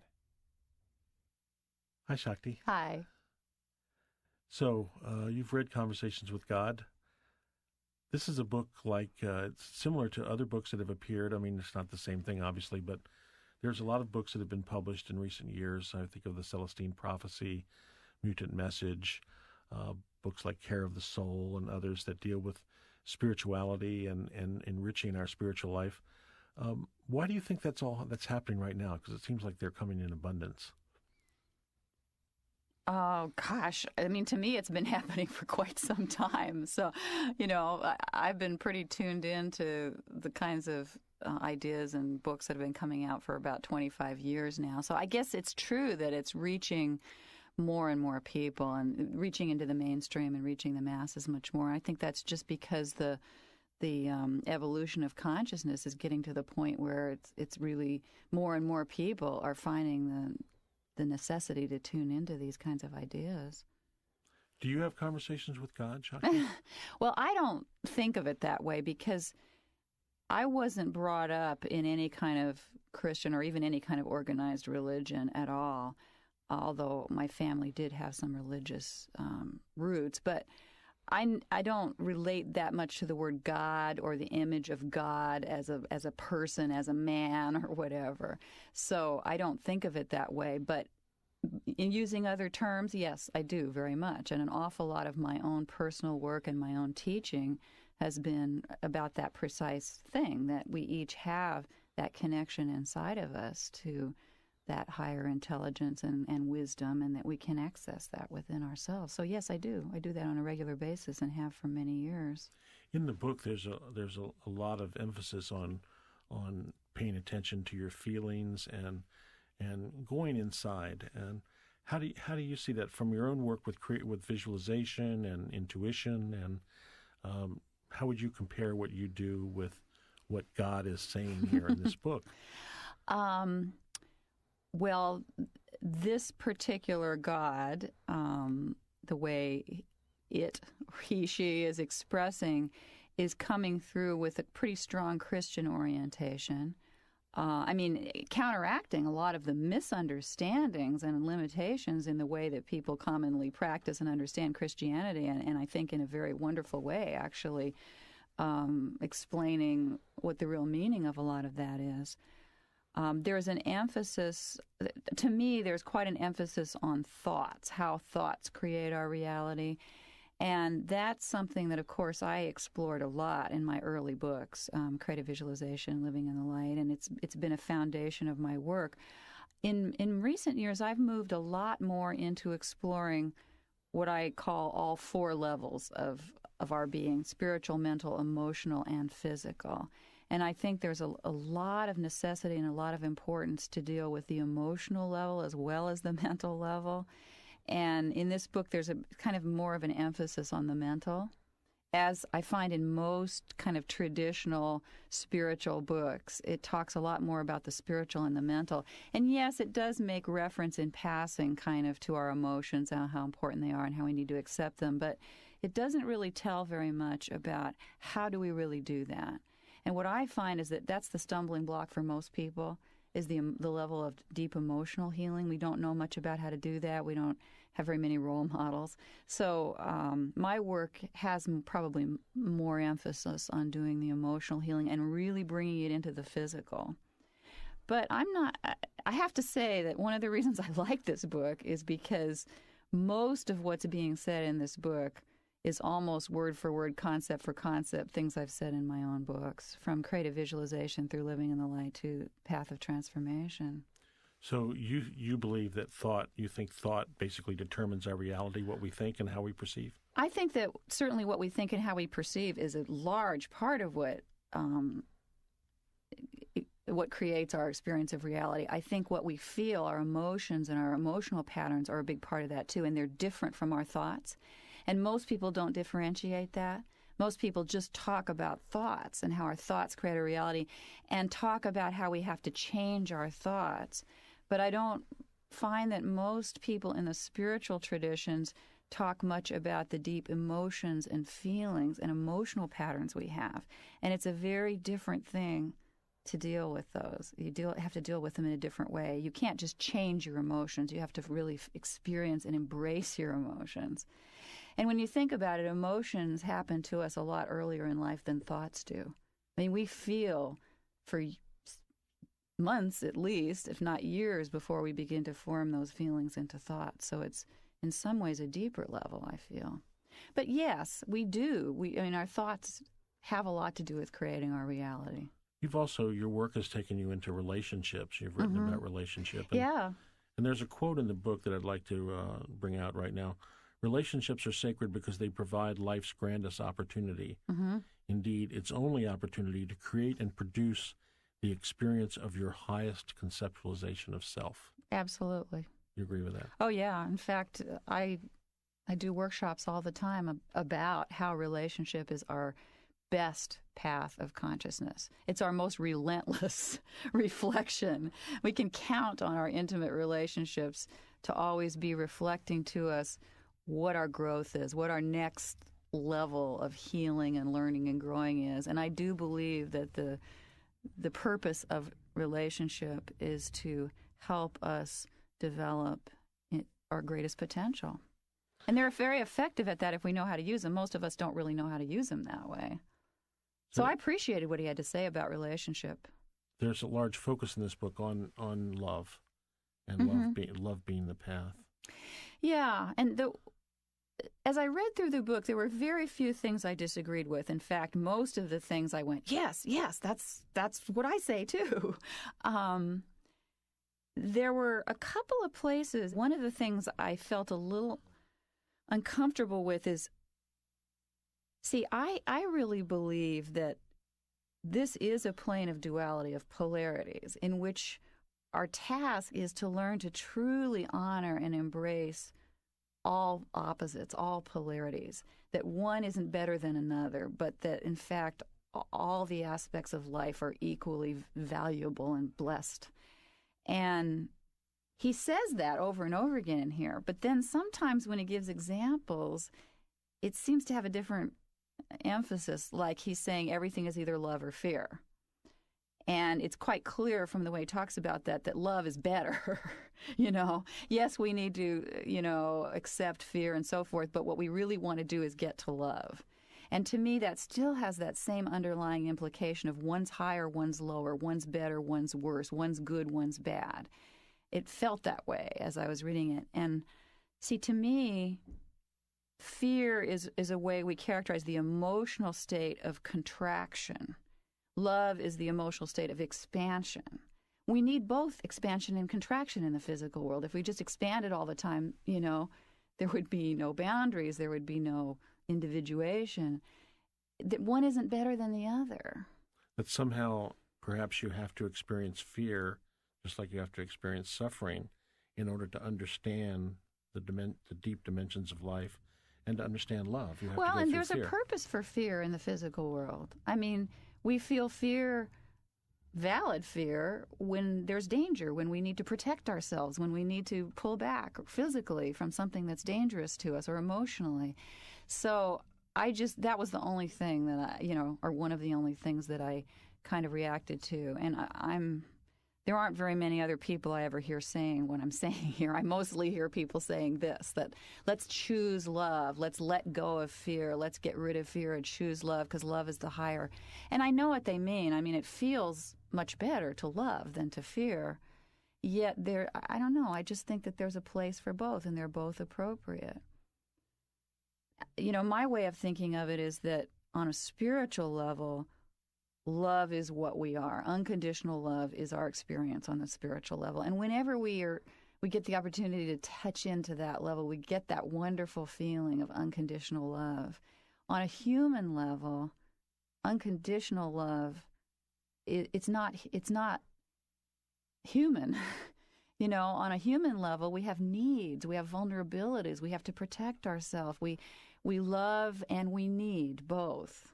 To have unconditional love, you have to have no needs. And on a human level, we do have needs. And I think being here, one of the reasons we've chosen to come here is to explore this dimension of humanness, of vulnerability, of having needs, of having emotions, of not being so perfect and so self-sufficient. Am I making sense? Yes. Uh-huh. So, I don't know. I'm just kind of a champion for not in any way implying that the human aspect is less than the spiritual. But really, they're both incredibly beautiful. And we're here, I think, at this point in our evolution to try to bring them together and have this experience in physical bodies on the earth of being human and being divine. How do you pray? Well, I don't usually think of it as praying, again, because I don't come from that kind of orientation, and that word was not something that I ever really related to. I think of it, but there's nothing wrong with it. It's just not a word that I particularly relate to. I meditate, and for me, meditation is really just sitting quietly and being with myself, with whatever's happening. If I happen to be in my mind with a lot of thoughts going on, just sort of allowing myself to be with that. And as I do that, often that starts to quiet down a little bit, and maybe I move into what I'm feeling emotionally, just becoming aware of that. And oftentimes then I can kind of drop down into what feels like a deeper place, a more core place, a more essence place, and just making contact with my own essence, which is also connected to the essence of life and God and, greater intelligence, whatever you want to call it. And then I often just I just open to receiving if there's any reminder or message or something that I need to be aware of, or if I have a question or a problem, I'll ask, what do I need to know about this, or what do I need to heal in this situation, and just pose the question. And if some kind of answer or insight comes to me, I take it, and oftentimes it doesn't right at that moment, but I know that by posing the question or asking for what I need, I'm creating the space for it to come to me either internally or oftentimes externally. So it's kind of a communion with that deeper wisdom that I feel is inside of me and in all of us. There's something in the book that deals with prayer about that prayer really is not prayer that don't come in supplication, but come already in gratitude for what you already have. Yeah, I think that's pretty powerful. I think come in any way that you want to, come however you feel to. Sometimes you feel like, I need help, or please. But that is kind of a disempowered place. And I think it's okay to be that way sometimes. It's like the universe can be our mother and father if that's what we need. But I agree that real powerful change and transformation comes from allowing yourself to really experience it the way you want it to be. And that's what my book, Creative Visualization, is really all about. And experiencing it with gratitude and appreciation. Yes. If you can muster that up, that's a good thing to do. In Conversations with God, did you resonate with the voice of God here? Did you resonate with it? Sounds like you did. Sounds like you resonated a lot with it. Yeah, I did. As I said, I feel like a lot of what was being said in maybe slightly different words are things that I find myself saying or that I've written a lot. Also, another part of the Conversation with God, there's this emphasis on living without expectation, acting without thought of the results. Not that we wouldn't think of the results at some point before we act, but that we're moving through life really coming from the deepest part of ourselves, from our passion, and we're expressing our beingness through that. Well, I love the passion part, and I do feel that the more you live your passion and follow your desires and honor your feelings and express who you are, the more clear you become. I get a little anxious about See, again, it's a kind of a very traditional spiritual approach to say, we need to live without expectation. That's wonderful. That's like being unconditionally loving and non-judgmental, and it's all a kind of a wonderful spiritual ideal. Everybody I know has a real hard time doing that. That's right. Including myself. Yeah. And those kinds of trying to live up to a spiritual ideal so often causes such a split in people. It puts us in conflict with ourselves. God, I want to be unconditionally loving and non-judgmental, but really I feel that I've, conditionally loving and judgmental a lot. What's wrong with me? Why can't I give this up? Why can't I be more like that? And there we are, judging ourselves, feeling bad about ourselves, feeling in conflict, which is the opposite of the way, the teaching is supposed to help us with. So my feeling is that, again, everything, all polarities are true. It's wonderful to have times where we can let go of expectations. It really is an incredible freedom when we can do it. It's wonderful to have those moments of unconditional love. It's wonderful to have those times of non-judgment. It's great to be looking at our judgments and see, where do they come from? Why do I have this? Can I let go? What's underneath it? But also to really love ourselves on the human side for the fact that we do have expectations. We do have judgments. it's all part of the human experience. And I think we can learn to work with them. I mean, ultimately, what he's saying is true. You can learn to work with them and work through them and let go more and more. But I don't know if it's a good idea to be trying to live up to that ideal, because that takes us out of our real experience. Well, at times it just reminds me during the book, Conversation with God, that sometimes the author apologizes or says, and God says, don't worry about it. Forgive yourself. It's okay. Move on. And so there's this constant theme that comes through, forgiving yourself. Yeah. We need to forgive ourselves more often. Absolutely. But, it's hard to forgive yourself when you've got a spiritual ideal that says you're, really. See, I do hear a little bit of this message in this book, and it's the only part that I don't really resonate with. And it's the part that I don't resonate with in most traditional spiritual writings or teachings from either the Eastern or the Western or the New Age tradition, where it's like, it's all being said, yes, we must accept all of it, and it's all wonderful. But at the same time, there seems to be this double message that's saying it's all wonderful, but this is better. If only we could be, self-sufficient and non-judgmental and not have expectations, then that would be even better, And that makes it hard to really accept fully what the human experience is. There's another aspect that comes up in what you're saying, and that is that in Conversations with God, God does say that and kind of repeating what Jesus said in the Gospel of Thomas, which was one of the later scriptures they found, the Nag Hammadi scriptures, where where's the kingdom, Lord? And he says, the kingdom's before you. It's right here before you. You just don't see it. And God in this conversation also says that that's true. Yes.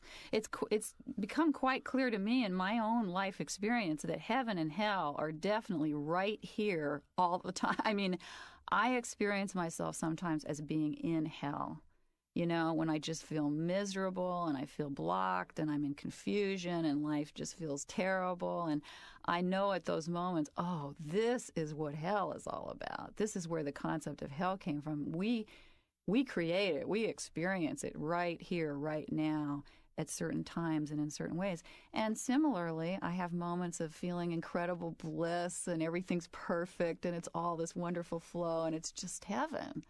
So yeah, it seems very clear to me that those are both aspects of our experience. Shakti, thanks for joining us today. Oh, my pleasure. And now, here is an exclusive interview conducted by Michael Toms with Neale Donald Walsch. Where were you in your life when you began writing Conversations with God? Were you at a low point? Can you go back and recreate that time for me? Well, I was in a very bad place, Michael. I was noticing that nothing really in my life was working. I was in a relationship that was very unrewarding, and I must say, through no fault of the marvelous lady who was sharing my life and in partnership with me at that time. I simply didn't know and hadn't learned through all the years of my life how to make relationship work, even with a person as wonderful as she. And that was depressing to me because I thought, gosh, if I can't make a relationship work with someone as really wonderful as this person, then with whom can I make relationship work? And likewise, my career was in a shambles. I was working all right. I wasn't out of work, but the work that I was doing had become, after 30 years, terribly unrewarding and not at all producing of happiness or joy or a feeling of fulfillment. Indeed, I used to think, am I going to be doing this when I'm 65? Am I going to actually retire out of this particular profession? And it did not seem to be the way that I always thought I would touch the world, nor the way that I thought that, for that matter, the world would touch me with its magnificence. I wasn't feeling that through my work.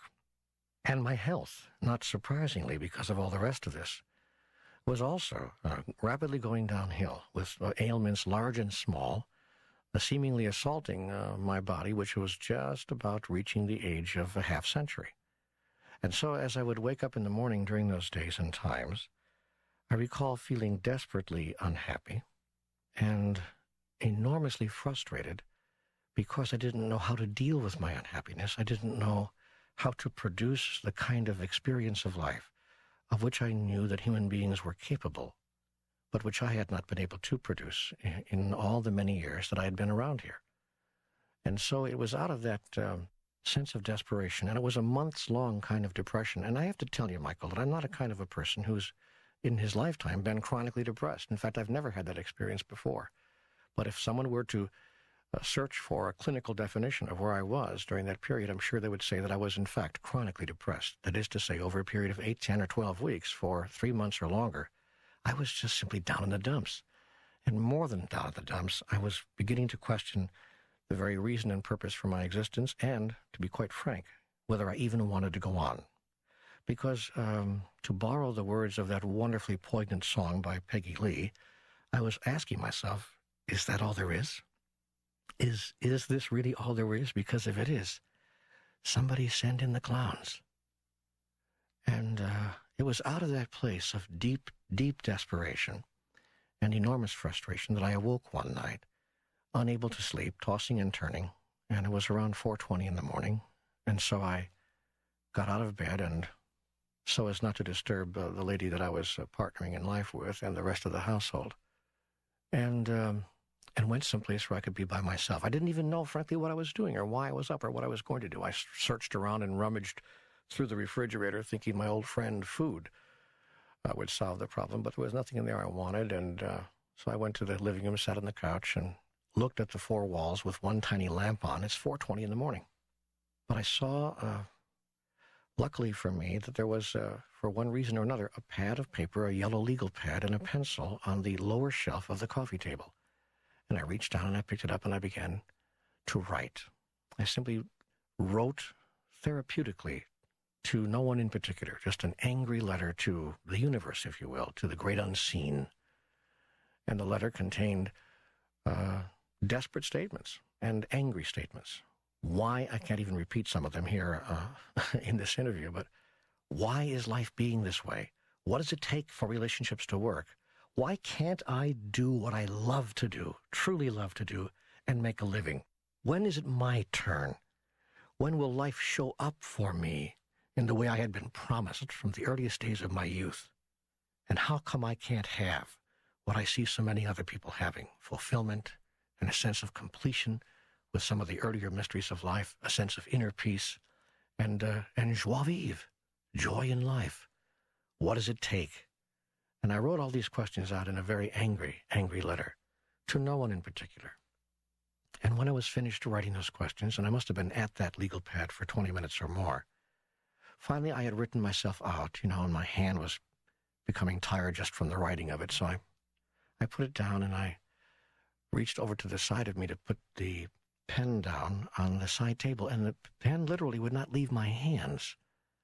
And my hand was drawn back to the legal pad. I picked it back up and I thought, I guess there's something more I want to write here. And I frankly didn't even know what I was going to write next. But as the pad hit the paper, words came to me silently in my head from what I could only describe as a voiceless voice.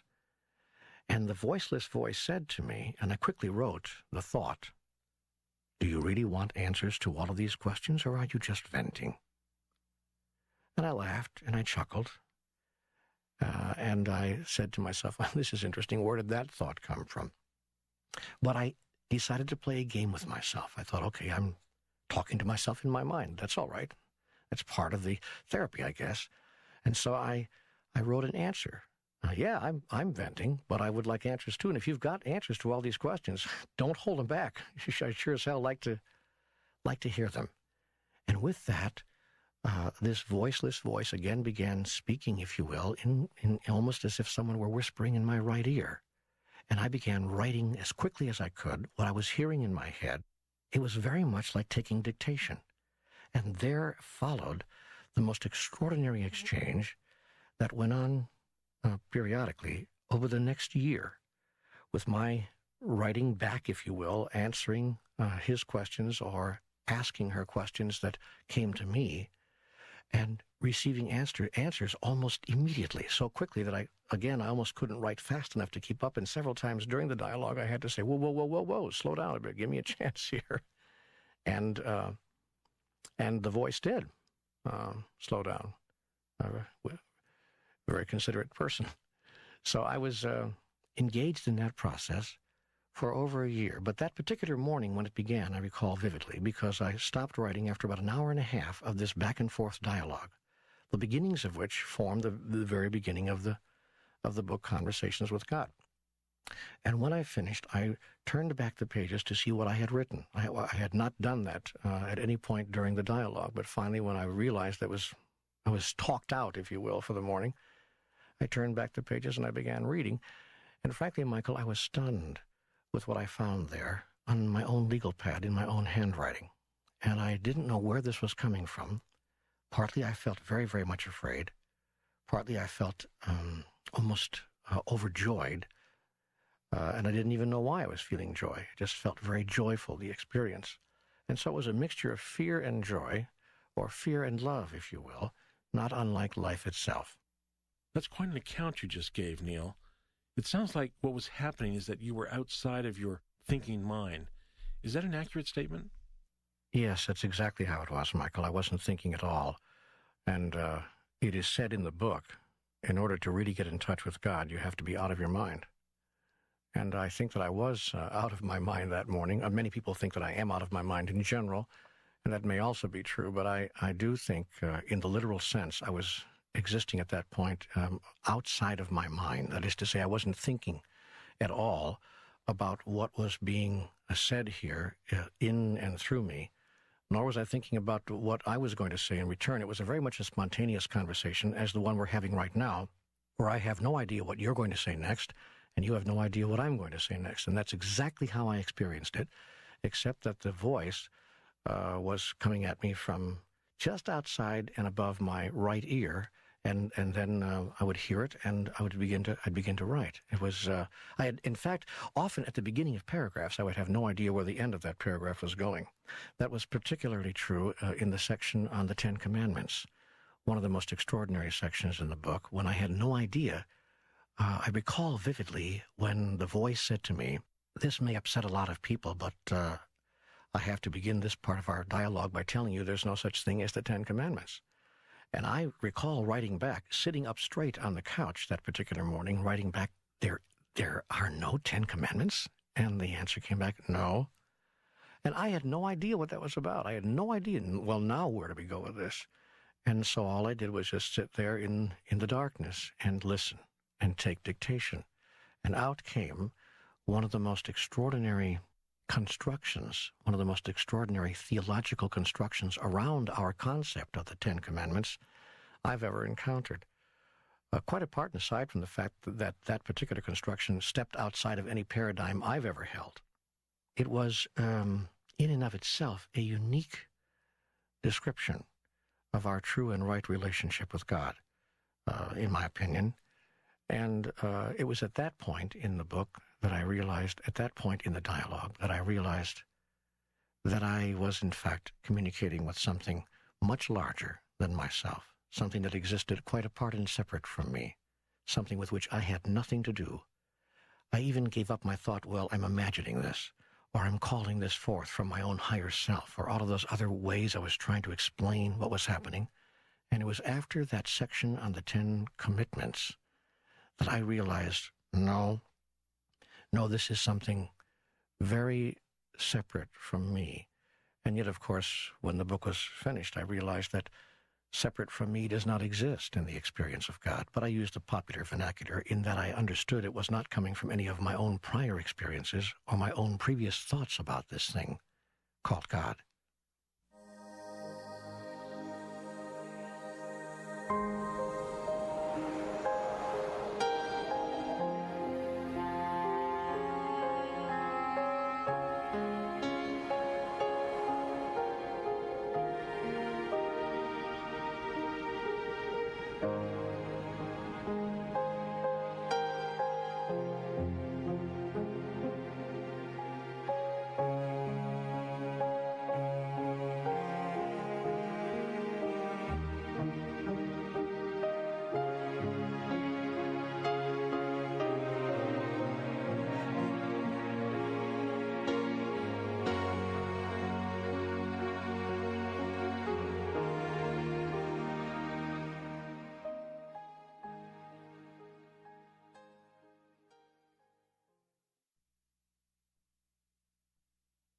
Many masters have been sent to the earth to demonstrate eternal truth. Others, such as John the Baptist, have been sent as messengers, telling of the truth in glowing terms, speaking of God with unmistakable clarity. These special messengers have been gifted with extraordinary insight and the very special power to see and receive eternal truth, plus the ability to communicate complex concepts in ways that can and will be understood by the masses. You are such a messenger. I am? Yes. You believe this? Well, it's such a difficult thing to accept. I mean, all of us want to be special. All of you are special. And the ego gets in there, at least with me it does, and tries to make me feel somehow chosen for an amazing assignment. I have to fight that ego all the time, seek to purify and repurify my every thought, word, and deed so as to keep personal aggrandizement out of it. So it's very difficult to hear you say what you're saying because I'm aware that it plays to my ego, and I've spent my whole life fighting my ego. I know you have, and sometimes not too successfully. I am chagrined to have to agree. Yet always when it has come to God, you have let the ego drop. Many is the night you have begged and pleaded for clarity, beseeched the heavens for insight, not so that you could enrich yourself or heap honor upon yourself, but out of the deep purity of a simple yearning to know. Yes. And you have promised me over and over again that should you be caused to know, you would spend the rest of your life, every waking moment, sharing eternal truth with others. Not out of a need to gain glory, but out of your heart's deepest desire to end the pain and suffering of others, to bring joy and gladness, and help and healing, to reconnect others with the sense of partnership with God you have always experienced. Yes, yes. And so I have chosen you to be my messenger. You and many others. For now, during these times immediately ahead, the world will need many trumpets to sound the clarion call. The world will need many voices to speak the words of truth and healing for which millions long. The world will need many hearts joined together in the work of the soul, prepared to do the work of God. Can you honestly claim that you are not aware of this? No. Can you honestly deny that this is why you came? No. Are you ready then with this dialogue to decide and to declare your own eternal truth, and to announce and articulate the glory of mine? Must I include these last few exchanges? You don't have to do anything. Remember, in our relationship, you have no obligation, only opportunity. Is this not the opportunity for which you have waited all your life?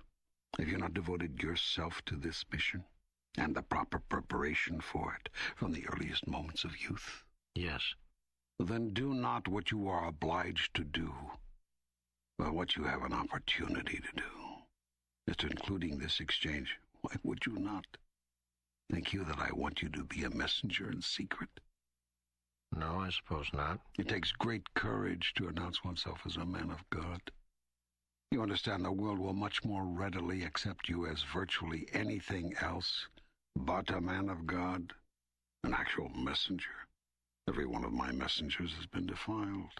Far from gaining glory, they've gained nothing but heartache. Are you willing? Does your heart ache to tell the truth about me?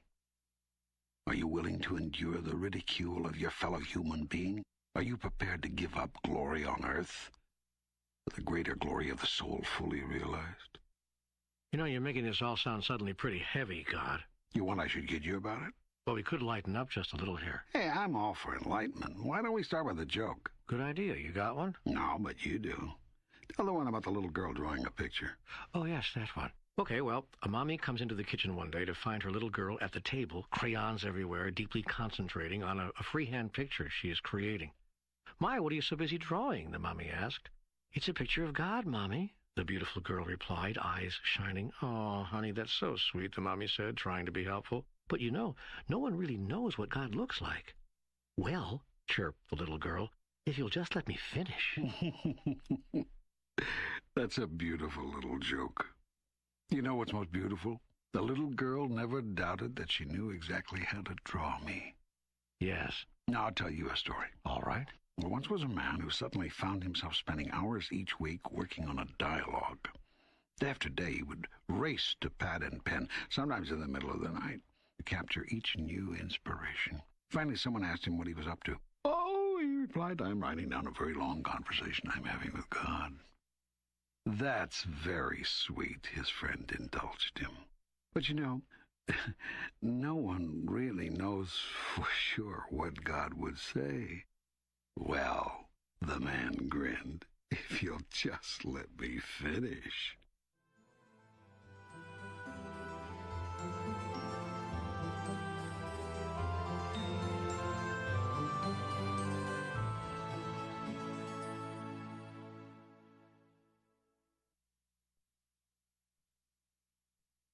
Business, but it's the most challenging thing you'll ever do in your life. In fact, you may never get there. Few people do, not in one lifetime, not in many. So why try? Why enter the fray? Who needs it? Why not simply play life as if it were what it apparently is anyway, a simple exercise in meaninglessness, leading to nowhere in particular? A game you can't lose no matter how you play, a process that leads to the same result ultimately for everyone. You say there's no hell, there's no punishment, there's no way to lose, so why bother trying to win? What's the incentive, given how difficult it is to get where you say we're trying to go? Why not take our good-natured time and just relax about all this God stuff and being who you really are? My, we are frustrated, aren't we? Well, I get tired of trying, only to have you come in here and tell me how hard it's all going to be and how only 1 in a million makes it anyway. Yes, I see that you do. Let me see if I can help. First, I'd like to point out that you already have taken your good-natured time about it. Do you think this is your first attempt at this? I have no idea. It doesn't seem as if you've been here before. Well, sometimes. Well, you have. Many times. How many times? Many times. That's supposed to encourage me? It's supposed to inspire you. How so? First, it takes the worry out of it. Brings in the can't-fail element you just talked about. It assures you that the intention is for you not to fail, that you'll get as many chances as you want and need. You can come back again and again and again. If you do get to the next step, if you evolve to the next level, it's because you want to, not because you have to. You don't have to do anything. If you enjoy life at this level, if you feel that this is the ultimate for you, you can have this experience over and over and over again. In fact, you have had it over and over again for exactly that reason. You love the drama. You love the pain. You love the not knowing, the mystery, the suspense. You love it all. That's why you're here. Are you kidding me? Would I kid you about a thing like that? I don't know. I don't know what God kids about. Not about this. This is too close to the truth, too close to ultimate knowing. I never kid about how it is. Too many people have played with your mind about that. I'm not here to get you more mixed up. I'm here to help you get things clarified. So clarify. You're telling me I'm here because I want to be? Of course, yes. I choose to be? Yes. And I've made that choice many times? Many. How many? Here we go again. You want an exact count? Just give me a ballpark estimate, huh? I mean, are we talking about handfuls here or dozens? Hundreds. Hundreds? I've lived hundreds of lives? Yes. And this is as far as I've gotten? This is quite some distance, actually. Oh, it is it? Absolutely. Why, in past lives, you've actually killed people. What's wrong with that? You said yourself that sometimes war is necessary to end evil. We're going to have to elaborate on that, because I can see that statement being used and misused, just as you're doing now, to try to make all sorts of points or rationalize all sorts of insanity. By the highest standards I have observed humans devise, killing can never be justified as a means of expressing anger, releasing hostility, righting a wrong, or punishing an offender. The statement that war is sometimes necessary to end evil stands true, for you have made it so. You determine in the creation of self, the respect for all human life is and must be a high prime value. I am pleased with your decision, because I did not create life that it may be destroyed. It is respect for life which sometimes makes war necessary. For it is through war against immediate impending evil, it is through defense against immediate threat to another life, that you make a statement of who you are in relationship to that. You have a right under highest moral law. Indeed, you have an obligation under that law to stop aggression on the person of another or yourself. This does not mean that killing as a punishment is appropriate, nor as retribution, nor as a means of settling petty differences. In your past, you have killed in personal duels over the affection of a woman, for heaven's sake, and called this protecting your honor, when it was all honor you were losing. It is absurd to use deadly force as an argument solver. Many humans are still using force, killing force, to solve ridiculous arguments even today. Reaching to the height of hypocrisy, some humans even kill in the name of God, and that is the highest blasphemy, for it does not speak of who you are. Then there is something wrong with killing. Let's back up.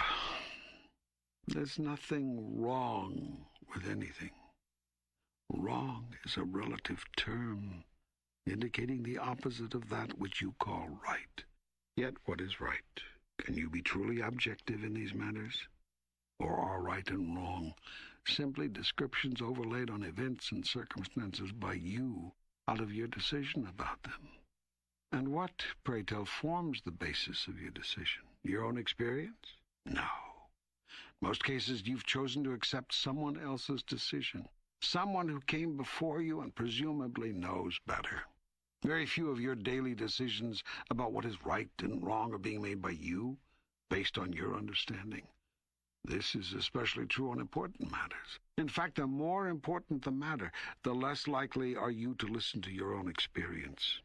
The more ready you seem to be to make someone else's ideas your own.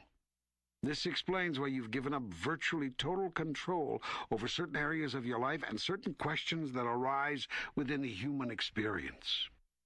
These areas and questions very often include the subjects most vital to your soul: the nature of God, the nature of true morality, the question of ultimate reality, the issues of life and death surrounding war, medicine, abortion, euthanasia, the whole sum and substance of personal values, structures, judgments. These most of you have abrogated, assigned to others. You don't want to make your own decisions about them. Someone else decide, I'll go along, you shout. Someone else just tell me what's right and wrong.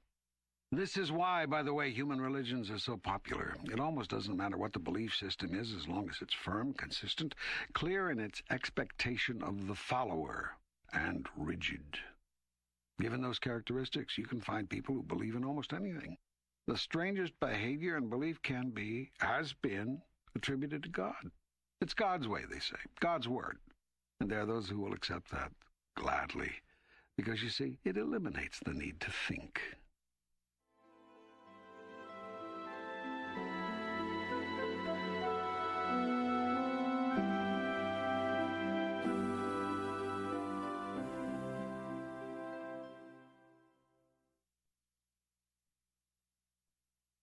Now let's think about killing. Can there ever be a justifiable reason for killing anything? Think about it.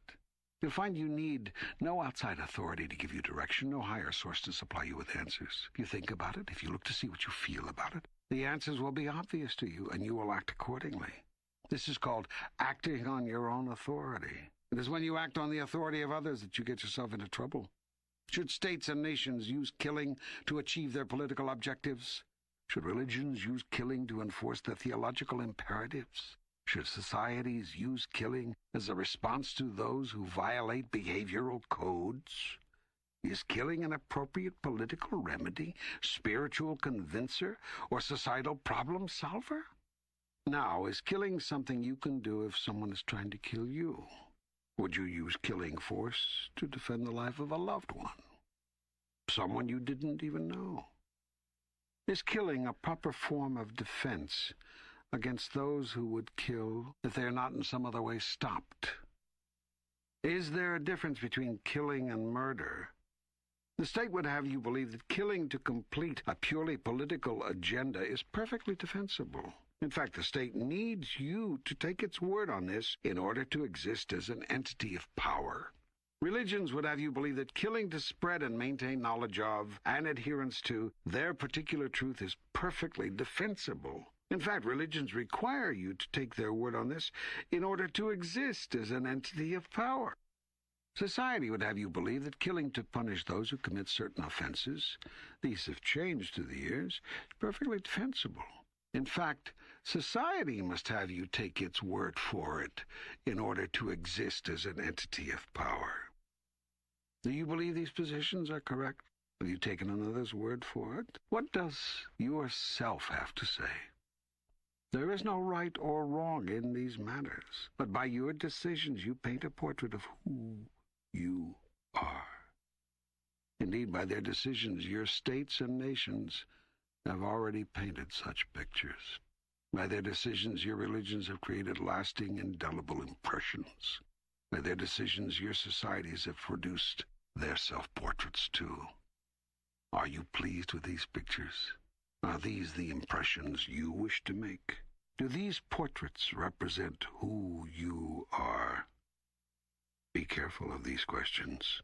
They may require you to think. Thinking is hard. Making value judgments is difficult.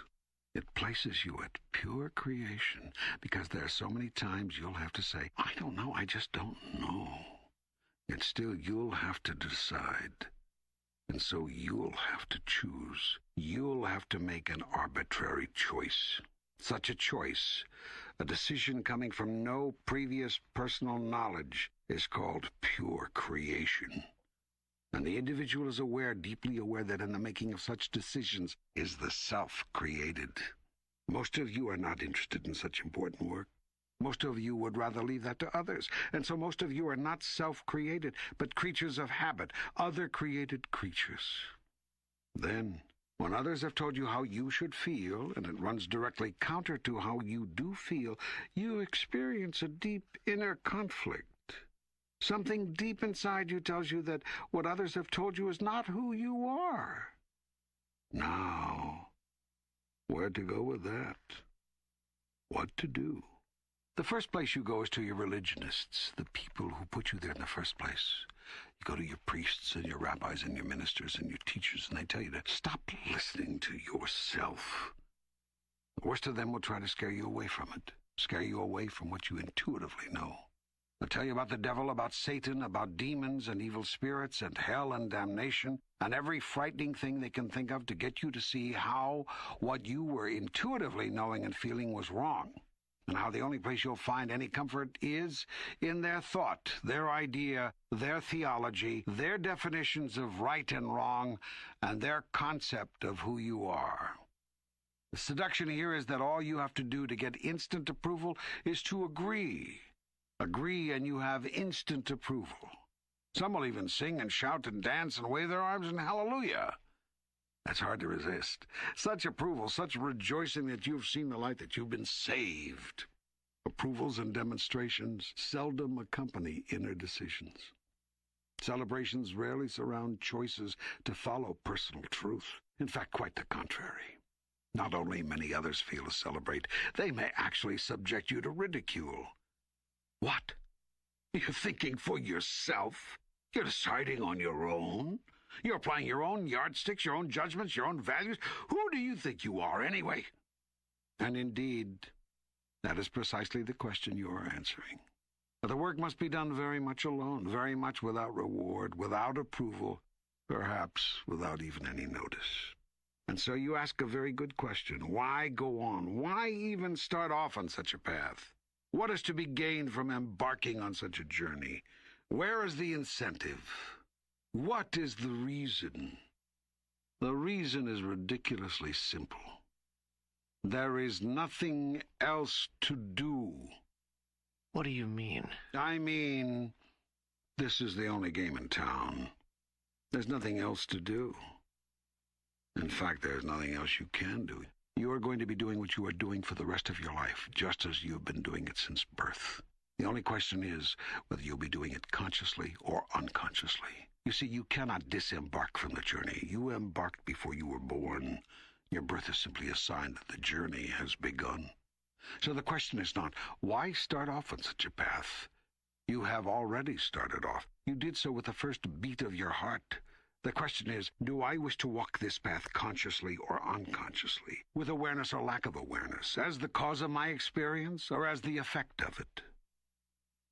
For most of your life, you've lived at the effect of your experiences. Now you're invited to be the cause of them.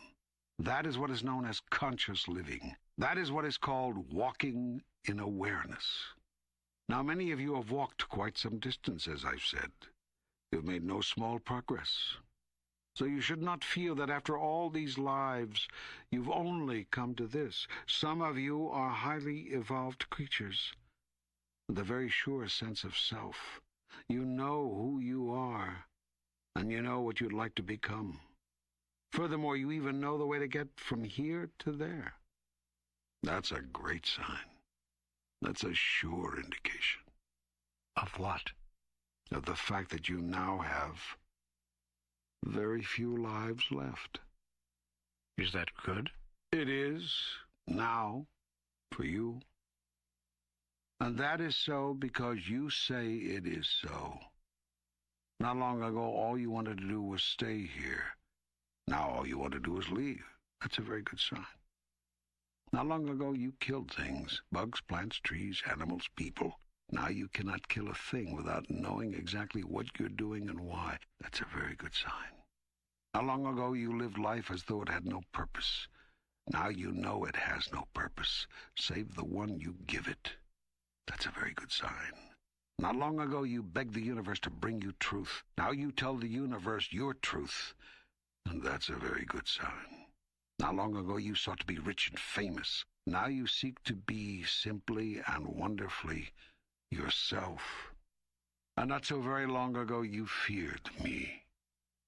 Now you love me. Enough to call me your equal. All of these are very, very good signs. Well, gosh, you make me feel so good. You should feel good. Anybody who uses gosh in a sentence can't be all bad. You really do have a sense of humor, don't you? I invented humor. Yes, you've made that point. Okay, so the reason for going on is that there's nothing else to do. This is what's happening here. Precisely. Then may I ask you, does it at least get any easier? Oh, my darling friend. It is so much easier for you now than it was 3 lifetimes ago. I can't even tell you. Yes, it does get easier. The more you remember, the more you are able to experience, the more you know, so to speak. The more you know, the more you remember. It is a circle. So yes, it gets easier, it gets better, it becomes even more joyful. But remember, none of it has been exactly a drudge. I mean, you've loved all of it, every last minute. Oh, it's delicious, this thing called life. It's a scrumptious experience, now? Well, yes, I suppose. You suppose? How much more scrumptious could I have made it? Are you not being allowed to experience everything? The tears, the joy, the pain, the gladness, the exaltation, the massive depression, the win, the lose, the draw? What more is there? A little less pain, perhaps. Less pain without more wisdom defeats your purpose. Does not allow you to experience infinite joy, which is what I am. Be patient. You are gaining wisdom, and your joys are now increasingly available without pain. That, too, is a very good sign. You are learning, remembering how, to love without pain, to let go without pain, to create without pain, to even cry without pain. Yes, you're even able to have your pain without pain, if you know what I mean. I think I do. I'm enjoying even my own life dramas more. I can stand back and see them for what they are, even laugh. And you don't call this growth? I suppose I do. So then keep on growing, my son. Keep on becoming, and keep on deciding what you want to become in the next highest version of yourself. Keep on working toward that. Keep on. Keep on. This is God work we're up to, you and I. So keep on.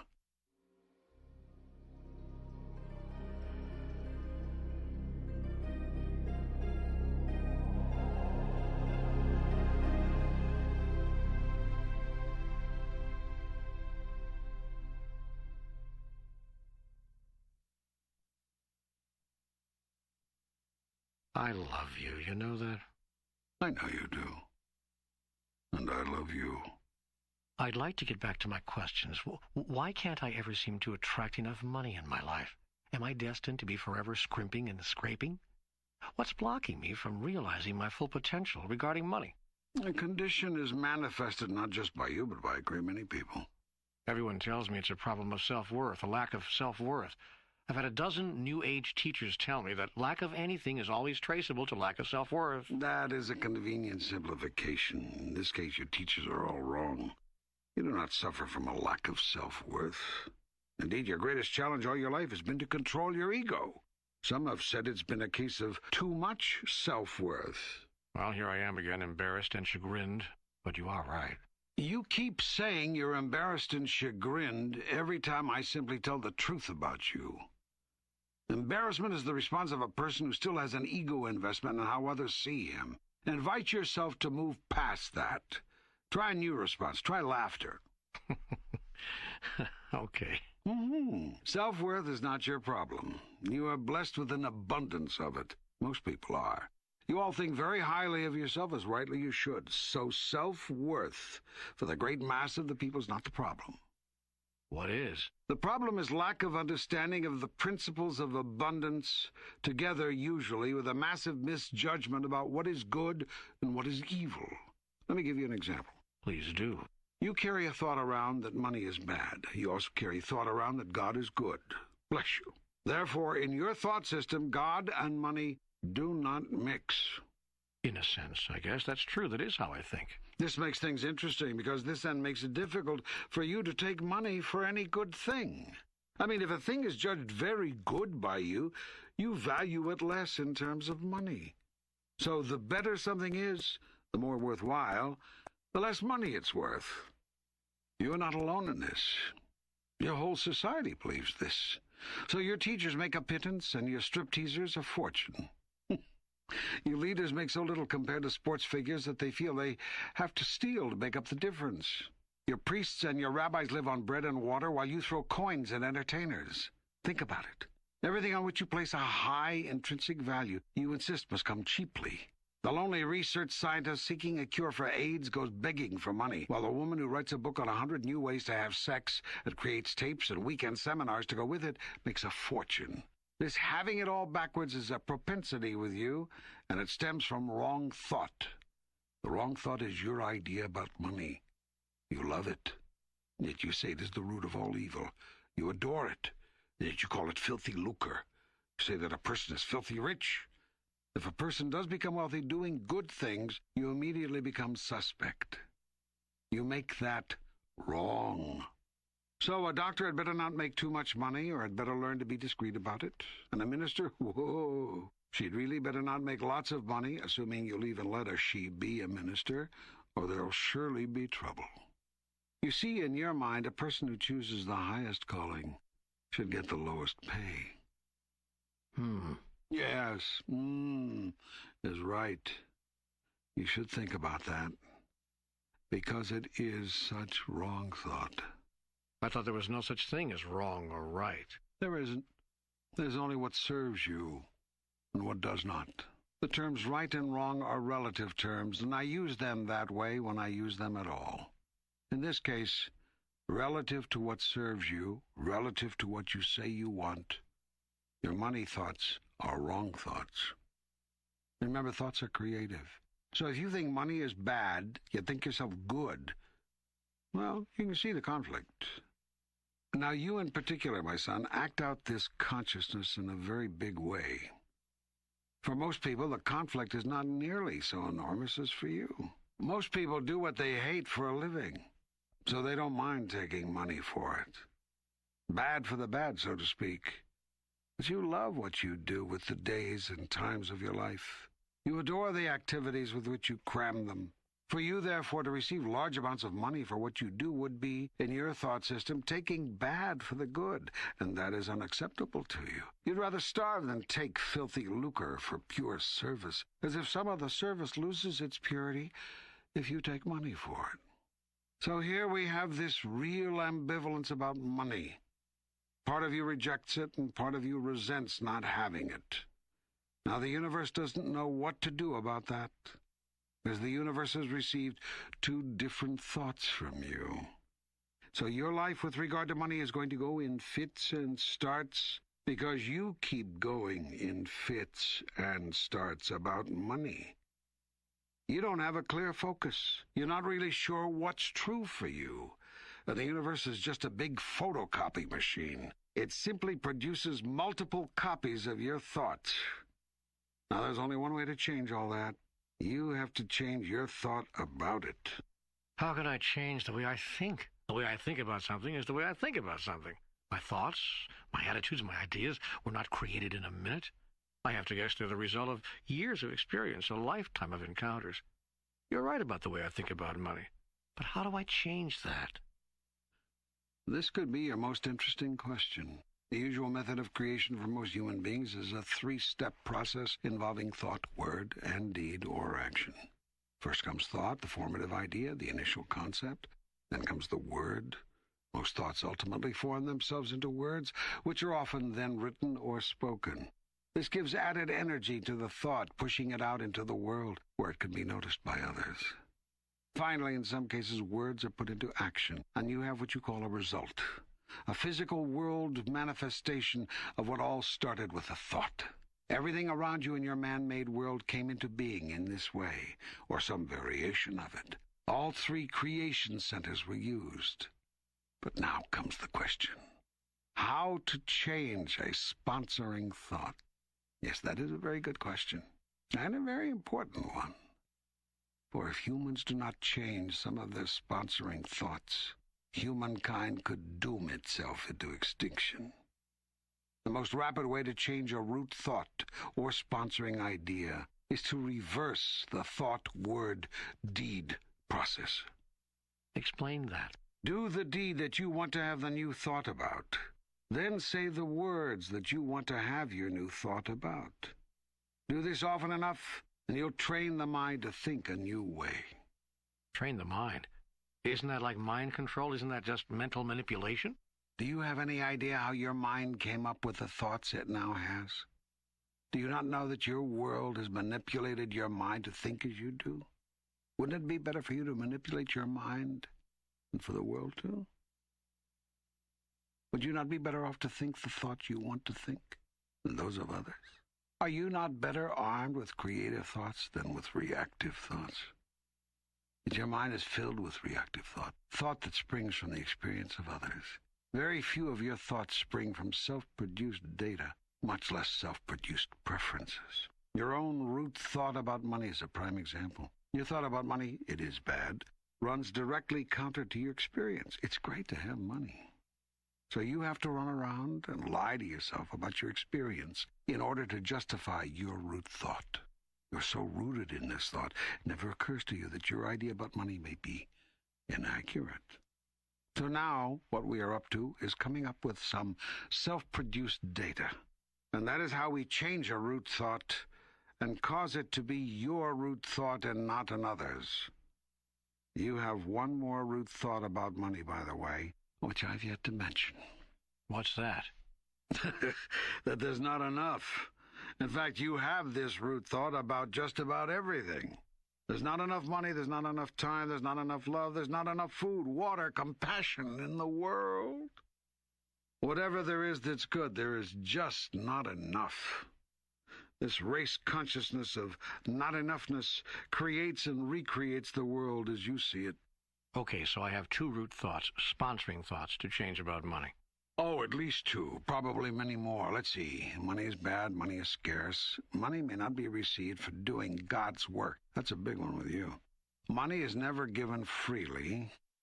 Money doesn't grow on trees, when in fact it does. Money corrupts. I see, I get it. I've got a lot of work to do. Oh, yes, you do. If you're not happy with your present money situation, on the other hand, it's important to understand that you're unhappy with your present money situation because you're unhappy with your present money situation. You know, sometimes you're hard to follow. Sometimes you're hard to lead. Say, listen, you're the God here. Why don't you make it easy to understand? I have made it easy to understand. Then why don't you just cause me to understand if that's what you truly want? I truly want what you truly want. Nothing different, nothing more. Don't you see that that is my greatest gift to you? If I wanted for you something other than what you want for you, and then went so far as to cause you to have it, where's your free choice? How can you be a creative being if I am dictating what you shall be, do, and have? My joy is in your freedom, not your compliance. Okay. Okay, what did you mean, I'm unhappy with my money situation because I'm unhappy with my money situation? You are what you think you are. It's a vicious circle when the thought is a negative one. You've got to find a way to break out of the circle. So much of your present experience is based on your previous thought. Thought leads to experience, which leads to thought, which leads to experience. This can produce constant joy when the sponsoring thought is joyous. It can and does produce continual hell when the sponsoring thought is hellacious. The trick is to change sponsoring thought. I was about to illustrate how to do this. Go. Thank you. The first thing to do is reverse the thought-word-deed paradigm. You remember the old adage, think before you act? Yes? Well, forget it. If you want to change a root thought, you have to act before you think. For example, you're walking down the street and come across an old lady begging for quarters. You realize she's a bag lady, just living day to day. You instantly know that as little money as you have, you surely have enough to share with her. Your first impulse is to give her some change. There's even a part of you that's ready to reach in your pocket for a little folding money, a 1 or even a 5. What the heck? Make it a grand moment for her. Light her up. Then thought comes in. What? Are you crazy? We've only got $7 to get us through the day. You want to give her a 5? So you start fumbling around for that 1. Thought again. Hey, come on. You don't have that many of these that you can just give them away. Give us some coins, for heaven's sake. Let's get out of here. Quickly, you reach into the other pocket to try to come up with some quarters. Your fingers feel only nickels and dimes. You're embarrassed. Here you are, fully clothed, fully fed, and you're going to nickel and dime this poor woman who has nothing? You try in vain to find a quarter or two. Oh, there's one, deep in the fold of your pocket. But by now you've walked past her, smiling wanly, and it's too late to go back. She gets nothing. You get nothing either. Instead of the joy of knowing your abundance and sharing, you now feel as poor as the woman. Why did you just give her the paper money? It was your first impulse, but your thought got in the way. Next time, decide to act before you think. Give the money. Go ahead. You've got it. There's more where that came from. That's the only thought which separates you from the bag lady. You're clear there's more where that came from, and she doesn't know that. When you want to change a root thought, act in accordance with the new idea you have. But you must act quickly, or your mind will kill the idea before you know it. I mean that literally. The idea of the new truth will be dead in you before you've had a chance to know it. So act quickly when the opportunity arises, and if you do this often enough, your mind will soon get the idea. It will be your new thought. Oh, I just got something. Is that what's meant by the New Thought movement? If not, it should be. New thought is your only chance. It's your only real opportunity to evolve, to grow, to truly become who you really are. Your mind is right now filled with old thoughts. Not only old thoughts, but mostly someone else's old thoughts. It's important now, it's time now to change your mind about some things. This is what evolution is all about.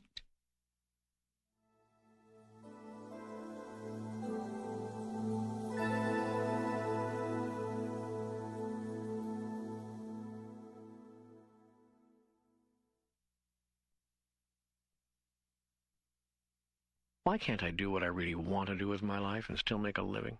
What? You mean you actually want to have fun in your life and still earn your keep? Brother, are you dreaming? What? I'm only kidding. Just doing a little mind reading, that's all. You see, that's been your thought about it. Well, it's been my experience. Yes, well, we've been all through this a number of times. The people who make a living doing what they love are the people who insist on doing so. They don't give up. They never give in. They dare life not to let them do what they love. But there's another element that must be brought up, because this is the missing element in most people's understanding when it comes to life work. What's that? There's a difference between being and doing, and most people have placed their emphasis on the latter. Shouldn't they? There's no should or should not involved. There's only what you choose and how you can have it. If you choose peace and joy and love, you won't get much of it through what you're doing. If you choose happiness and contentment, you'll find little of that on the path of doingness. If you choose reunion with God, supreme knowing, deep understanding, endless compassion, total awareness, absolute fulfillment, you won't achieve much of that out of what you're doing. In other words, if you choose evolution, the evolution of your soul, you won't produce that by the worldly activities of your body. Doing is a function of the body. Being is a function of the soul. The body is always doing something.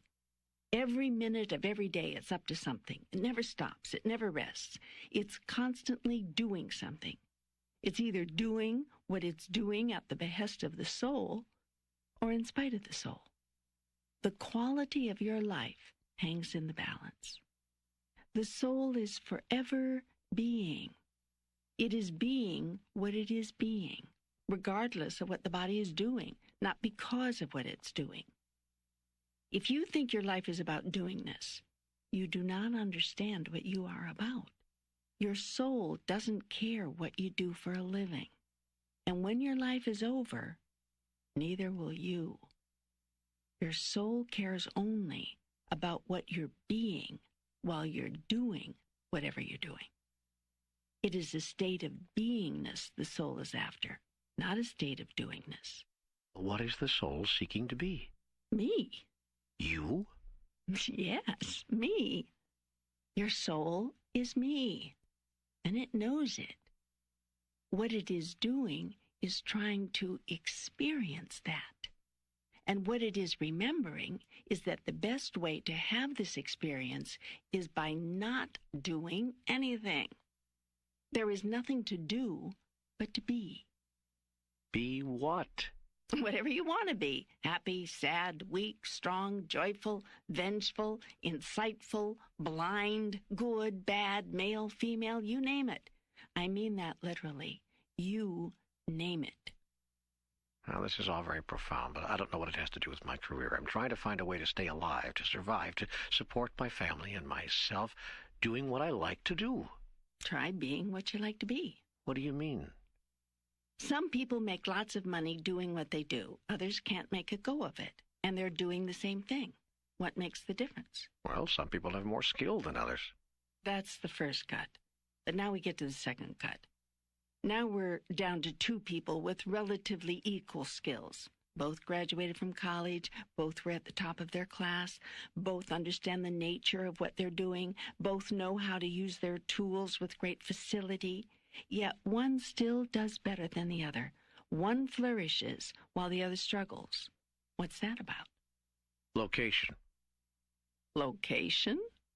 Well, somebody once told me there are only three things to consider when starting a new business: location, location, and location. In other words, not what are you going to do, but where are you going to be? Exactly. That sounds like the answer to my question as well. The soul is concerned only with where you are going to be. Are you going to be in a place called fear or in a place called love? Where are you? And where are you coming from as you encounter life? Now, in the example of the two equally qualified workers, one is successful and the other is not. Not because of anything either is doing, but because of what both are being. One person is being open, friendly, caring, helpful, considerate, cheerful, confident, even joyful in her work, while the other is being closed, distant, uncaring, inconsiderate, grumpy, even resentful of what she is doing. Now, suppose you were to select even loftier states of beingness. Suppose you were to select goodness, mercy, compassion, understanding, forgiveness, love. What if you were to select godliness? What then would be your experience? I tell you this, beingness attracts beingness and produces experience. You are not on this planet to produce anything with your body. You are on this planet to produce something with your soul. Your body is simply and merely the tool of your soul. Your mind is the power that makes the body go. So what you have here is a power tool used in the creation of the soul's desire. What is the soul's desire? Indeed, what is it? I don't know. I'm asking you. I don't know. I'm asking you. This could go on forever. It has. Wait a minute. A moment ago, you said the soul is seeking to be you. So it is. Well, then that's the soul's desire. In the broadest sense, yes. But this me it is seeking to be is very complex, very multidimensional, multisensual, multifaceted. There are a million aspects to me, a billion, a trillion, you see? There is the profane and the profound, the lesser and the larger, the hollow and the holy, the ghastly and the godly. You see? Yes, I do see. The up and the down, the left and the right, the here and the there, the before and the after, the good and the bad. Precisely. I am the Alpha and the Omega. That was not just a pretty saying or a nifty concept. That was truth expressed. So, in seeking to be me, the soul has a grand job ahead of it, an enormous menu of beingness from which to choose. And that is what it is doing in this moment, now. Choosing states of being. Yes.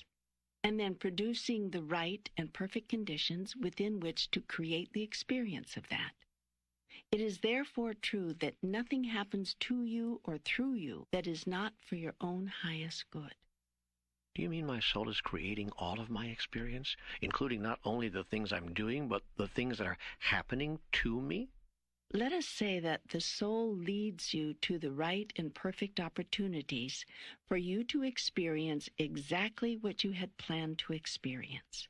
What you actually experience is up to you. It could be what you plan to experience, or it could be something else, depending upon what you choose. Well, why would I choose something I don't want to experience? I don't know. Why would you? Do you mean that sometimes the soul wishes one thing and the body or the mind wishes another? What do you think? But how can the body or the mind overrule the soul? Doesn't the soul always get what it wants? The spirit of you seeks in the largest sense that grand moment when you have conscious awareness of its wishes and join in joyful oneness with them. But the spirit will never, ever force its desire on the present conscious physical part of you.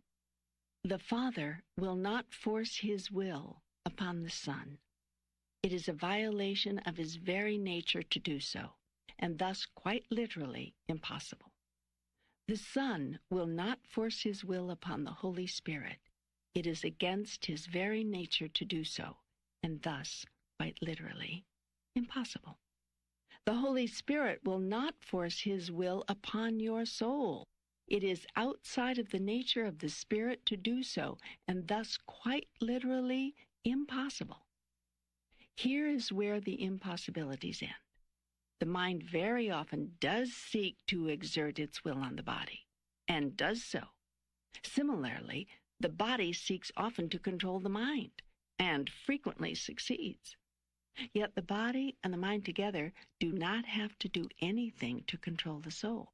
For the soul is completely without need, unlike the body and the mind, which are shackled with it, and so always allows the body and the mind to have their way all the time. Indeed, the soul would have it no other way. For if the entity, which is you, is to create, and thus know who it really is, it must be through an act of conscious volition, not an act of unconscious obedience. Obedience is not creation, and thus can never produce salvation. Obedience is a response, while creation is pure choice, undictated, unrequired. Pure choice produces salvation through the pure creation of highest idea in this moment, now. The function of the soul is to indicate its desire, not impose it. The function of the mind is to choose from its alternatives. The function of the body is to act out that choice. When body, mind, and soul create together in harmony and in unity, God is made flesh. Then does the soul know itself in its own experience. Then do the heavens rejoice. Right now, in this moment, your soul has again created opportunity for you to be, do, and have what it takes to know who you really are. Your soul has brought you to the words you are listening to right now, as it has brought you to words of wisdom and truth before. What will you do now? What will you choose to be? Your soul waits and watches with interest, as it has many times before. Do I understand you to say that it is out of the state of beingness I select my worldly success? I'm still trying to talk about my career here, and how that'll be determined? I'm not concerned about your worldly success, only you are. It's true that when you achieve certain states of being over a long period of time, success in what you are doing in the world is very difficult to avoid, yet you are not to worry about making a living. True masters are those who have chosen to make a life rather than a living. From certain states of being will spring a life so rich, so full, so magnificent, and so rewarding that worldly goods and worldly success will be of no concern to you. Life's irony is that as soon as worldly goods and worldly success are of no concern to you, the way is open for them to flow to you. Remember, you cannot have what you want, but you may experience whatever you have. I can't have what I want? No. I thought you've been telling me that I could have whatever I want. As you think, as you believe, so shall it be done unto you, and all that. The two statements are not inconsistent with each other? They aren't. They sure as hell feel inconsistent to me. That's because you lack understanding. Well, I admit that. That's why I'm talking with you. I will then explain. You cannot have anything you want. The very act of wanting something pushes it away from you. You're losing me fast. Fight to keep up. I'll go over it again in greater detail. Try to stay with it now. Let's go back to a point you do understand. Thought is creative, okay? Okay. Word is creative, got it? Got it. Action is creative.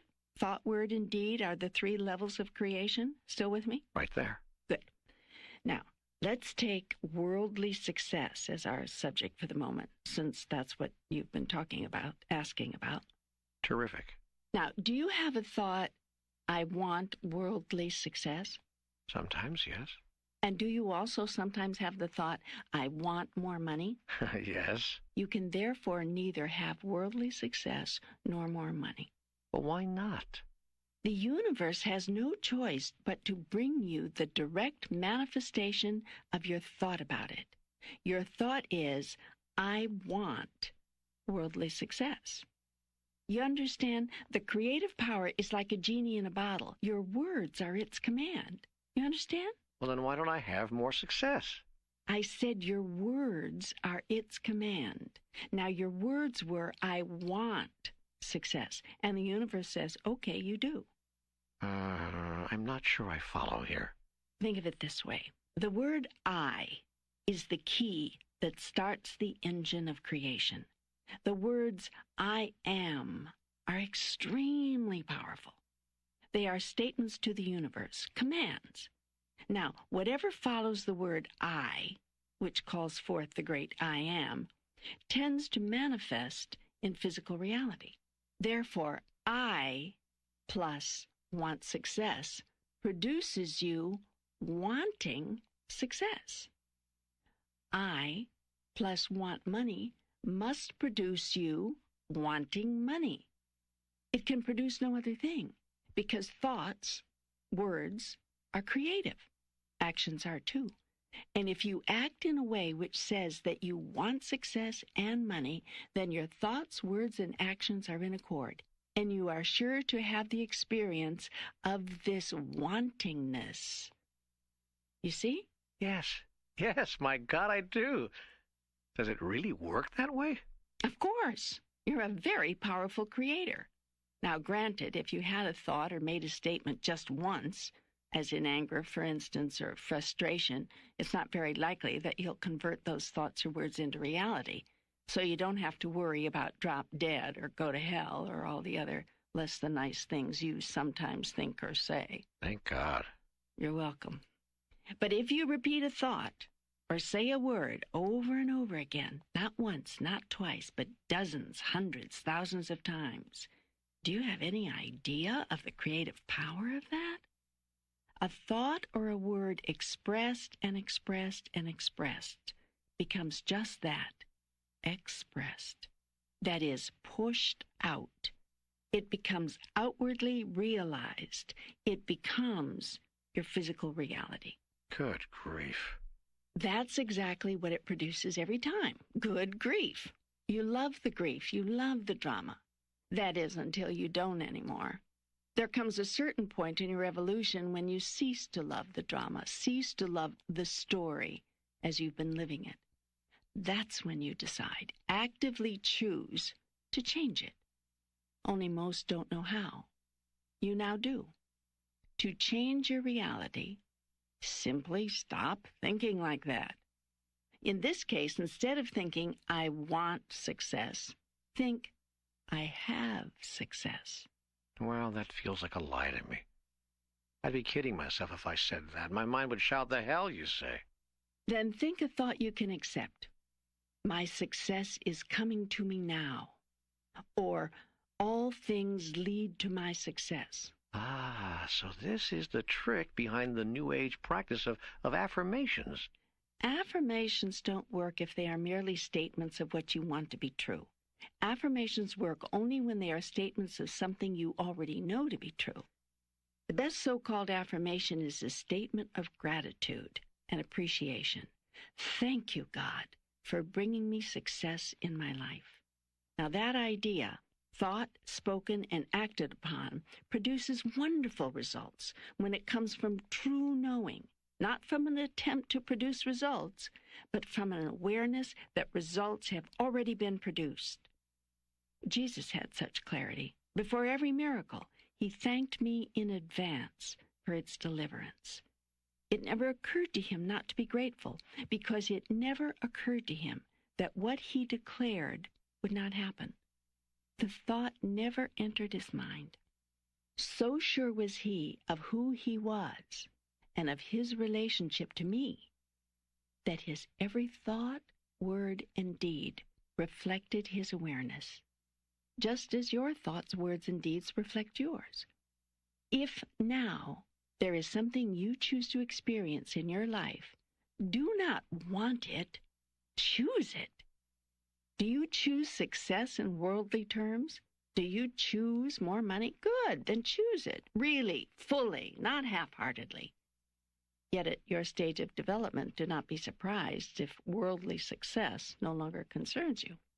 What is that supposed to mean? There comes a time in the evolution of every soul when the chief concern is no longer the survival of the physical body, but the growth of the spirit. no longer the attainment of worldly success, but the realization of self. In a sense, this is a very dangerous time, particularly at the outset, because the entity housed in the body now knows it is just that, a being in a body, not a body being. At this stage, before the growing entity matures in this point of view, there is often a sense of no longer caring about affairs of the body in any way. The soul is so excited about being discovered at last. The mind abandons the body and all matters of the body. Everything is ignored. Relationships are set aside. Families are disappeared. Jobs are made secondary. Bills go unpaid. The body itself is not even fed for long periods. The entire focus and attention of the entity is now on the soul and matters of the soul. This can lead to a major personal crisis in the day-to-day life of the being, although the mind perceives no trauma. It's hanging out in bliss. Other people say you have lost your mind, and in a sense, you may have. Discovery of the truth that life has nothing to do with the body can create an imbalance the other way. Whereas at first the entity acted as if the body were all there is, now it acts as if the body matters not at all. This, of course, is not true, as the entity soon, and sometimes painfully, remembers. You are a tripart being, made of body, mind, and spirit. You will always be a tripart being, not just while you are living on the earth. There are those who hypothesize that upon death the body and mind are dropped. The body and the mind are not dropped. The body changes form, leaving its most dense part behind, but retaining always its outer shell. The mind, not to be confused with the brain, goes with you too, joining with the spirit and the body as the one energy mass of 3 dimensions, or facets. Should you choose to return to this experiencing opportunity that you call life on earth, your divine self will once again separate its true dimensions into what you call body, mind, and spirit. In truth, you are all one energy, yet with 3 distinct characteristics. As you undertake to inhabit a new physical body here on earth, your ethereal body, as some of you have termed it, lowers its vibrations, slows itself from a vibration so rapid that it cannot even be seen, to a speed that produces mass and matter. This actual matter is the creation of pure thought, the work of your mind, the higher mind aspect of your 3-part being. This matter is a coagulation of 1,000,000,000,000,000,000,000,000,000,000,000,000,000,000,000,000,000,000,000 billion different energy units into one enormous mass, controllable by the mind. You really are a master mind. As these tiny energy units have expended their energy, they are discarded by the body, while the mind creates new ones. This the mind creates out of its continuing thought about who you are. The ethereal body catches the thought, so to speak, and lowers the vibration of more energy units, in a sense crystallizes them, and they become matter, the new matter of you. In this way, every cell of your body changes every several years. You are quite literally not the same person you were a few years ago. If you think thoughts of illness or disease or continuing anger, hatred, and negativity, your body will translate these thoughts into physical form. People will see this negative, sick form, and they will say, "What's the matter?" They will not know how accurate their question is. The soul watches this whole drama play out year after year, month after month, day after day, moment after moment, and always holds the truth about you. It never forgets the blueprint, the original plan, the first idea, the creative thought. Its job is to remind you, that is to literally remind you, so that you may remember once again who you are, and then choose who you now wish to be. In this way, the cycle of creation and experience, imaging and fulfilling, knowing and growing into the unknown continues both now and even forevermore. Whoa. Yes, exactly. Oh, and there's much more to explain. So much more. But never ever in one dialogue, nor probably not even in one lifetime. Yet you have begun, and that is good. Just remember this. It is, as your grand teacher, William Shakespeare, said, there are more things in heaven and earth, Horatio, than are dreamt of in your philosophy. May I ask you some questions about this? Well, like when you say the mind goes with me after death, does that mean my personality goes with me? Will I know in the afterlife who I was? Yes, and who you have ever been. It will all be opened unto you, because then it will profit you to know. Now in this moment, it will not. And with regard to this life, will there be an accounting, a review, a tally taking? There is no judgment in what you call the afterlife. You will not even be allowed to judge yourself, for you would surely give yourself a low score, given how judgmental and unforgiving you are with yourself in this life. No, there is no accounting, no one giving thumbs up or thumbs down. Only humans are judgmental, and because you are, you assume that I must be. Yet I am not, and that is a great truth you cannot accept. Nonetheless, while there will be no judgment in the afterlife, there will be opportunity to look again at all you have thought, said, and done here, and to decide if that is what you would choose again, based on who you say you are and who you want to be.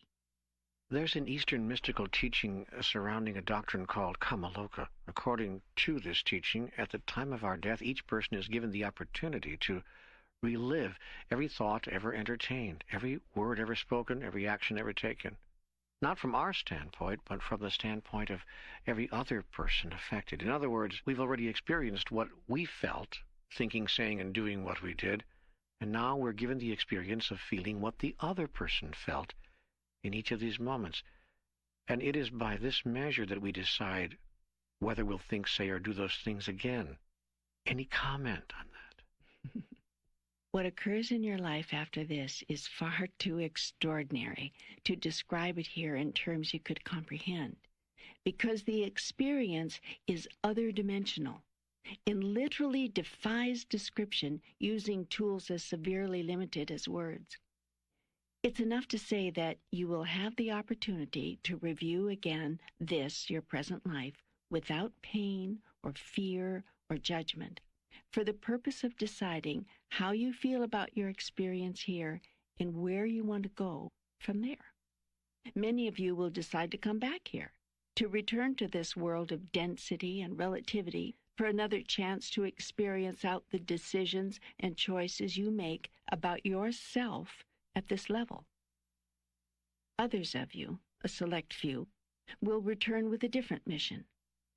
You will return to density and matter for the sole purpose of bringing others out of density and matter. Always there are on the earth those among you who have made such a choice. You can tell them apart at once. Their work is finished.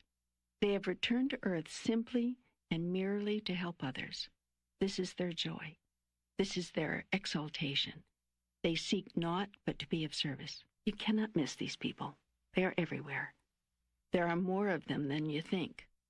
Chances are you know one, or know of one. Am I one? No. If you have to ask, you know you are not one. One such as this asks questions of no one. There's nothing to ask. You, my son, in this lifetime, are a messenger, a harbinger, a bringer of news, a seeker, and frequently a speaker of truth. That is enough for one lifetime. Be happy. Oh, I am, but I could always hope for more. Yes, and you will. Always you will hope for more. It is in your nature. It is divine nature to seek always to be more. So seek, yes, by all means seek. Now I want to answer definitively the question with which you started this segment of our ongoing conversation. Go ahead and do what you really love to do. Do nothing else. You have so little time. How can you think of wasting a moment doing something for a living you don't like to do? What kind of a living is that? That is not a living. That is a dying. If you say, but I have others who depend on me, little mouths to feed, a spouse who is looking to me, I will answer, if you insist that your life is about what your body is doing, you do not understand why you came here.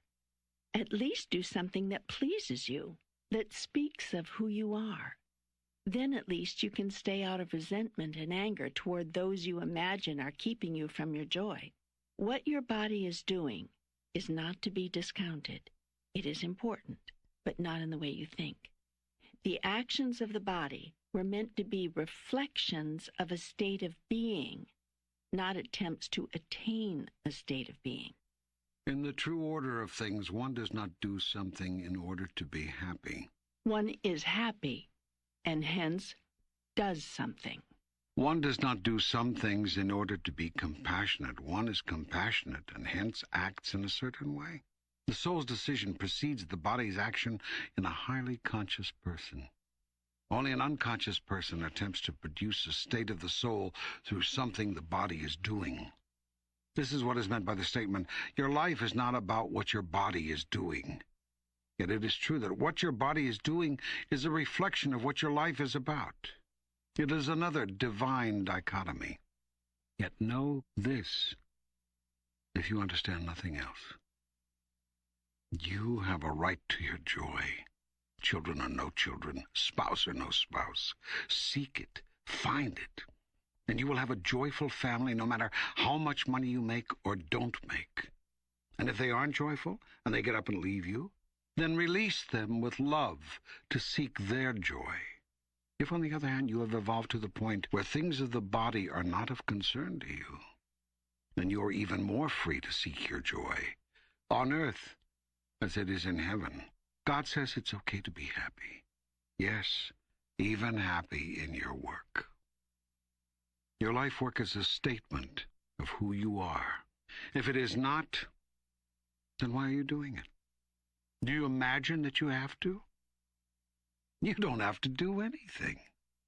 If man who supports his family at all costs, even his own happiness, is who you are, then love your work, because it is facilitating your creation of a living statement of self. If a woman who works a job she hates in order to meet responsibilities as she sees them is who you are, then love your job, for it totally supports your self-image, your self-concept. Everyone can love everything the moment they understand what they are doing and why. No one does anything he doesn't want to do.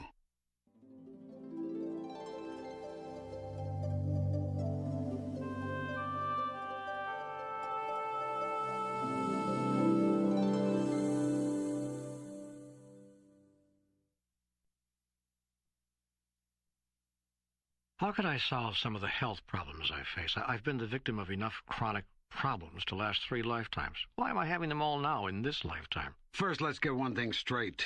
You love them. Most of them, anyway. You use them admirably to feel sorry for yourself and to get attention for yourself. On the few occasions when you haven't loved them, it's only because they've gone too far. Farther than you thought they ever would when you created them. Now let's understand what you already know. All illness is self-created. Even conventional medical doctors are now seeing how people make themselves sick. Most people do so quite unconsciously. They don't even know what they're doing. So when they get sick, they don't know what hit them. It feels as though something has befallen them, rather than that they did something to themselves. This occurs because most people move through life not simply health issues and consequences unconsciously. People smoke and wonder why they get cancer. People ingest animals and fat and wonder why they get blocked arteries.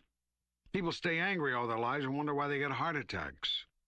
People compete with other people mercilessly and under incredible stress and wonder why they have strokes.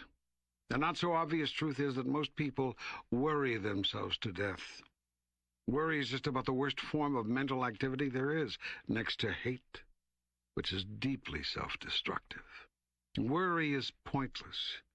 It is wasted mental energy. It also creates biochemical reactions which harm the body, producing everything from indigestion to coronary arrest, and a multitude of things in between. Health will improve almost at once when worrying ends. Worry is the activity of a mind which does not understand its connection with me. Hatred is the most severely damaging mental condition. It poisons the body, and its effects are virtually irreversible. Fear is the opposite of everything you are, and so has an effect of opposition to your mental and physical health. Fear is worry magnified. Worry, hate, fear, together with their offshoots, anxiety, bitterness, impatience, avarice, unkindness, judgmentalness, and condemnation, all attack the body at the cellular level. It is impossible to have a healthy body under these conditions. Similarly, although to a somewhat lesser degree, conceit, self-indulgence, and greed lead to physical illness or lack of well-being. All illness is created first in the mind. How can that be? What of conditions contracted from another? Colds, or for that matter, AIDS? Nothing occurs in your life. Nothing which is not first a thought. Thoughts are like magnets, drawing effects to you. The thought may not always be obvious and thus clearly causative, as in, I'm going to contract a terrible disease. The thought may be, and usually is, far more subtle than that. I am not worthy to live. My life is always a mess. I am a loser. God is going to punish me. I am sick and tired of my life. Thoughts are a very subtle, yet extremely powerful form of energy. Words are less subtle, more dense. Actions are the most dense of all. Action is energy in heavy physical form, in heavy motion. When you think, say, and act out a negative concept such as, I am a loser, you place tremendous creative energy into motion. Small wonder you come down with a cold. That would be the least of it. It is very difficult to reverse the effects of negative thinking once they have taken physical form. Not impossible, but very difficult. It takes an act of extreme faith. It requires an extraordinary belief in the positive force of the universe. Whether you call that God, Goddess, the unmoved mover, prime force, first cause, or whatever. Healers have just such faith. It is a faith that crosses over into absolute knowing. They know that you are meant to be whole, complete, and perfect in this moment now. This knowingness is also a thought, and a very powerful one. It has the power to move mountains, to say nothing of molecules in your body. That is why healers can heal, often even at a distance. Thought knows no distance. Thought travels around the world and traverses the universe faster than you can say the word. Say but the word, and my servant shall be healed. And it was so in that selfsame hour, even before his sentence was finished. Such was the faith of the centurion. Yet you are all mental lepers. Your mind is eaten away with negative thoughts. Some of these are thrust upon you. Many of these you actually make up, conjure up yourselves, and then harbor and entertain for hours, days, weeks, months, even years. Then you wonder why you are sick. You can solve some of the health problems, as you put it, by solving the problems in your thinking. Yes, you can heal some of the conditions you have already acquired, given yourself, as well as prevent major new problems from developing. And you can do this all by changing your thinking. Also, and I hate to suggest this because it sounds so mundane, coming as it were from God, but for God's sake, take better care of yourself. You take rotten care of your body, paying it little attention at all until you suspect something's gone wrong with it. You do virtually nothing in the way of preventive maintenance. You take better care of your car than you do of your body. And that's not saying much. Not only do you fail to prevent breakdowns with regular checkups, once-a-year physicals, and use of the therapies and medicines you've been given, why do you go to the doctor, get her help, then not use the remedies she suggests? Can you answer me that one? You also mistreat your body terribly between these visits, about which you do nothing. You do not exercise it, so it grows flabby and, worse yet, weak from non-use. You do not nourish it properly, thereby weakening it further. Then you fill it with toxins and poisons and the most absurd substances posing as food. And still it runs for you, this marvelous engine. Still it chugs along, bravely pushing on in the face of this onslaught. It's horrible.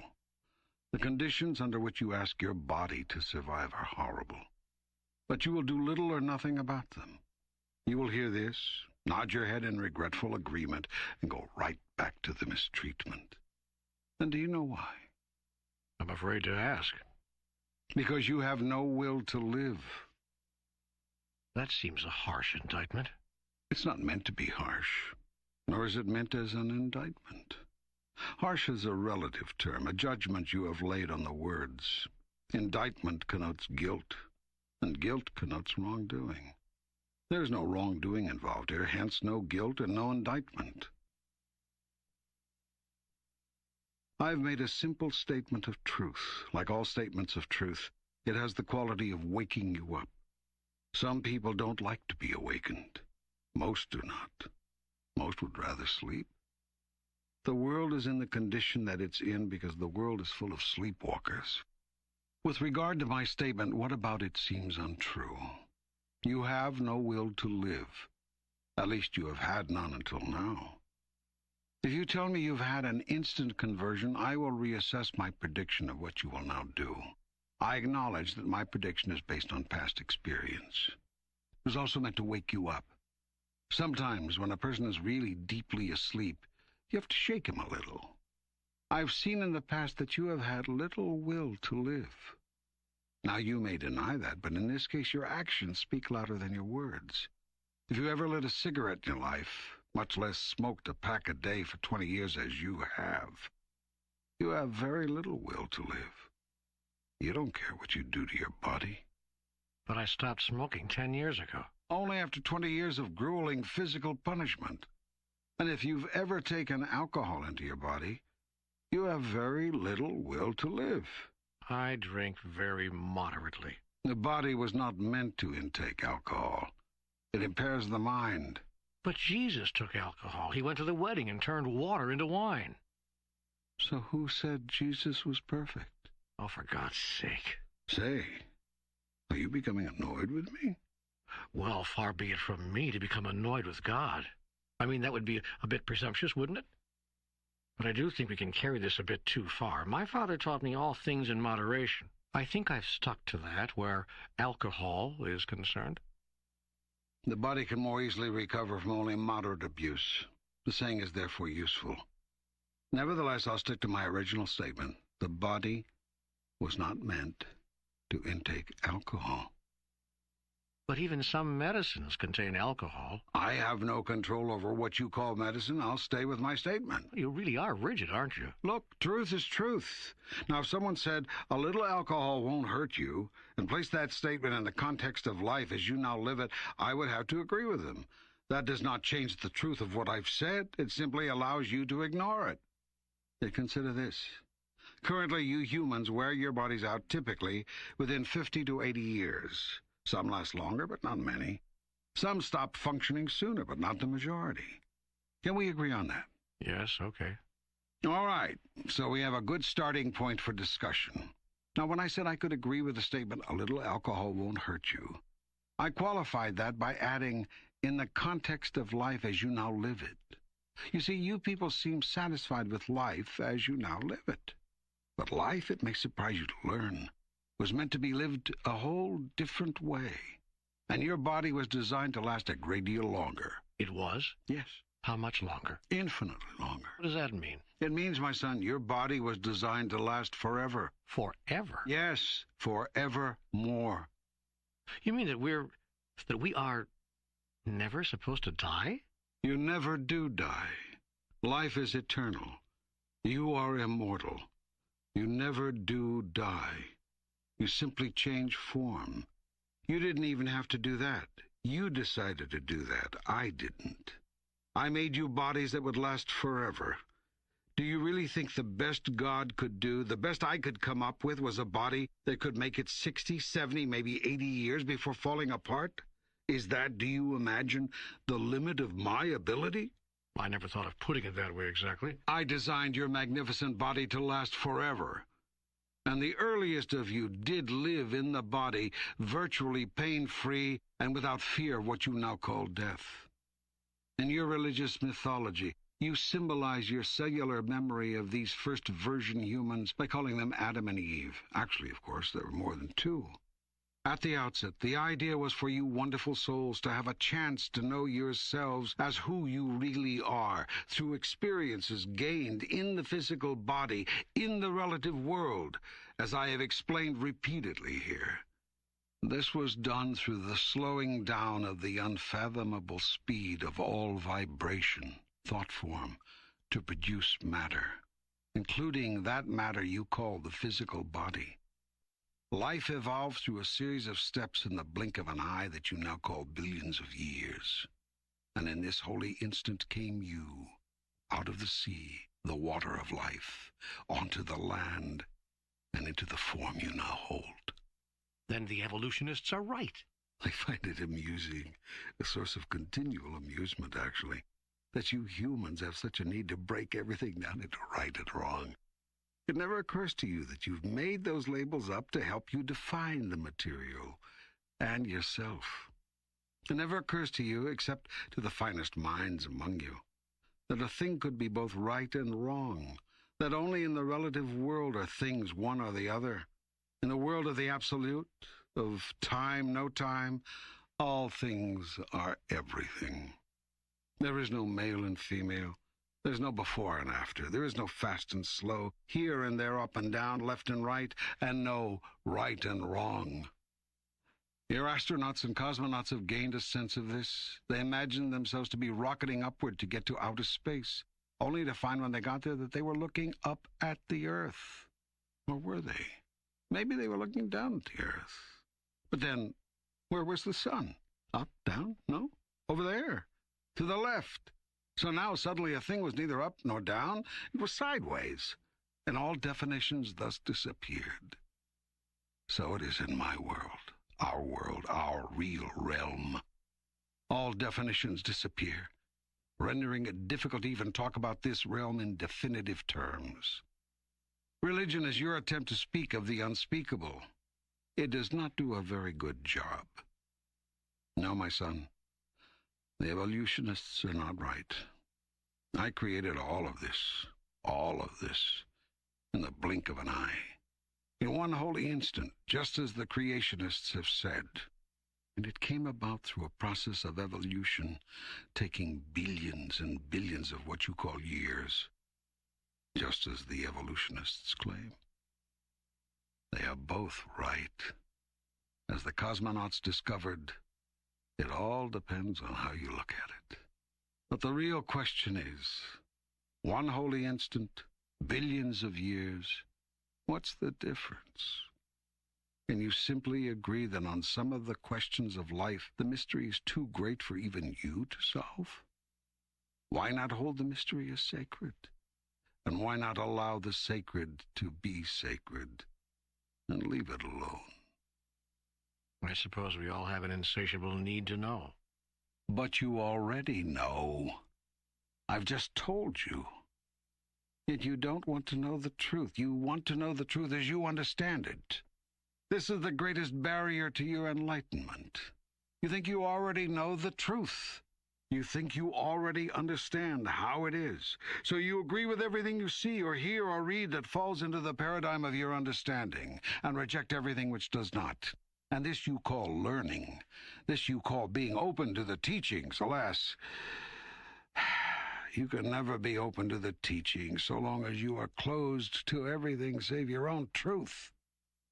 Thus will this very dialogue be called blasphemy, the work of the devil by some. Yet those who have ears to hear, let them listen. I tell you this, You were not meant to ever die. Your physical form was created as a magnificent convenience, a wonderful tool, a glorious vehicle, allowing you to experience the reality you have created with your mind, that you may know the self you have created in your soul. The soul conceives, the mind creates, the body experiences. The circle is complete. The soul then knows itself in its own experience. If it does not like what it is experiencing, feeling, or wishes a different experience for any reason, it simply conceives of a new experience of self and quite literally changes its mind. Soon the body finds itself in a new experience. I am the resurrection and the life was a magnificent example of this. How do you think Jesus did it anyway? Or do you not believe it ever happened? Believe it. It happened. Yet this much is so. The soul will never override the body or the mind. I made you as a 3-in-1 being. You are 3 beings in one, made in the image and likeness of me. The 3 aspects of self are in no wise unequal to each other. Each has a function, but no function is greater than another. Nor does any function actually precede another. All are interrelated in an exactly equal way. Conceive, create, experience. What you conceive, you create. What you create, you experience. What you experience, you conceive. That is why it is said, if you can cause your body to experience something, take abundance, for example, you will soon have the feeling of it in your soul, which will conceive of itself in a new way, namely, abundant, thus presenting your mind with a new thought about that. From the new thought springs more experience, and the body begins living a new reality as a permanent state of being. Your body, your mind, and your soul, spirit, are one. In this you are a microcosm of me, the divine all, the holy everything, the sum and substance. You see now how I am the beginning and the end of everything, the Alpha and the Omega. Now, I will explain to you the ultimate mystery, your exact and true relationship to me. You are my body. As your body is to your mind and soul, so too are you to my mind and soul. Therefore, everything I experience through you. Just as your body, mind, and spirit are one, so too are mine. So it is that Jesus of Nazareth, among the many who understood this mystery, spoke immutable truth when he said, I and the Father are one. Now I will tell you, there are even larger truths than this to which you will one day become privy.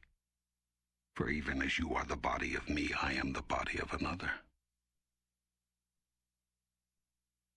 You mean you are not God?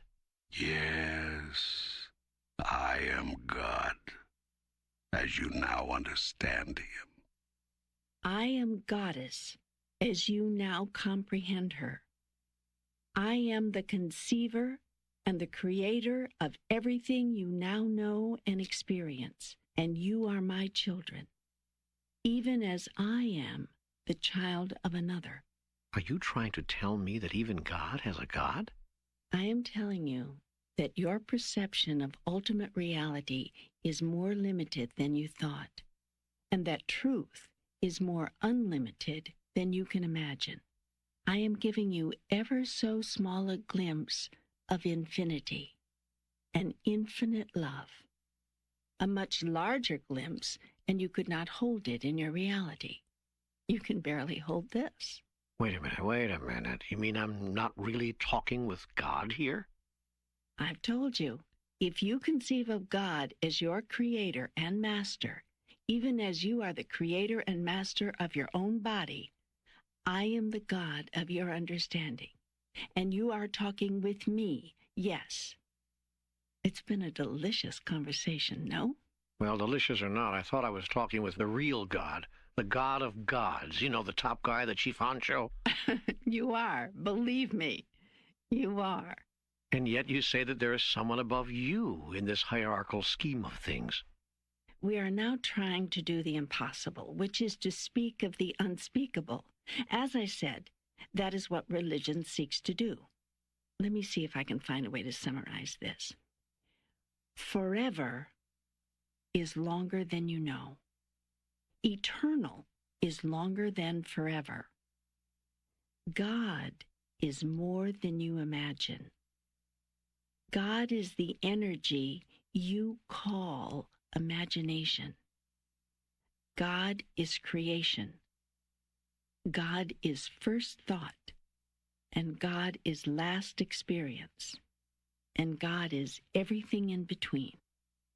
Have you ever looked down a high-powered microscope or seen pictures or movies of molecular action and said, "Good heavens, there's a whole universe down there"?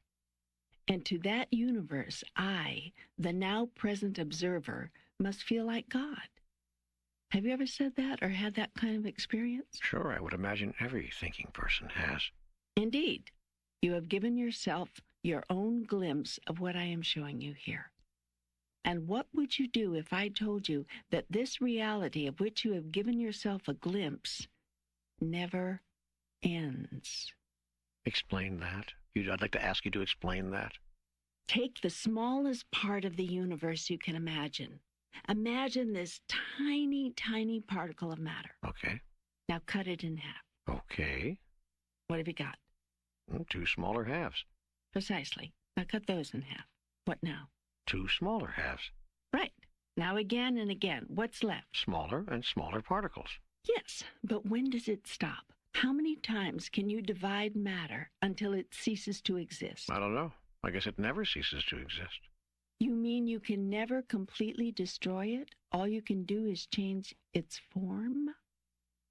It would seem so. I tell you this. You have just learned the secret of all of life and seen into infinity. Now I have a question to ask you. Okay. What makes you think infinity goes only one way? Oh, so there's no end going up any more than there's an end going down. There is no up or down, but I understand your meaning.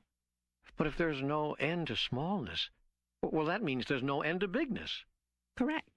But if there's no end to bigness, then there's no biggest. That means in the largest sense, there's no God. Or perhaps all of it is God, and there is nothing else. I tell you this. I am that I am. And you are that you are. You cannot not be. You can change form all you wish, but you cannot fail to be. Yet you can fail to know who you are. And in this failing, experience only the half of it. That would be hell. Exactly. Yet you are not condemned to it. You are not relegated to it forevermore. All that it takes to get out of hell, to get out of not knowing, is to know again. There are many ways and many places, dimensions, in which you can do this. You are in one of those dimensions now. It is called, in your understanding, the third dimension. And there are many more?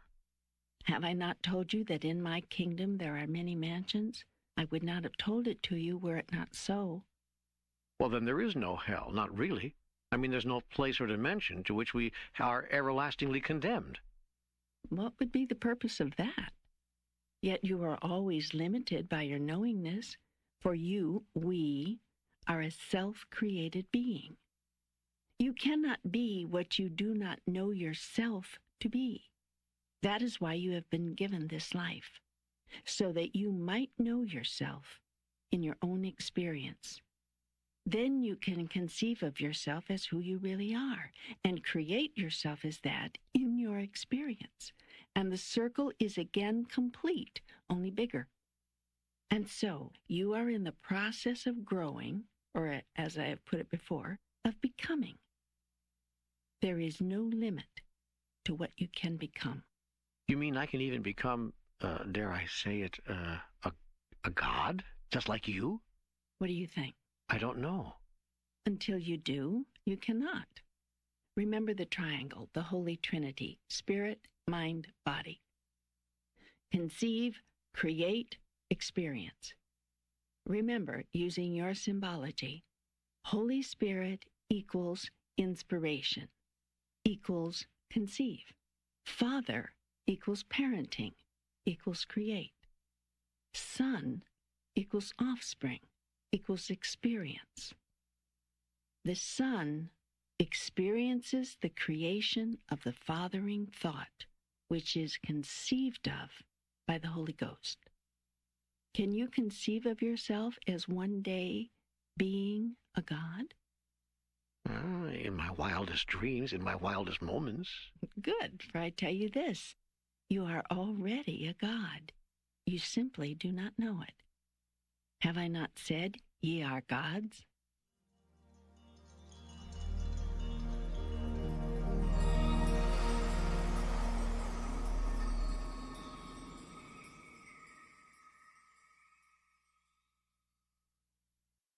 There now.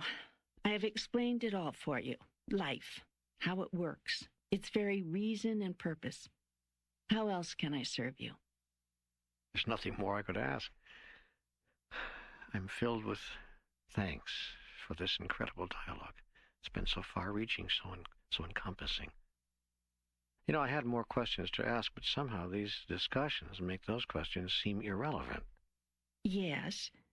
Still, you wanted to ask them. Let's just quickly answer the remainder of them one by one, now that we're moving this rapidly through the material. What material? The material I brought you here to expose you to.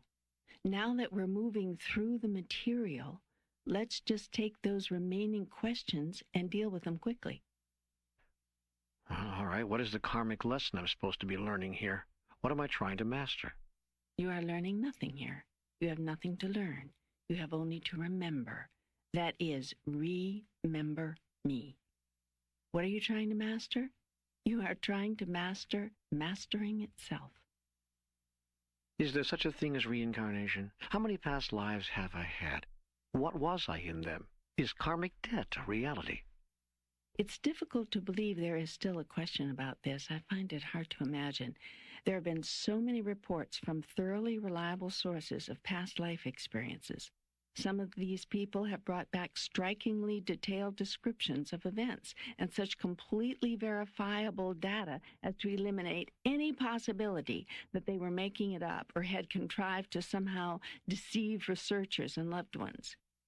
You have had 647 past lives, since you insist on being exact. This is your 648th. You were everything in them. A king, a queen, a serf, a teacher, a student, a master, a male, a female, a warrior, a pacifist, a hero, a coward, a killer, a savior, a sage, a fool. You've been all of it. No, there is no such thing as karmic debt. Not in the sense that you mean in this question. A debt is something that must or should be repaid. You are not obligated to do anything.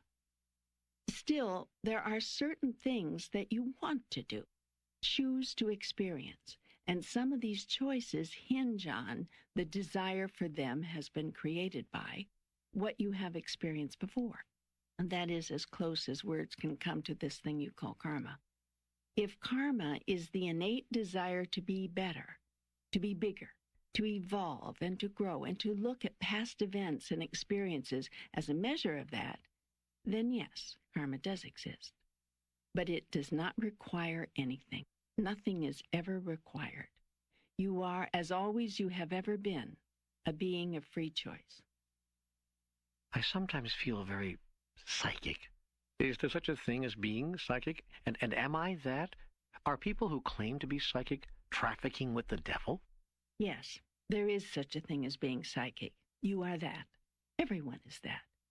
There is not a person who does not have what you call psychic ability. There are only people who do not use it. Using psychic ability is nothing more than using your sixth sense. Obviously, this is not trafficking with the devil. or I would not have given the sense to you. And of course, there is no devil with whom to traffic. Is sex okay? Come on, what is the real story behind this human experience? Is sex purely for procreation, as some religions say? Is true holiness and enlightenment achieved through denial or transmutation of the sexual energy? Is it okay to have sex without love? Is just the physical sensation of it okay enough as a reason?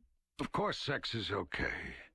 Again, if I didn't want you to play certain games, I wouldn't have given you the toys. Do you give your children things you don't want them to play with? Play with sex. Play with it. It's wonderful fun. Why, it's just about the most fun you can have with your body, if you're talking of strictly physical experiences alone. But for goodness sake, don't destroy sexual innocence and pleasure and the purity of the fun, the joy, by misusing sex. Don't use it for power, or hidden purpose, for ego gratification or domination, for any purpose other than the purest joy and the highest ecstasy, given and shared, which is love and love recreated, which is new life. Have I not chosen a delicious way to make more of you? With regard to denial, I've dealt with that before. Nothing holy has ever been achieved through denial. Yet desires change as even larger realities are glimpsed.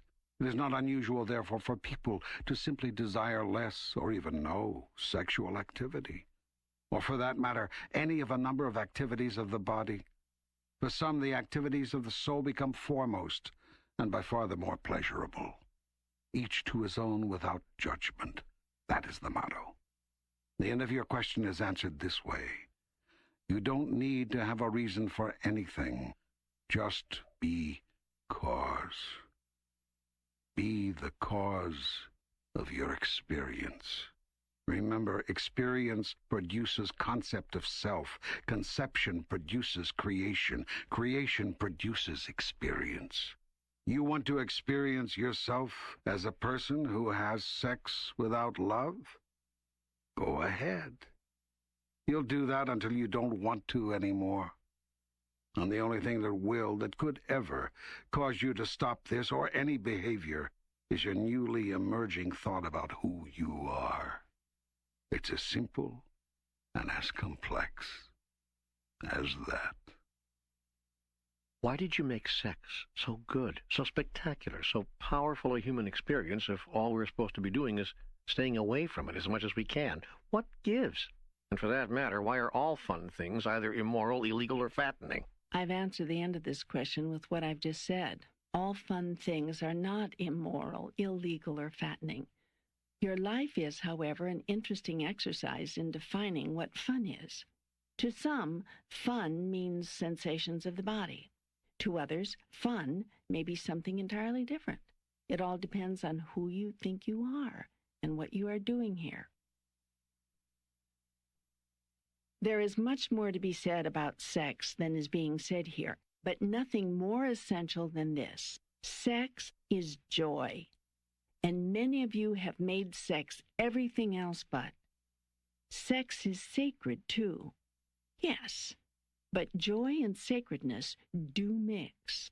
They are, in fact, the same things, and many of you think they do not. Your attitudes about sex form a microcosm of your attitudes about life. Life should be a joy, a celebration, and it has become an experience of fear, anxiety, not enoughness, envy, rage, and tragedy. The same can be said about sex. You have repressed sex, even as you have repressed life, rather than fully self-expressing with abandon and joy. You have shamed sex, even as you have shamed life, calling it evil and wicked, rather than the highest gift and the greatest pleasure. Before you protest that you have not shamed life, look at your collective attitudes about it. 4/5 of the world's people consider life a trial, a tribulation, a time of testing, a karmic debt that must be paid, a school with harsh lessons that must be learned, and in general, an experience to be endured while awaiting the real joy, which is after death. It's a shame that so many of you think this way. Small wonder you have applied shame to the very act which creates life.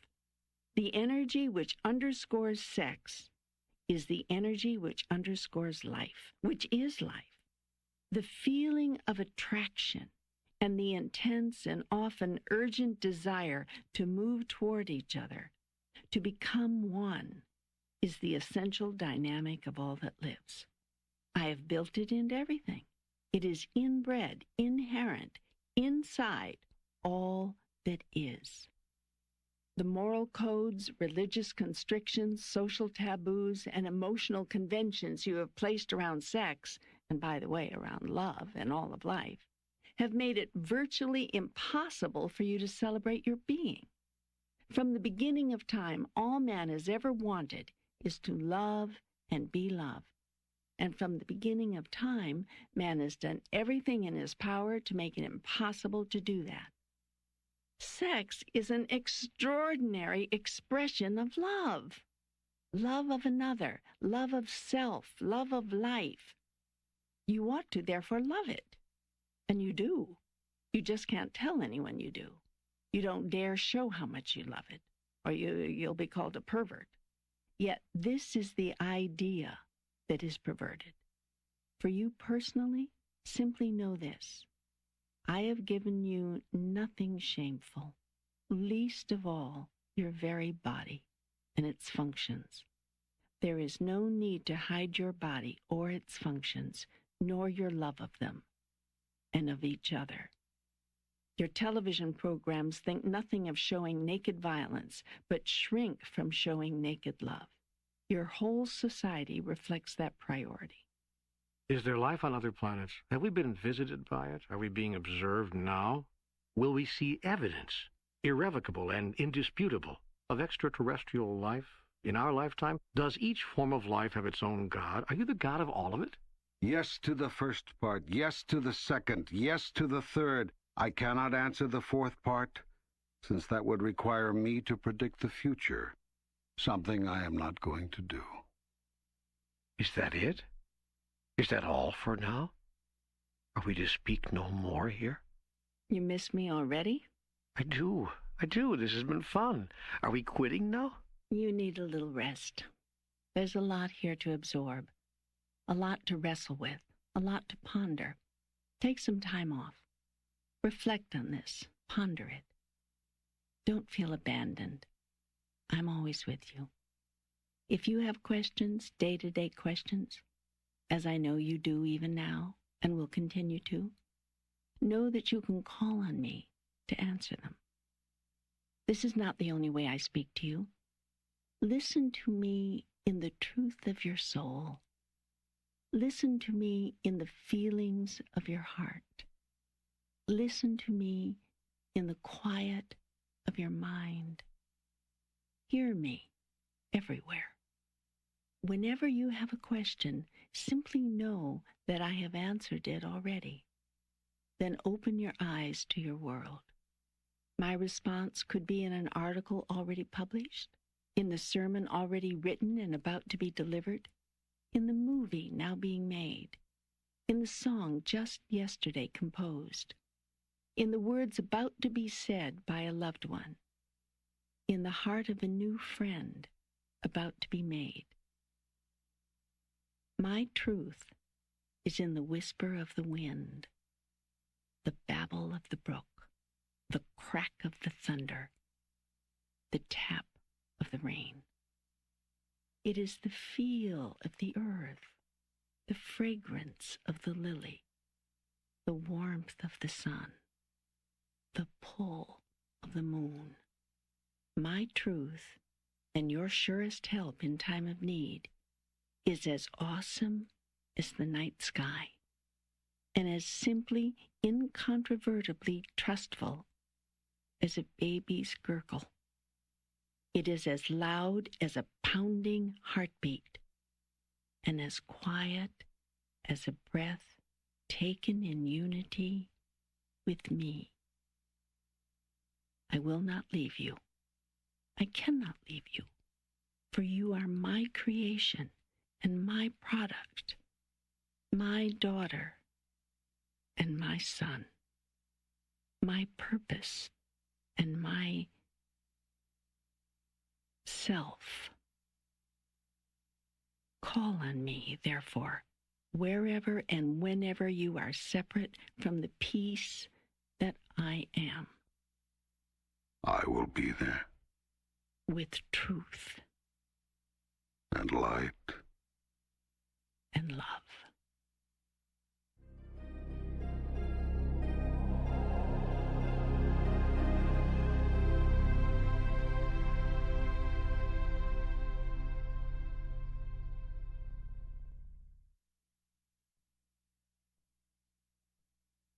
Now, here is an exclusive interview conducted by Michael Toms with Ram Dass. Ram Dass, it's good to be with you again. Thank you, Michael. There's a lot happening in the world today. One of the things I notice is that there are a lot of books coming out that deal with spirituality, spiritual things, not the least of which is this Conversations with God, but books like The Celestine Prophecy, Mutant Message, Care of the Soul. It seems like the New York Times bestseller list has 4 or 5 books that deal with spirituality on it every time I look at it. What about that phenomenon? What do you think's happening today? Well, I'm delighted the phenomenon is happening because the implication of it is that people are more accepting of the fact that there are non-ordinary states of consciousness and that there are other planes of reality. And I live in that world in which all of that is true, and so none of the fact that these things are happening surprises me.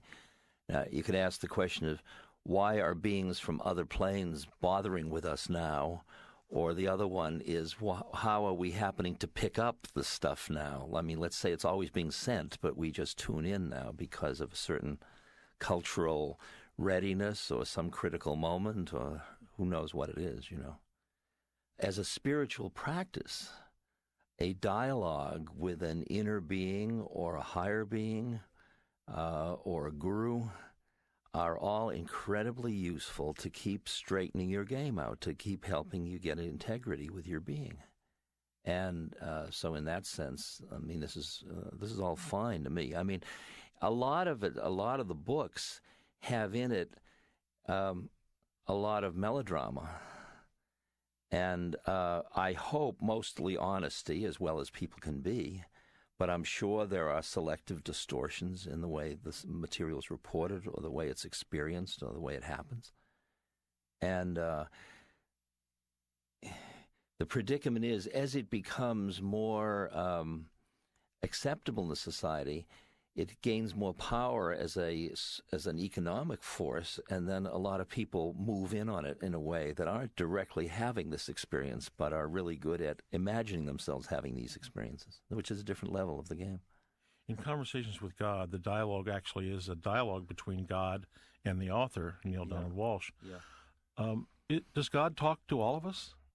Well, I think I'd want to deal with the word talk to, and make sure we understand that talk to can be silence, talk to can be the wind, talk to, I'd say yes. If you're talking about, blah, blah, blah, I would say I don't know that most of us need that. You know, not all of us will have the experience of writing a book in a conversation with God. Well, all of us have that inner experience of a relationship, a relational thing. No, I don't think so. I don't think it is appropriate for everybody to have it. I think what I see is different strokes for different folks. I mean, there are some people for whom singing to God is their way. For some people, meditating is their way. For others, a dialogue, which is a contemplative kind of visualization form or a form of meeting beings, that's their way. Like Ramana Maharshi said, God, Guru, and Self are one. So you can come at it from any one of those angles. Your root may be with a relationship with God or with Guru or with Self. I think in the book, Conversation with God, God says that he uses many ways, all ways, to communicate with humans. Sure. What I'm wondering is, if one gets in touch with one's inner voice, how do you know it's God's voice versus your own intellectual voice or feeling voice or whatever? How do you tell the difference? You don't know, you don't know. You have to intuitively keep testing and being totally open to disconfirmation all the time. And you've got to stay totally with what your intuitive sense is, that this is what is coming through is useful and harmonious with what you understand the universe to be. And if it isn't, you should, take reflection about that. I don't say you should reject or anything, but you should take reflection about it. I've learned to trust that. And I often, people say, well, why do you feel that way about that? And I say, I don't know, but I trust what I feel, which I never used to do. I used to have to always justify what I felt, and say, well, it's because of, like you're writing a critique. In the book, it refers to feelings, too, being a channel for truth or a channel for the soul. And I think about feelings. I think about feelings of anger, of great emotion, of upset. I mean, there have been wars fought. There are wars being fought today because people over feelings. One person has one feeling and somebody else has another. Yeah. Why would feelings be the place? And are we talking about levels of feelings? Well, I think that when we're talking about words and thoughts and concepts, we're talking about a plane of reality. You stay on a certain way in which your mind projections define reality very, very, very formally, if you will. Feelings are another form of communication with the universe around you. And every time you try to put them into words, a poet can play at the edge, but everybody feels the absurdity of speaking about the unspeakable.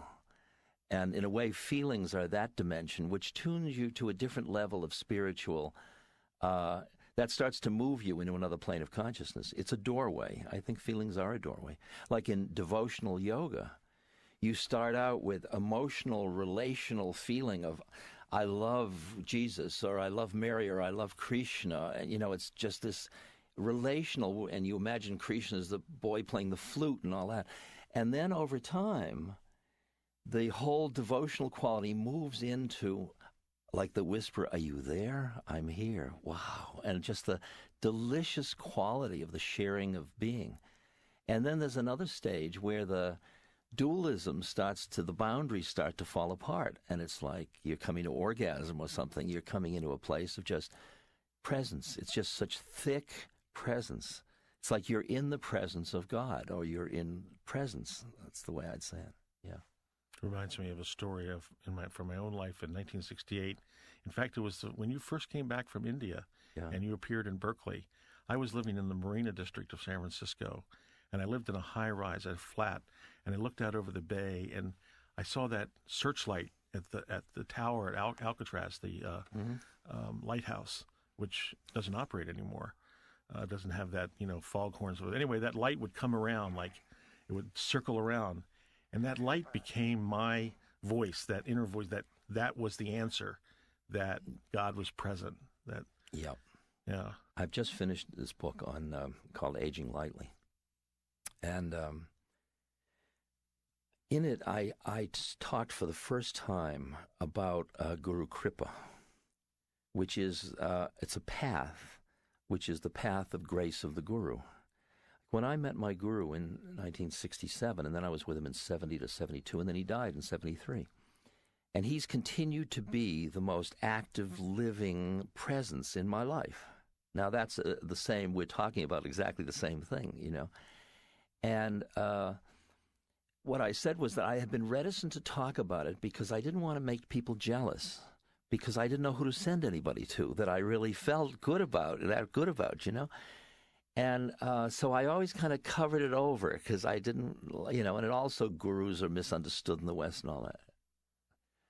But then an interesting thing happened. I did this book, Miracle of Love, in 78, and I got hundreds of letters from people saying, who is this guy? He's in my head, or he's in my heart, or he's coming to me, or he's around all the time. And I began to see the way they were talking about him. They had him the same way I had him. There was the same quality of connectedness, He was their guru now, too. They could have, they had him, too.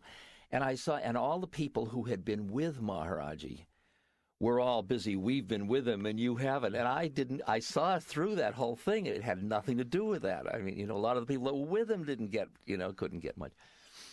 So then I started to create a game, and it was called Have Your Own Imaginary Playmate, which was, you're going to create an imaginary playmate, and you're going to imbue it with all the qualities of somebody you'd like to hang out with. Somebody that's wise, that's humorous, that's kind of a rascal, that is quite empty, that is compassionate, that has incredible love, that's fun.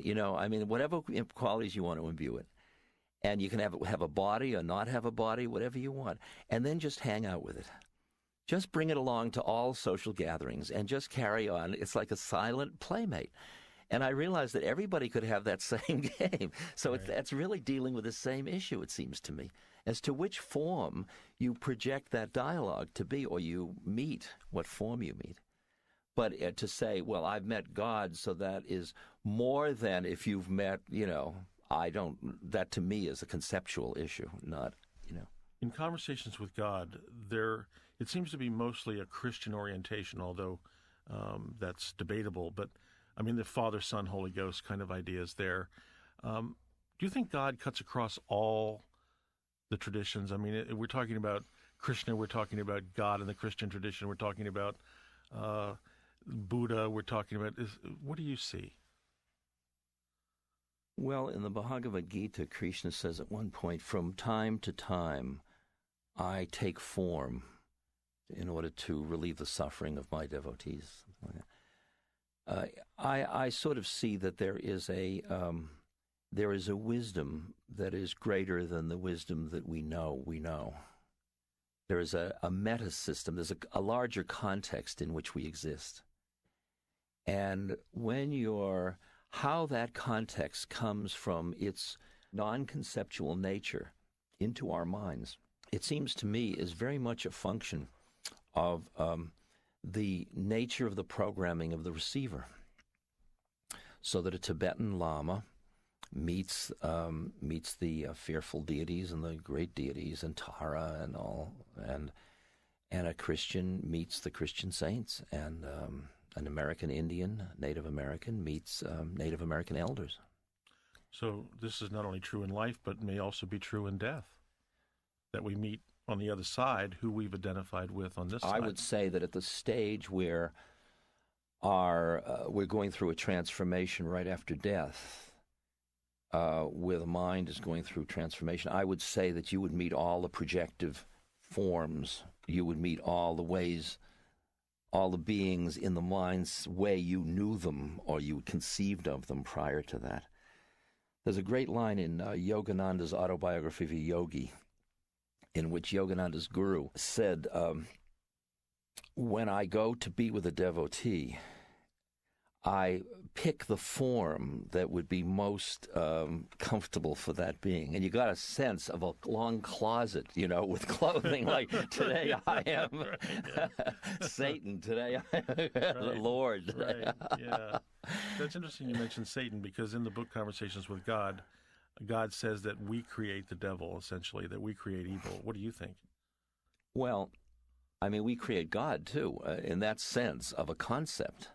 God, we don't, this is tricky business, but yes, it is. God better watch what God's saying, because everything goes in the sale, Right, yes, right. And it is true. I think that all concept, everything that you conceive of is a concept that you have imposed through your mind. So, sure. But the question is, how do you formulate or characterize the nature of dualism? In a way that doesn't trap you in dualism, like the line from Manly P. Hall, mm-hmm. One who knows not that the Prince of Darkness is but the other face of the King of Light knows not me. See, that's the one with the one. So it's the both and. It's the both and, exactly, yeah. Yeah, in the conversation with God, God says that he loves both good and evil. Sure. And he says something like, Hitler is in heaven, and until you know this, you won't know me. That reminds me of Emmanuel's statement. Emmanuel is a being that Pat Rodegast knows and writes about and speaks with. Emmanuel described the Holocaust as so many beings getting together and agreeing to take birth for that experience as part of a statement as a compassionate act, and as a way that was also, I'm sure, working out their karma, but it was a compassionate act. It was a collective compassionate act, the far-out one. I mean, for the sense of generations of history.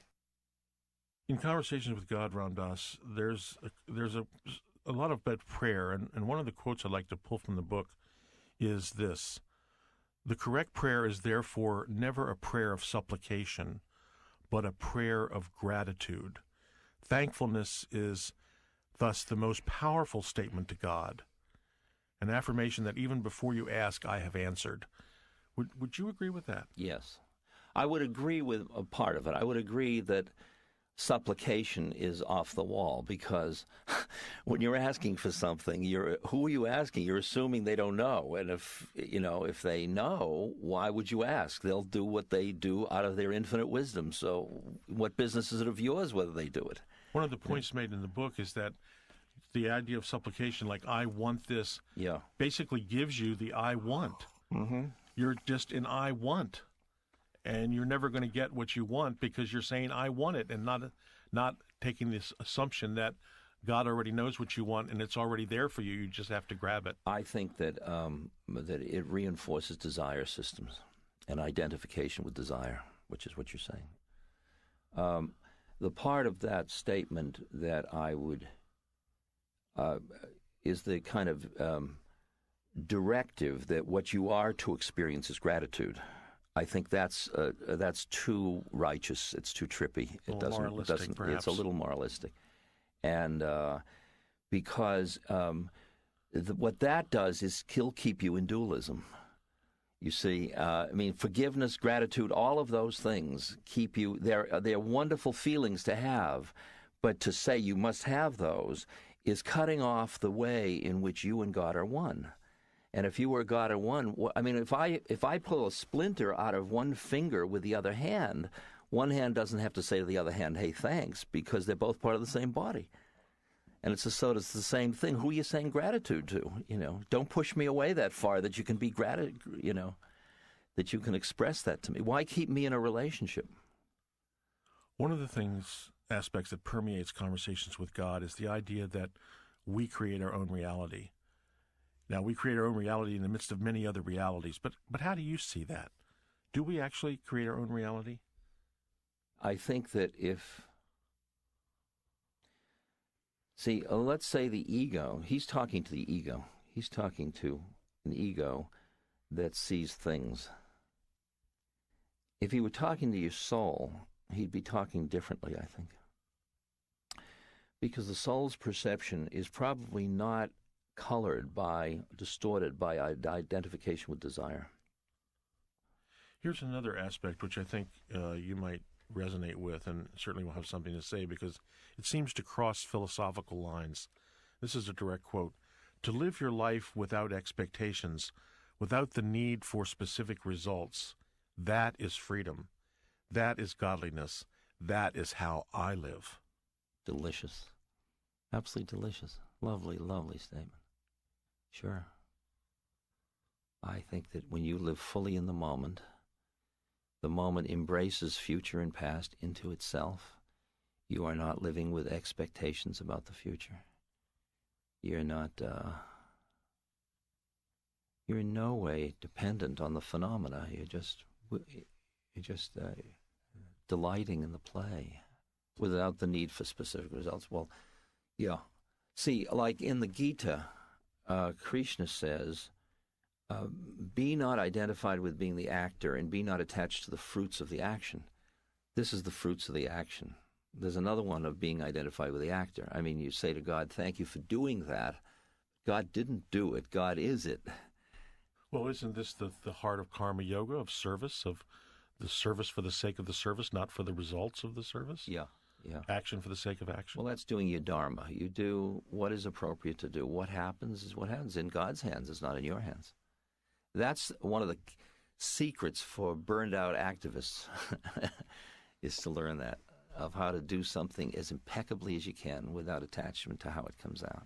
Well, this is, I think, burnout is a result of activism without spirit. Without spirit. Activism exactly. without soul. Exactly. Yeah. It's like It's like bearings without grease. Yeah. Yeah. I mean, if you look at some of the people who've come through activism as a path, and I think of people like Maya Angelou and Alice Walker, who were firebrands in their early years and are still firebrands in a sense, but they have a rootedness in their own souls that comes through their activism. Yeah, exactly. This idea of living in the moment without without expectations or thoughts of what's going to happen next, and just putting your passion into your act, that's what's important. Well, you're not completely oblivious of what might happen next. I mean, that's all goes into the calculations or into the gestalt out of which comes the action. Yes. But you're not, a part of your mind isn't constantly assessing where this is in relation to where it's going, unless that's a functional strategy for getting feedback loops. But in terms of judging yourself or judging how you do it by the effect, you don't do that. You wouldn't do that. Because there are too many factors involved in every event.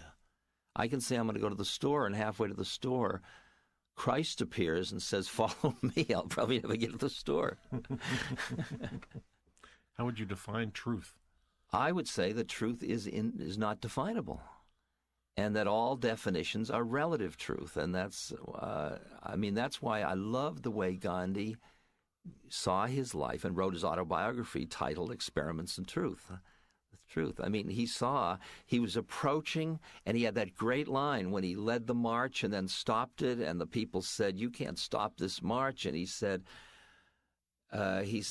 "God is absolute truth. I am a human. I only know relative truth, and my understanding of truth changes from day to day, and my commitment must be to truth, not to consistency." It's a great, great teaching.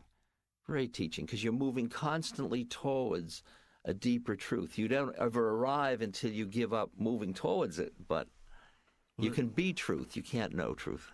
We might say that there could be an intellectual truth and a soul truth. There could be a feeling truth. Well, I don't know what that intellectual truth is. It's truth that comes out of the mind. Truth that comes out of the mind.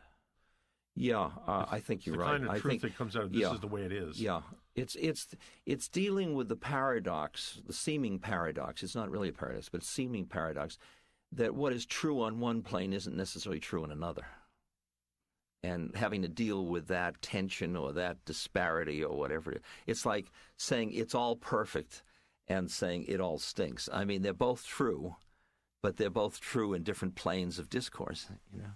I remember hearing a Jesuit teacher say when I was in high school about how there may be nobody in hell because one of the requirements to commit a mortal sin requires full knowledge of the gravity of the offense against God.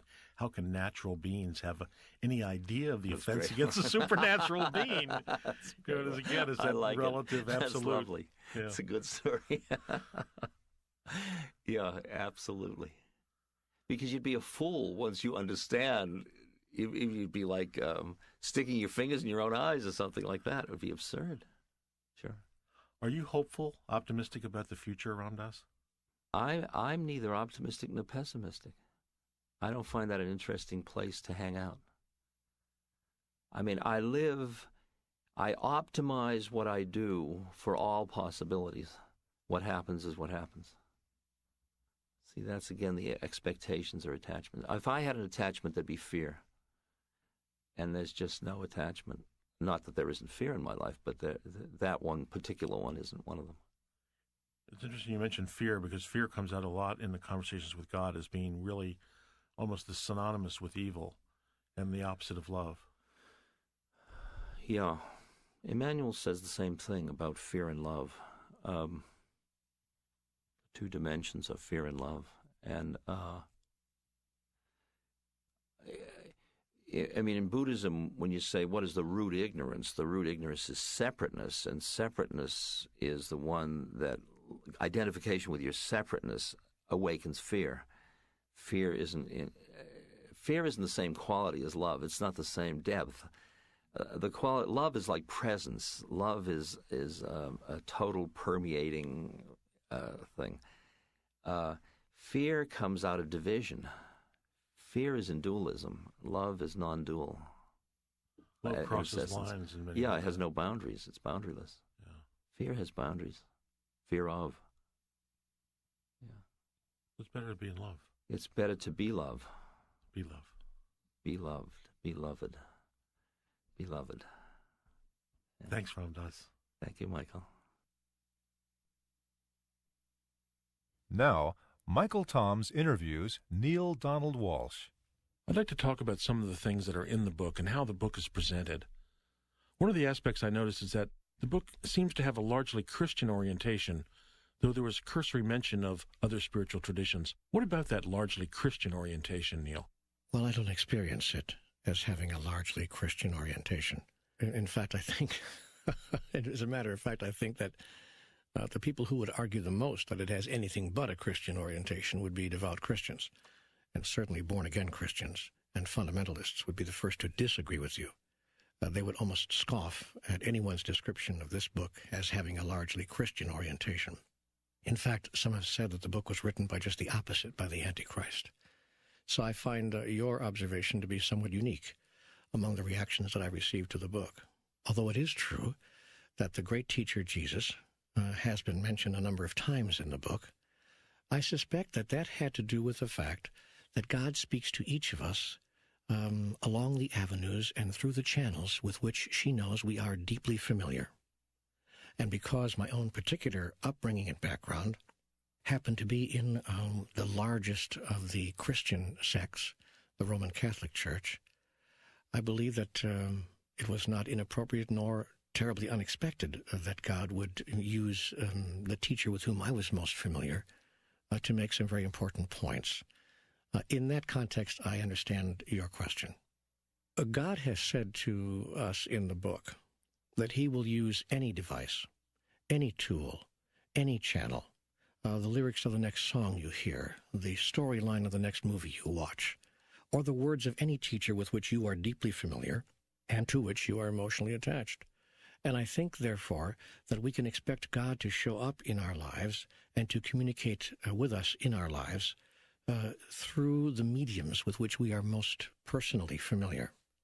Therefore, it is not at all shocking to me that the revelations, and I use that word advisedly, received by peoples elsewhere in the world differ in tone, but rarely in content, from the revelations in Conversations with God.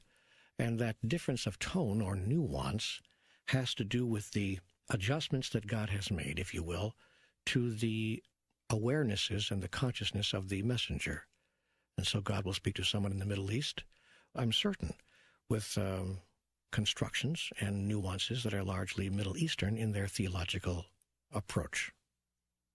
Speaking of God using anything and everything to communicate with us, in the book it says that feelings are a channel for the truth.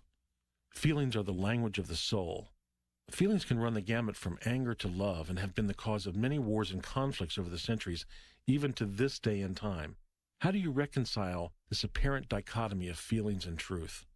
The statement actually is, feelings are the language of the soul.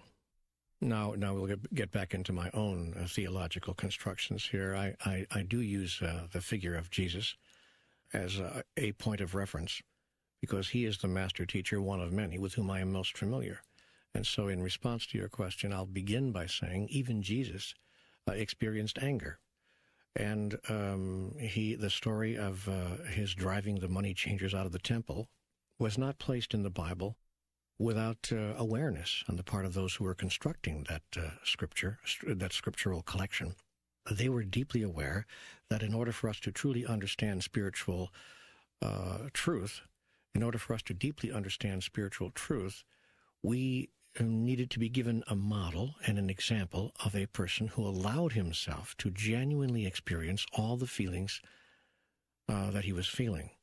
The question, therefore, before the human race is not whether we ought to allow ourselves or to look inside of ourselves for the truth of our feelings, but how we ought to express those feelings in a way that allows us to elevate our experience of who and what we are. Anger in itself is not a negative emotion. Anger is simply a gift from God, a way that we have of saying no thank you, a way that we have of causing others to notice that something or another is not okay with us. It is rarely an emotion, or I should say rarely a feeling that is inappropriate. Feelings are, by definition, never inappropriate because, in fact, it's how we feel. And we get into more trouble by trying to deny that we feel a certain way in order to come off within our own constructions as holy or as healed or as altogether. And this sublimation of our feelings, this repression, is what creates a great deal of the psychological difficulties confronting humankind. Therefore, I think it's the free expression and the free flow of our deepest feelings which produces the greatest freedom. Now, the question, therefore, is not ought we to express our feelings freely, or not even, the question isn't even, is it good or is it okay to have a negative feeling, like anger or even hatred or envy or jealousy or rage. Those issues are not the real issues. The issue is when we feel rage, when we feel anger, when we feel any negative emotion, what do we do in response to that? What is the way we deal with that? And what action do we allow ourselves and permit ourselves to take as a result of that? And it is in the answer to that question that mastery is found, not in the sublimation of the feeling itself. If you want to know what's true for you, just listen to your feelings. When I hear you say listen to your feelings, I hear you talking about listening deeply, not in a shallow way. Well, actually, I'm talking about both, Michael. I think first we have to listen in a shallow way to what's coming up for us in the instant moment. And then after we hear what's really true for us in the instant moment about a thing, then if we have the willingness and the desire and the level of mastery, I want to say, that allows us to go deeper, then we look even more deeply into that first flush of feeling to see what feeling is behind the feeling, if you will, and more deeply and more deeply and more deeply, like layers of onion skin from the onion, until we peel away all but the deepest feeling and the purest thought. So, but I don't think it starts there. I mean, I think you have to begin to look at the most shallow feelings and look at them, frankly, in a rather superficial way, as in simply, hey, I'm angry here, or that really upsets me, or I'm jealous. I'm just simply jealous. I don't want you going out until 10 o'clock with that other guy, or whatever it is that's coming up for you, just to be able to notice it, to hold it, to speak it, to be safe with it, to feel okay with it, to stop condemning ourselves about even our most shallow interpretation of our feelings. Because it is after we get through the shallow water that we can submerge ourselves in the deep. One doesn't dive to the bottom without going through the top. Another aspect in the book is that love and fear seem to be in opposition. Can you explain that further? In truth, love and fear are not in opposition, and the book makes very clear that there is only one thing, and that's love, and that love is all there is. And the book makes that statement repeatedly so that we might understand what is really so. Nevertheless, within the context of love being all there is, we see that there can be polarities. Let me relate this to the color white. White is not the absence of every other color, but rather it is the inclusion of all colors. And every other color in the universe put together and mixed in together produces white. That's also true with love. Love is not the absence of anger. It's not the absence of negative emotion, but in fact the inclusion of every single kind of emotion that there is. All of it put together is the thing we call love, which word we use interchangeably, some of us, with the word God. And that God is love and love is God, and those two words are interchangeable. Now, having announced and proclaimed that in highest truth, love is all there is, or, if you will, God is all there is, God then described to us the relative universe, and in the book, Conversations with God, this is described in some considerable, and I want to say elegant detail, describing the relative universe where we established two polarities, if you will, and a system of duality that includes left and right, now and then, before and after, male and female, up and down, fast and slow, good and evil, and love and fear. And that the two ends of this duality, love on one side and fear on the other, are really, if you can see it in your mind's eye, the two sides of a circle. That is to say, love is at, let's say, nominally 9 o'clock, and fear is at 3 o'clock. Most people start off at noon and get down to 3 and have to go through fear to get to love. It's quite interesting. But if you hold the picture of a circle in your mind's eye, or the face of a clock, you will see that love is on one side in my construction and fear is at the other, but they're all the same thing. See, they're all the same circle. And yet, without love being on one side and fear being on the other, or what we call love and call fear in the relative experience known as the human adventure of life, without our definition of those two sides of the circle itself cannot exist. And the book explains rather in great detail how this system of relativity works, and how in the world of duality a thing cannot exist without its direct opposite. Therefore, up is just a concept and not a reality without down. Fast is merely a concept having no reality in time and space without slow. And similarly, all parts of the duality, including love and fear. And therefore, in order for love to exist as an experienceable, there's a coin a word, as an experienceable energy in the universe, love, there must be that thing in our system of duality that we call fear. In the absence of what you are not, that which you are cannot be. I'll say that again. In the absence of that which you are not, that which you are cannot be.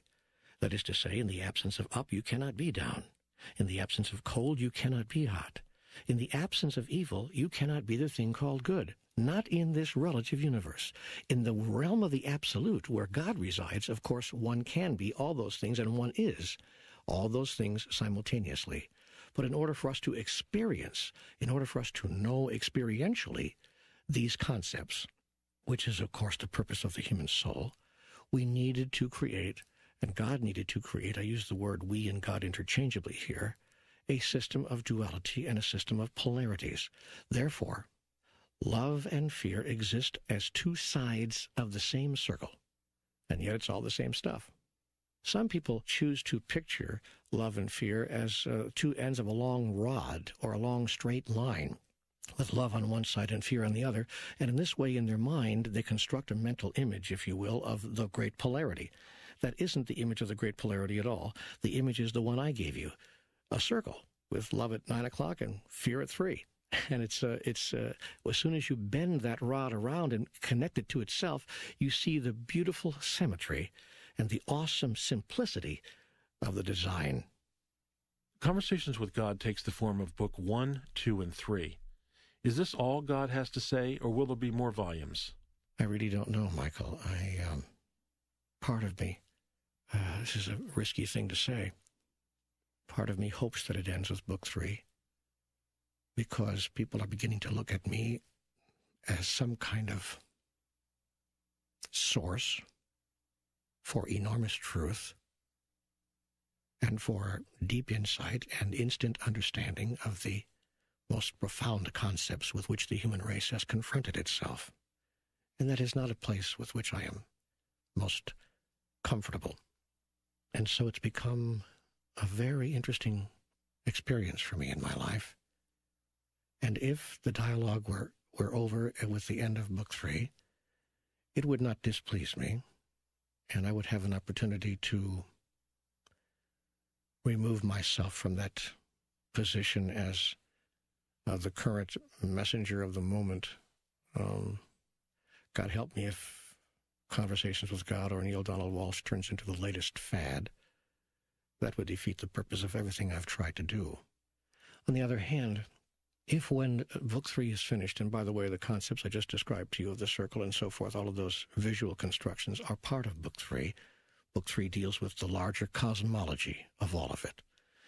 And if at the end of Book 3, it's clear to me that another book or more material or the dialogue is continuing and more material is coming, then I'm not obviously going to turn away from that. I've announced and declared myself to be a willing messenger of the grandest truth that I am capable of accessing, announcing to the world as I do so that I freely admit the filtering system which is in place in my own mind through which I seek to bring these revelations. And I'm aware that there's a filtering system there. So I don't claim nor do I represent myself as infallible, nor do I claim infallibility. But I think that the material speaks for itself in terms of its clarity, in terms of the depth of its insights, and in terms of the eternality of its wisdom. This book contains eternal wisdom, and so do all three books. Will there be a book 4 or a book 5? Well, no, there will not, unless there are.